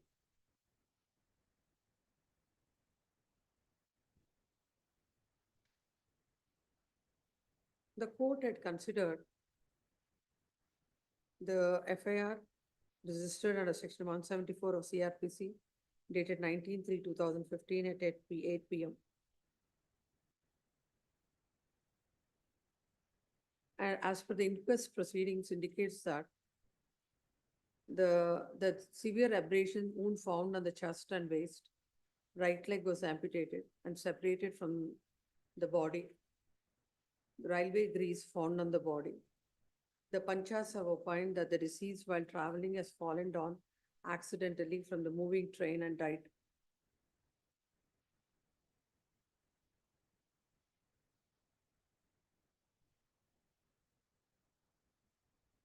The court has also considered the DRM report that the public noticed the injured person and informed the matter to the clerk in charge, MWM railway station, and injured person died while shifting from KC General Hospital to Victoria Hospital. But there is no witness to say that deceased has traveled by train and fell down from the train. Moreover, guard or co-passengers of any train were not aware of the incident. The statement given by the deceased person's brother-in-law is purely an afterthought statement. During the inquest, RPSI/SPC did not recover any railway ticket from the deceased person. Hence, he is not a bona fide passenger. Considering the case on arguments of both the sides and also a judgment of this court in MFA number 426 of 2016, decided on 6/7/2018. The court has come to the conclusion that the burden of proof entirely rests on the applicants to prove that the untoward incident within the meaning of section 123C had taken place, as there are no eyewitnesses to the incident, and mere finding a dead body itself is not a ground to hold that an untoward incident had taken place and the applicants are entitled for compensation, and accordingly had dismissed the petition filed by the applicants as they have failed to prove that there was an untoward incident. Agreed thereby, the present appeal is filed by the applicants. The learned counsel appearing for the appellant submits that solely on the ground that solely on the ground that there is no ticket and he is not a bona fide passenger, and further there are no witnesses, there are no eyewitnesses to the accident. As such, the tribunal has held that the applicants are not entitled for compensation. Learned counsel submits that that is contrary to the law laid down by the Honorable Apex Court. He had relied on the judgment of the Apex Court in case of Union of India versus Reena Devi, reported in 2019 3 SCC 572. Relying on the said judgment, he submits that once an affidavit is filed by them narrating the events, the burden of the applicants the burden, the applicant's burden is discharged and the burden shifts to the railways to prove that he is not a bona fide passenger and the accident was not an untoward incident. In this case, the burden is on the railways, but the the tribunal had fastened the burden on the applicants and dismissed the petition. It is submitted that the applicants are entitled for compensation as as he died because of the fall from the train, and it is an untoward incident as defined under the Act next para. Then counsel appearing for the respondent railways submits that that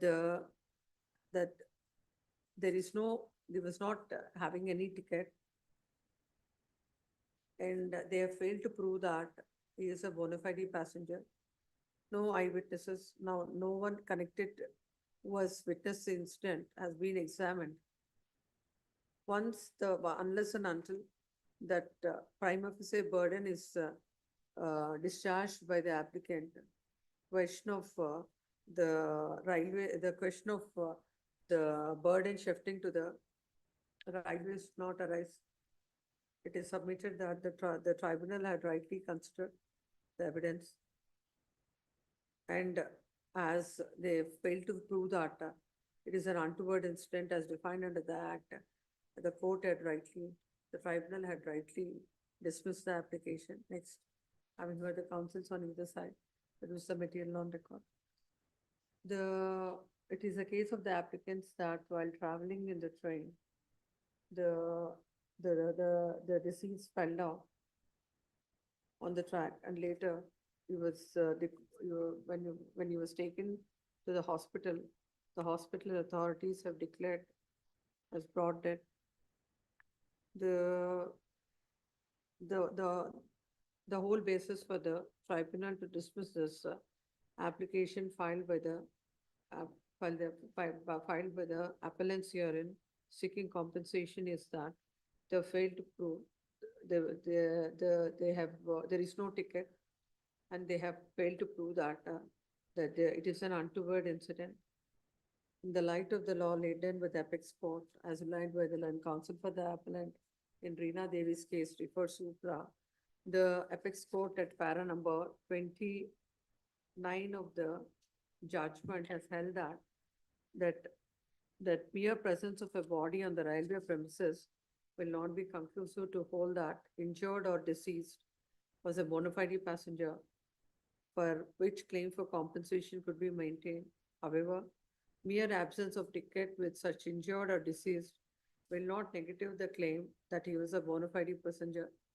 Initial burden will be on the claimant, which can be discharged by filing an affidavit of the relevant facts, and the burden will then shift on the railway, and the issue can be decided on the facts shown or the attending circumstances.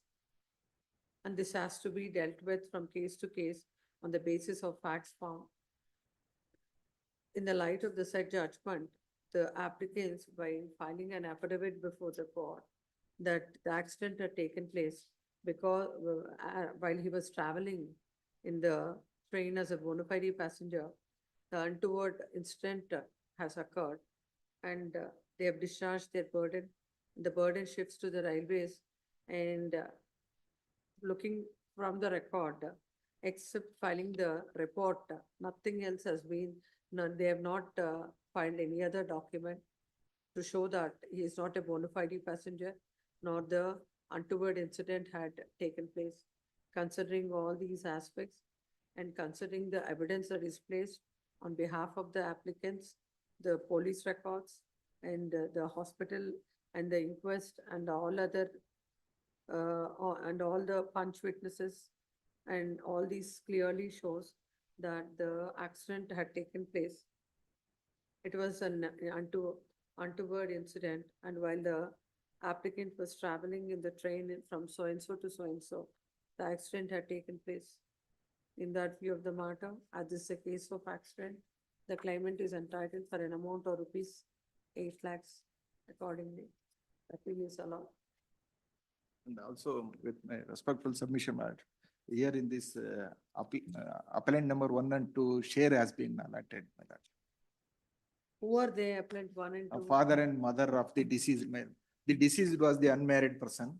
So that father and mother have filed this original application before the tribunal. Here they are the same appellants, my lordship. Apportionment of share also allocated by this honorable. Why for mother and father apportionment? Share in usual courses, equal share. Both the parents are equal for, they equally entitled for the Also further compensation. interest. How much interest it carries? If they have failed to, after passing this order, some period has to give, my lordship, 30 days. Thereafter, the interest will be carried. Otherwise, they will. The interest will come. No, no. After the,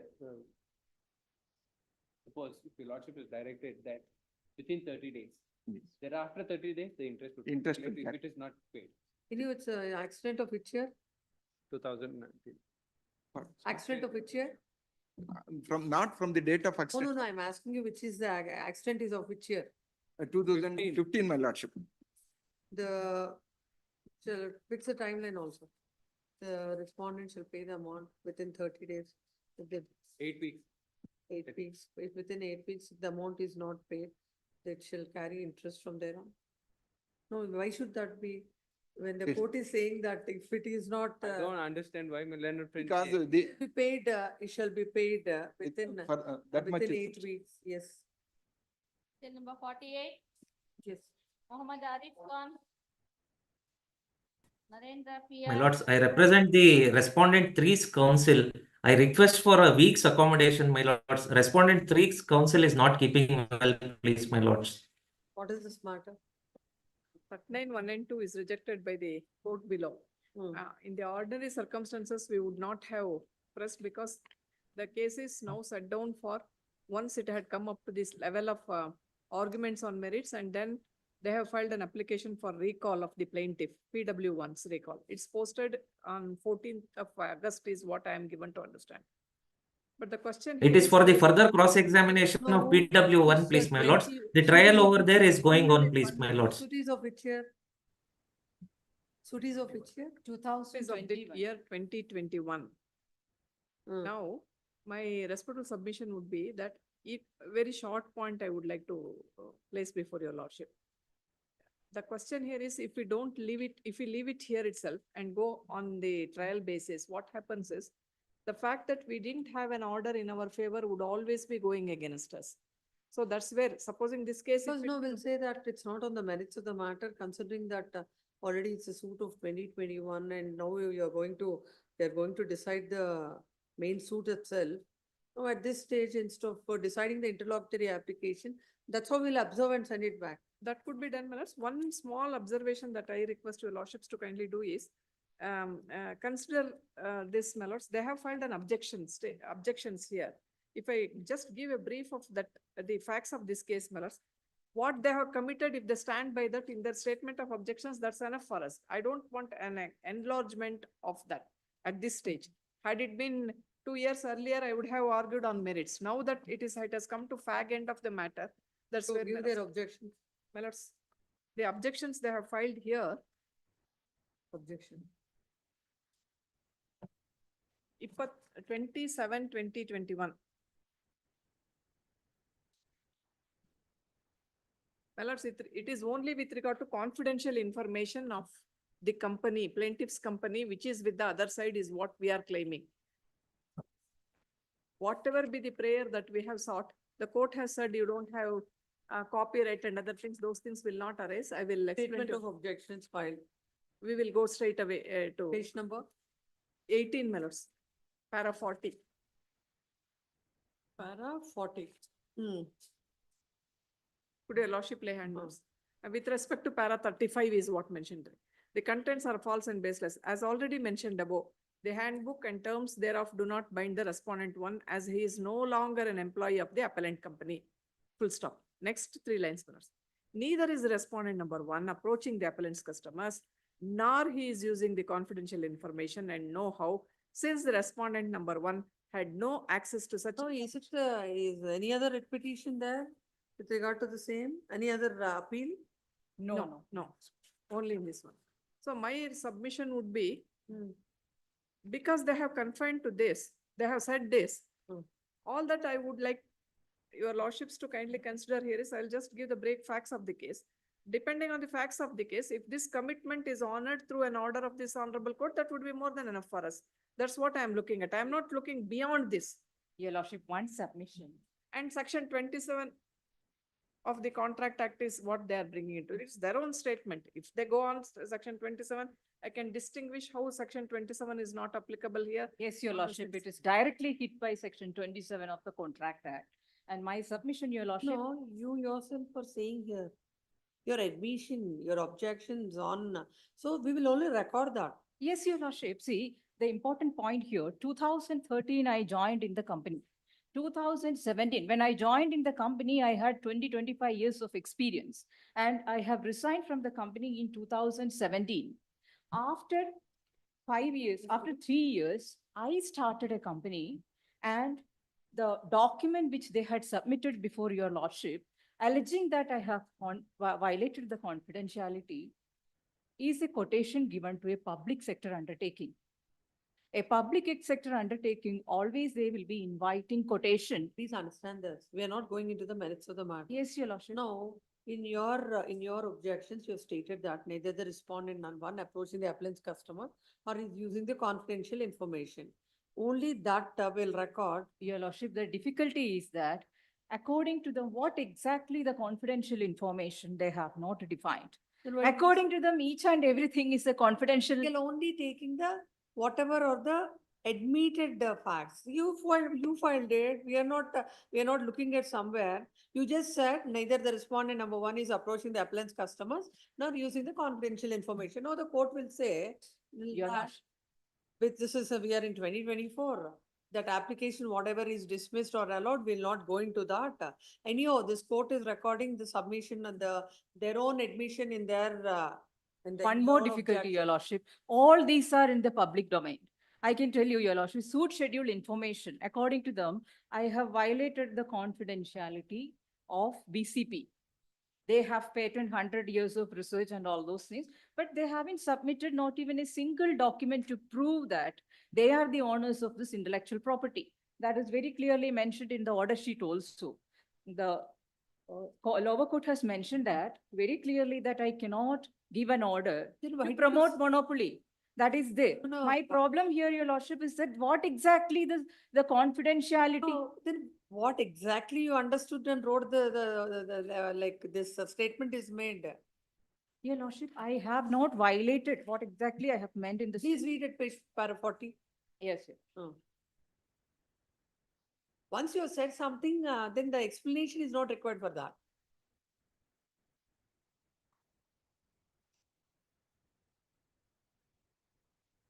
Our prayer is. With respect to paragraph number 35, the 40. contentions are false and baseless. 40. Yes, your lordship. That's the reply to paragraph number 35. So what exactly paragraph number 35 says also? In contravention of employee agreement and the employee handbook, respondents are indulged in maligning, defaming the reputation of appellant in the business market. This is not true. I can still continue on that. The respondents are approaching appellant's customer with the false projection of their company and making baseless negative remarks about the products and services of the appellant's company. It is also absolutely wrong. The respondents have been taking the undue advantage of being ex-employees of the company and misleading appellant's customer about quality of work. That is also not true. Some of appellant's customers have been approached by the respondents as specialists in repair or machining of flanges of BCW pumps and boiler and obtained work assignment at a cheapest cost. This is also absolutely false. Then, your lordship, however, respondents have been using the stolen data, design sketches, trade secrets, and know-how from the plaintiff or appellant company, which had been accessed, acquired, copied by respondents during the term of their employment. Here I have a serious objection, Your Lordship. I have very clearly mentioned in my written statement also. I am an industrial engineer. No, if you want to argue on the merits of it. Yes, Your then we Lordship, have- kindly hear it on. No, but what is the difficulty? You're making submissions around, but you're not coming to this point. I am only referring to your admission in para number 40. Para number 40 says that the contentions are false Yes. and baseless. Yes. We'll take As it that they already are mentioned baseless. above, the handbook and terms thereof do not bind the respondent number one, as he is no longer an employee of the appellant company. Absolutely true, Your Lordship. I had submitted some case laws. Any negative covenants. Next matter. Next matter. Your Lordship, the negative covenants, let me explain this. Any negative covenants extended beyond the term of employment, it is void. That is what section 27 says. I had already submitted this Karnataka High Court case law that it is there in your Lordship's file, that 2019, which very clearly mentions that you cannot extend the term of employment or employee conditions after the period of employment. So the employee handbook is an old one, old document. How can they bind me with that document now? I have come out of that company in 2017 itself. The next one is see that neither is the respondent number one approaching the appellant customers, nor he is using the confidential information. I didn't approach any of the customers of the. That's what precisely the court is saying, that I'll record that, nothing else. I didn't approach, Your Lordship can mention. That's what we'll But record. tomorrow, Your Lordship, there is no competitive clause which is binding me. In case if I have to, because even if I, for example, even if I resign from Infosys, I can join with Wipro. Please understand, this court has not made you to make a statement at para number 40 like this. In a civil proceedings, when you consciously make a statement before the court and you can't interpret it. Your Lordship, I'm not interpreting that. We have to go by that. Yes, Your Lordship, Yes. can go. No, we'll go by ahead. that. No, the court is not granting But any only, injunction. only We'll record submission this. is that, Your In the Lordship. light of the statement made before this court, in the objections that the respondent number one is not doing all this, let them not do this. No, what exactly we have done is there is no clarity. That is where the problem. We'll Because the not short do- scheduled property, according to them, the entire BCP is a confidential information. BCP related information is in the public domain. I had also submitted some documents. They haven't proved that they are the intellectual. Then why did you make this statement that I'm not using the confidential information without even knowing what is the confidential Your Lordship, information? that is not I have mentioned. Your Lordship, kindly read that. I am not binding with the handbook because it is an ex-employee one. That is what. Neither is in respondent number one approaching the appellant's customers. That is a true fact, Your Lordship. That is not something a confidentiality thing. Nor he is using the confidential information know-how, since the respondent number one had no access to such information. But I'll record. Your Lordship, whatever they have submitted as a suit scheduled property, it is not the confidential information. Your Lordship, just. I'll just record it. Whatever you meant, you meant. What exactly the confidential information? That you should know when you're saying that, when you said so in your objections. Lordship, 1 second, Your Lordship. In the suit schedule information, it is mentioned as manufacturing of BCPs and servicing of boiler circulating pumps. Page number 31, MFA. Is it a confidential information? Where is the order? The present appeal is filed, agreed with the orders passed in voice number 139 of 2021 dated 7th April 2021, whereby the court had dismissed the application filed by the plaintiff, filed with the plaintiff seeking injunction against the defendant. It is submitted that now the matter is coming up for the further cross-examination of PW1. When this matter came up, that this court is not inclined to hear this appeal and pass orders on this, as when the cross-examination is itself, when the matter itself is coming up for the further cross-examination of PW1. At this stage, the significance of an interlocutory application, itself loses significance. then the learned senior counsel appearing for the appellant had drawn the attention of the court to para number 40 of the objection that are filed, wherein it is stated with the defendant that in respect to para number 35, the contentions are false and baseless. As already mentioned above, the handbook and terms thereof do not bind the respondent number 1, as he is no longer an employee of the appellant company. Full stop. Neither is the respondent number 1 approaching the appellant's customers, nor he is using the confidential information. And know how, since the respondent number 1 had no access to such information during his term at the appellant company,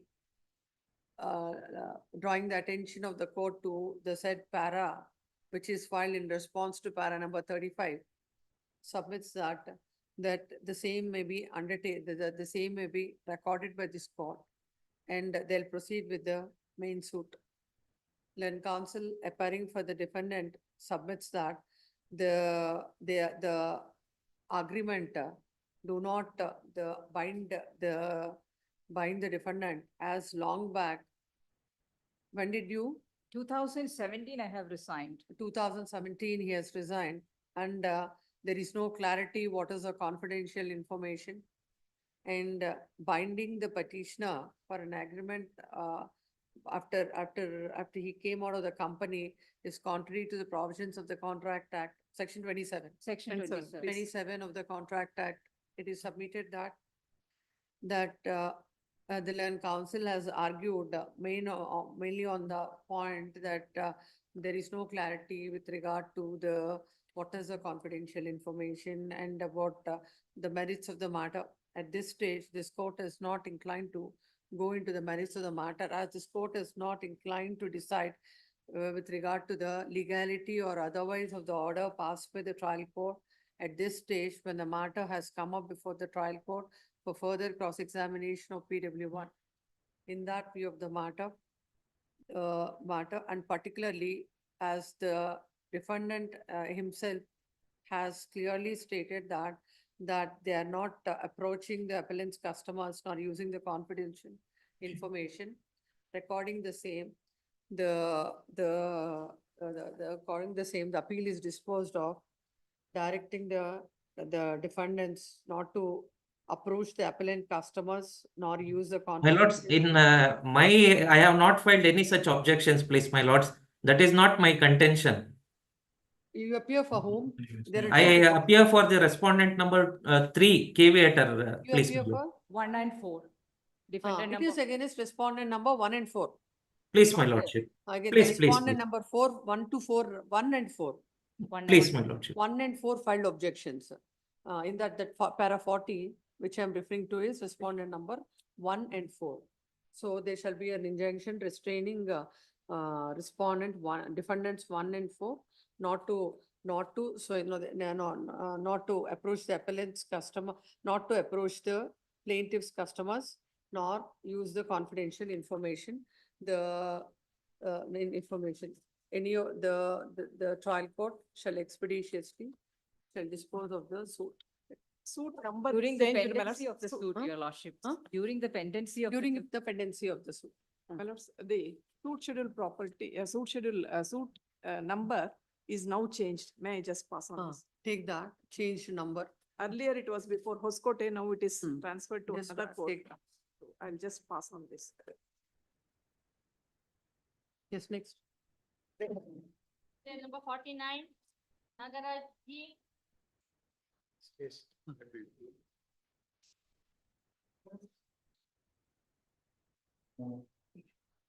Ticket number 440,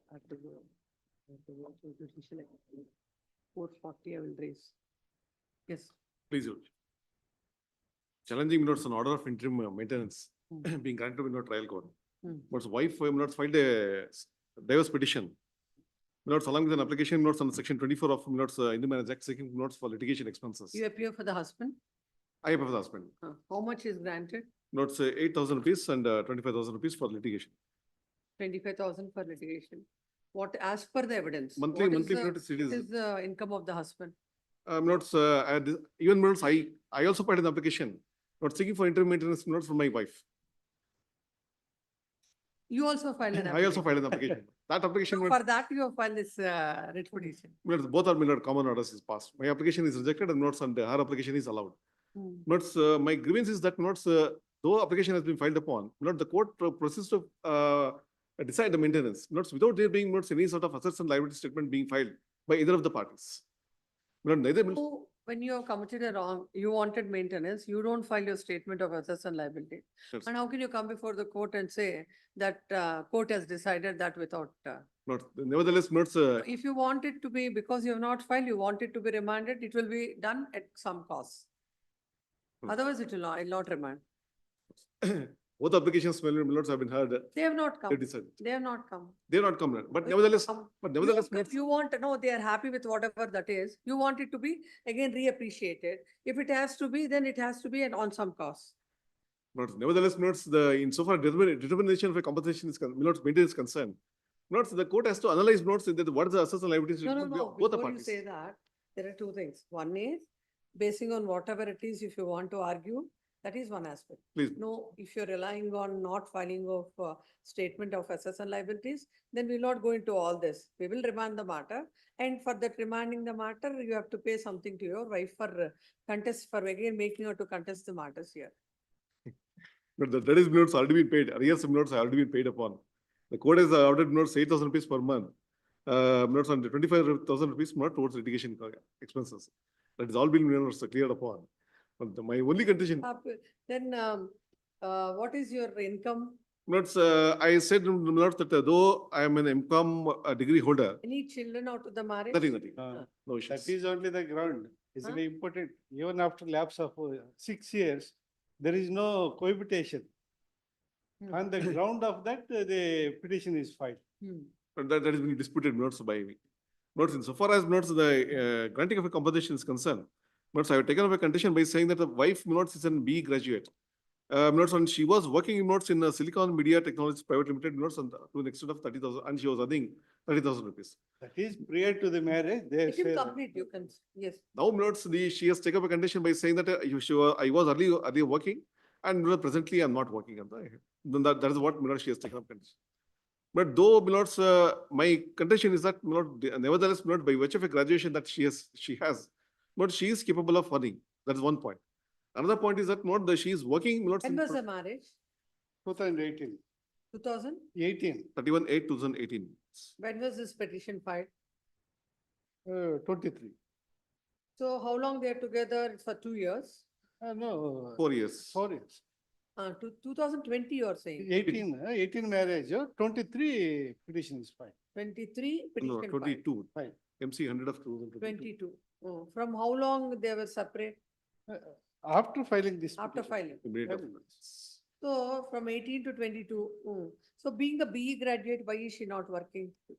They forced me to left the job because there is no such culture in women working culture in their family. They made me to forced to leave the job. They are residing in Chintamani. But you should make your efforts to get a job. They are not permitted to do the job. They are anyhow, residing now- in Chintamani at 23, this petition is 22, this petition is filed. Now we are in 2024.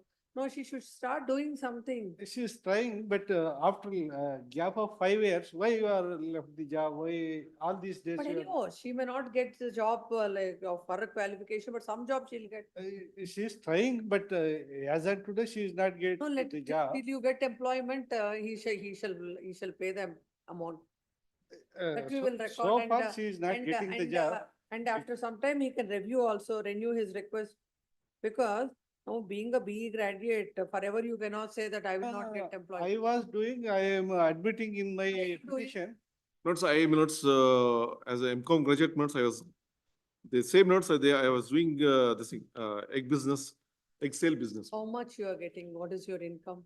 But I showed notes nil balance. More than 1 lakh. You're doing business for the sake of No, some charity. My father sold the In site fact, and all the given property, to they said that I had a lorry, But in fact, it is standing in my father's name, not I'm not doing any business. No. That's the When reason. we Not, say that when you are doing some business, business will get, business but is for that is- something which is but done that, for that, that, money. meant- that is their condition, but that notes I disputed.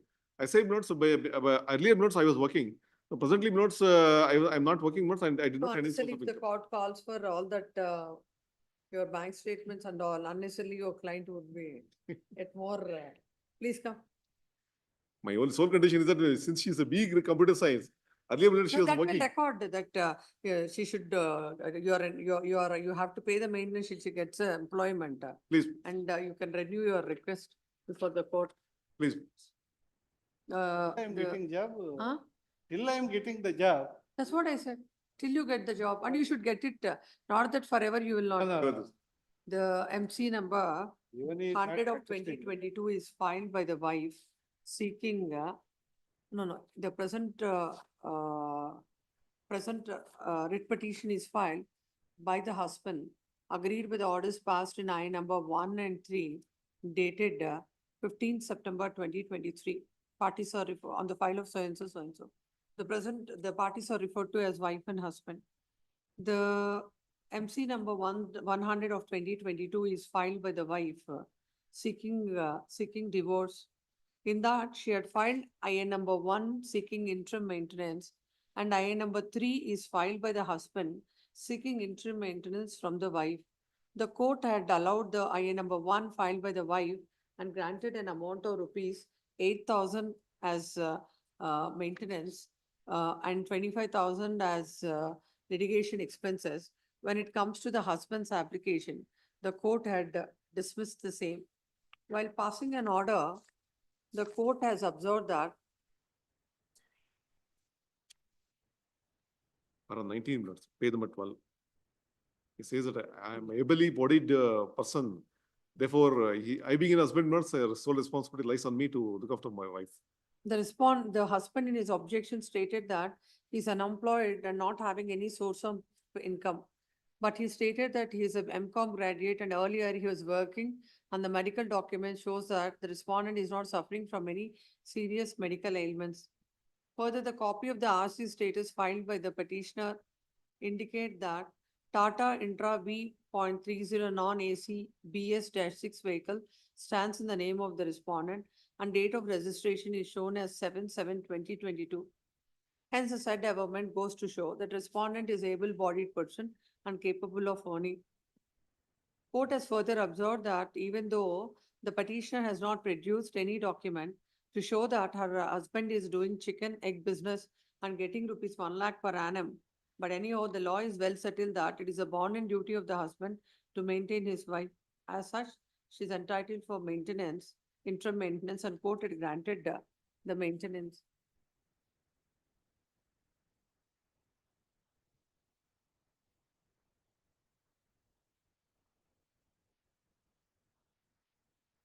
And the court observed that it is needless to state that IN number 3 filed by the husband under section 24 of the Hindu Marriage Act is has to be rejected. Next para. Learned counsel appearing for the petitioner husband submits that the wife is a BE graduate and she is capable of earning. And when the husband is unemployed, though he has done his MCOM, without there being any material on record, just on the ground that husband is obligated to maintain the wife, court had granted maintenance to wife and dismissed the application filed by the husband without giving proper reasons. Next para. Learned counsel appearing for the respondent wife submits that the wife could not work as after the marriage, it is stated that in their marriage, there is no custom of the wife working. And as such, she is without any employment right from 2018 to 2022. And after that, though she is trying her best, she is not able to secure the job. Learned counsel submits that that the duty that the husband has to maintain the wife, and though he is doing business, he is without filing any documents. He is coming up before the court stating that he is unemployed. Next part. Having heard the learned counsel on either side, peruse the material on record. There is no dispute about the fact that both the wife and husband are well educated.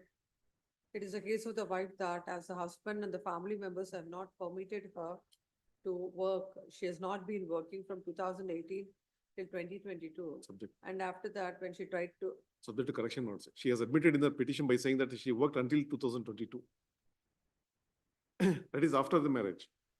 She states, that she has placed a copy of the letter which indicate that the petitioner was working with the Smart Streams Technology India Limited as solution developer until 29/7/2022. Marriage has taken place in the year 2018. that statement with regard to that. That she's not having a job as on the date of the application. The land council has submitted that the statement of assets and liabilities are not filed. Unfortunately, in this case, both of them have not filed. The court had rightly considered that in the year 2022, he has purchased a vehicle. That itself shows that he has source of income. Otherwise, question of buying the said vehicle do not arise. At this point of time, this court do not want to remand the matter, as the amount that is granted is only 8,000 and 25,000 towards litigation expenses. At the same time, this court is of the view that the wife had to, being an educated woman, had to work, and the husband is the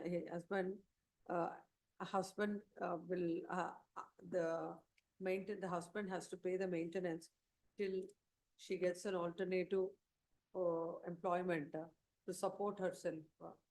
To support herself. In that view of the matter, the writ petition filed by the writ petition is disposed of, and the husband is directed to pay the maintenance till she gets employment. Yes. Or let the time frame be fixed upon. Huh? Time frame be fixed upon, otherwise not, so they will No. keep on saying that they will. If I get the divorce, if my petition is allowed, automatically the liability will go. Yes. Okay, number 50, Rajesh. Respondent. Here for the petition matter.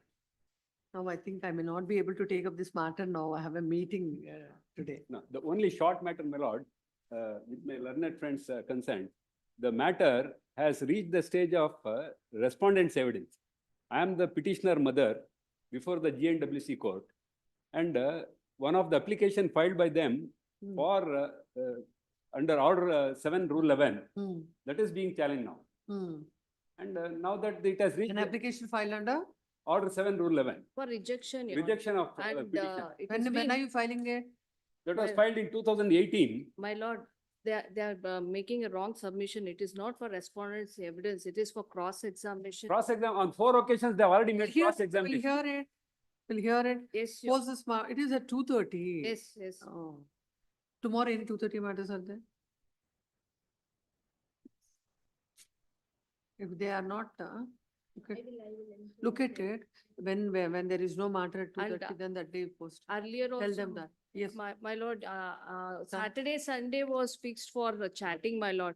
Now they are not cooperating for chatting. I've already given the CDs, my lord. But only one Saturday. What they have Sunday. done, Next I've already done. Saturday, My lord, Sunday, they have showed again. 2016, it is now 8 years, my lord, not a single rupee they have given. And they are showing so much of Showing concern to see the child. Showing face. From they have 8 years, twice. they have not one rupee they have paid. They my have lord. not claimed, my lord. I have to run away to save my life. I had to run away from US. 21-year-old when she got married with a single child, he has abandoned her in US. They are not. He was absconding. Not. And he wrote to the landlord. We'll see when it comes. They don't to show Much of- the obligations and the duties, only rights.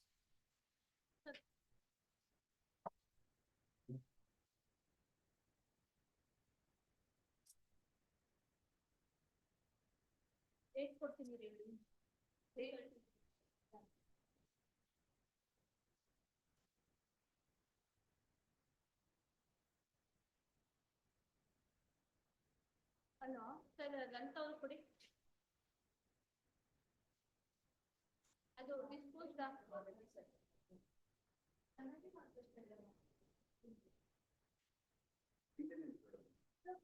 dispose of.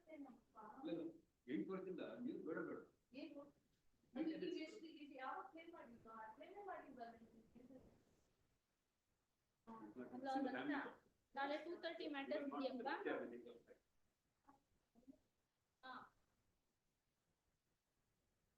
ಹೌದಾ, ಇದೊಂದು ಮ್ಯಾಟರ್ಗೆ ಅಲ್ಲಲ್ಲ ಎಲ್ಲ ಹಾಕೊಳ್ಳಿ ನೀವು. ನಾಳೆ 2:30ಗೆ ಎಷ್ಟು matter ಇದೆ?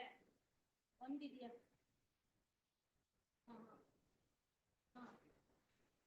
ಈಗ 2:30ಗೆ ನಾಳೆ ಇದೆ ಕರೆಕ್ಟ್. ನಾನು 2:30ಗೆ ಆಗಲ್ಲ ಅಂದ್ರೆ ನೀನ್ ನಾಡಿದ್ದಕ್ಕೆ ಗೊತ್ತಿಲ್ವಲ್ಲ. ಈಗ ಇನ್ಮೇಲೆ 2:30 ಮ್ಯಾಟ್ರ್ ನೋಡ್ಕೊಂಡು ಮಾಡ್ಬೇಕು. ಈಗ ಇದೊಂದು ಮ್ಯಾಟ್ರ್ ಇದೆ, ಅದು ಯಾವತ್ತು ನೋಡ್ಬಿಟ್ಟು ಹೇಳ್ತೀನಿ ನಿಮಗೆ. 2:30 ಮ್ಯಾಟ್ರ್ ಇಂದಲೇ ಇವಾಗ ಕೊಡಿ ಅಂತ ಹೇಳಿದ್ದಾರೆ. ಥರ್ಸ್ಡೇ ನಾಳೆಗಿರೋದು ಯಾವ್ದು? CPC ನ FC ನ? 2:30. ಇಲ್ಲಿ ಫ್ರೈಡೇ ಇರಲ್ಲ ಮೇಡಮ್ 2:30.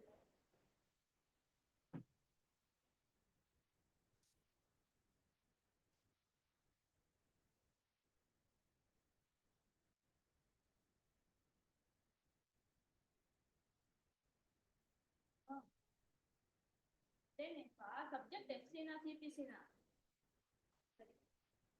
ಹೇಳ್ತೀನಿ ರೀ, ಬಂದು ಹೇಳ್ತೀನಿ. ಲಿಸ್ಟ್ ಕ್ಲೋಸ್ ಮಾಡ್ಬಿಡಿ ಒಂಚೂರು. ಡೇಟ್ ಗಿವನ್ ಮ್ಯಾಟರ್ಸ್ ಇದೆ, ಒಂದ್ ನಿಮಿಷ.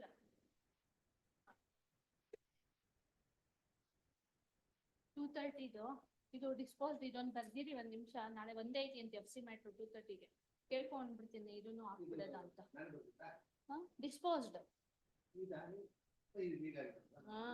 ಡಿಸ್ಪೋಸ್ಡ್ ಅದೊಂದು ಬರೀರಿ. ಇದು ಅಲ್ಲ 2:30ಗೆ ಅಂದ್ರೆ ಮೇಡಮ್ ಬರೀತಾರೆ. ಅದು ಕೇಳ್ಬಿಟ್ಟು ಮೇಡಮ್ ನಾಳೆ ಒಂದಿದೆಯಂತೆ FC ಮ್ಯಾಟ್ರ್ ಅಂತ ಹೇಳ್ಬಿಟ್ಟು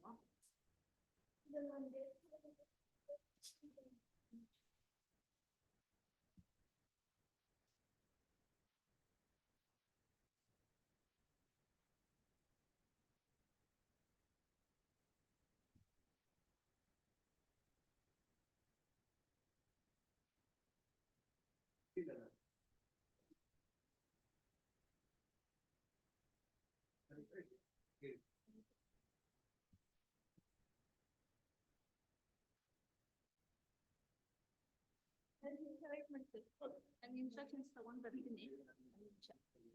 ಇದು ರೆಡಿ ಸರ್. ಬೋರ್ಡ್ ಬ್ರಾಂಚ್ ಹುಡುಗಿ ಏನಾದ್ರು ಬಂದ್ರೆ ಎಲ್ಲ ಕೊಟ್ಟಿದ್ದೀನಿ, ಏನು ರಿಪೀಟ್ ಇಲ್ಲ. ಇವೆರಡು ಮ್ಯಾಟ್ರ್ ಮಾತ್ರ ರಿಪೀಟ್. ಸೀರಿಯಲ್ ನಂಬರ್ ಬರ್ತಾಳೆ 25 34. ರಿಪೀಟ್ ಮೀನ್ಸ್ ಇದೇನ್ ಗೊತ್ತಾ? 25 ರಿಪೀಟು, 34 ಡಿಸ್ಮಿಸಲ್. 34 ಡಿಸ್ಮಿಸಲ್ಗೆ ಅವ್ರಿಗೆ ಹೇಳ್ಬೇಕು, ಇಲ್ಲಾಂದ್ರೆ ಯೂಶುವಲಿ ರಿಪೀಟ್ ಮಾಡ್ಬೇಕು.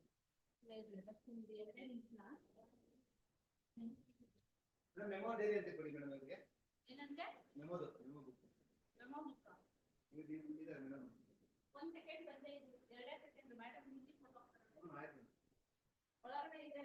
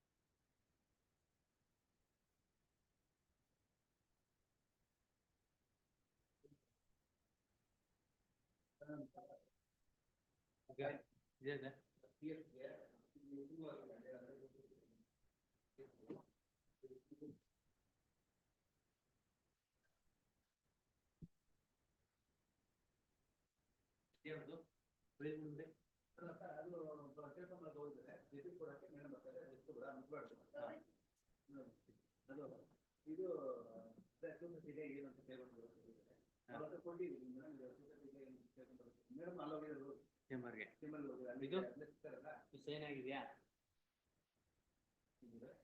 ಸೈನ್ ಆಗಿದೆ ಇದು. ಇಲ್ಲೊಂದು ಎರಡು ಇದೆ. 6-8 ಗೊತ್ತೇ ಅಲ್ವಾ? 22 ಮ್ಯಾಟರ್ ಫಾರ್ ಆರ್ಡರ್ ಆನ್ 28/24. ಏನಾಗಿದೆ?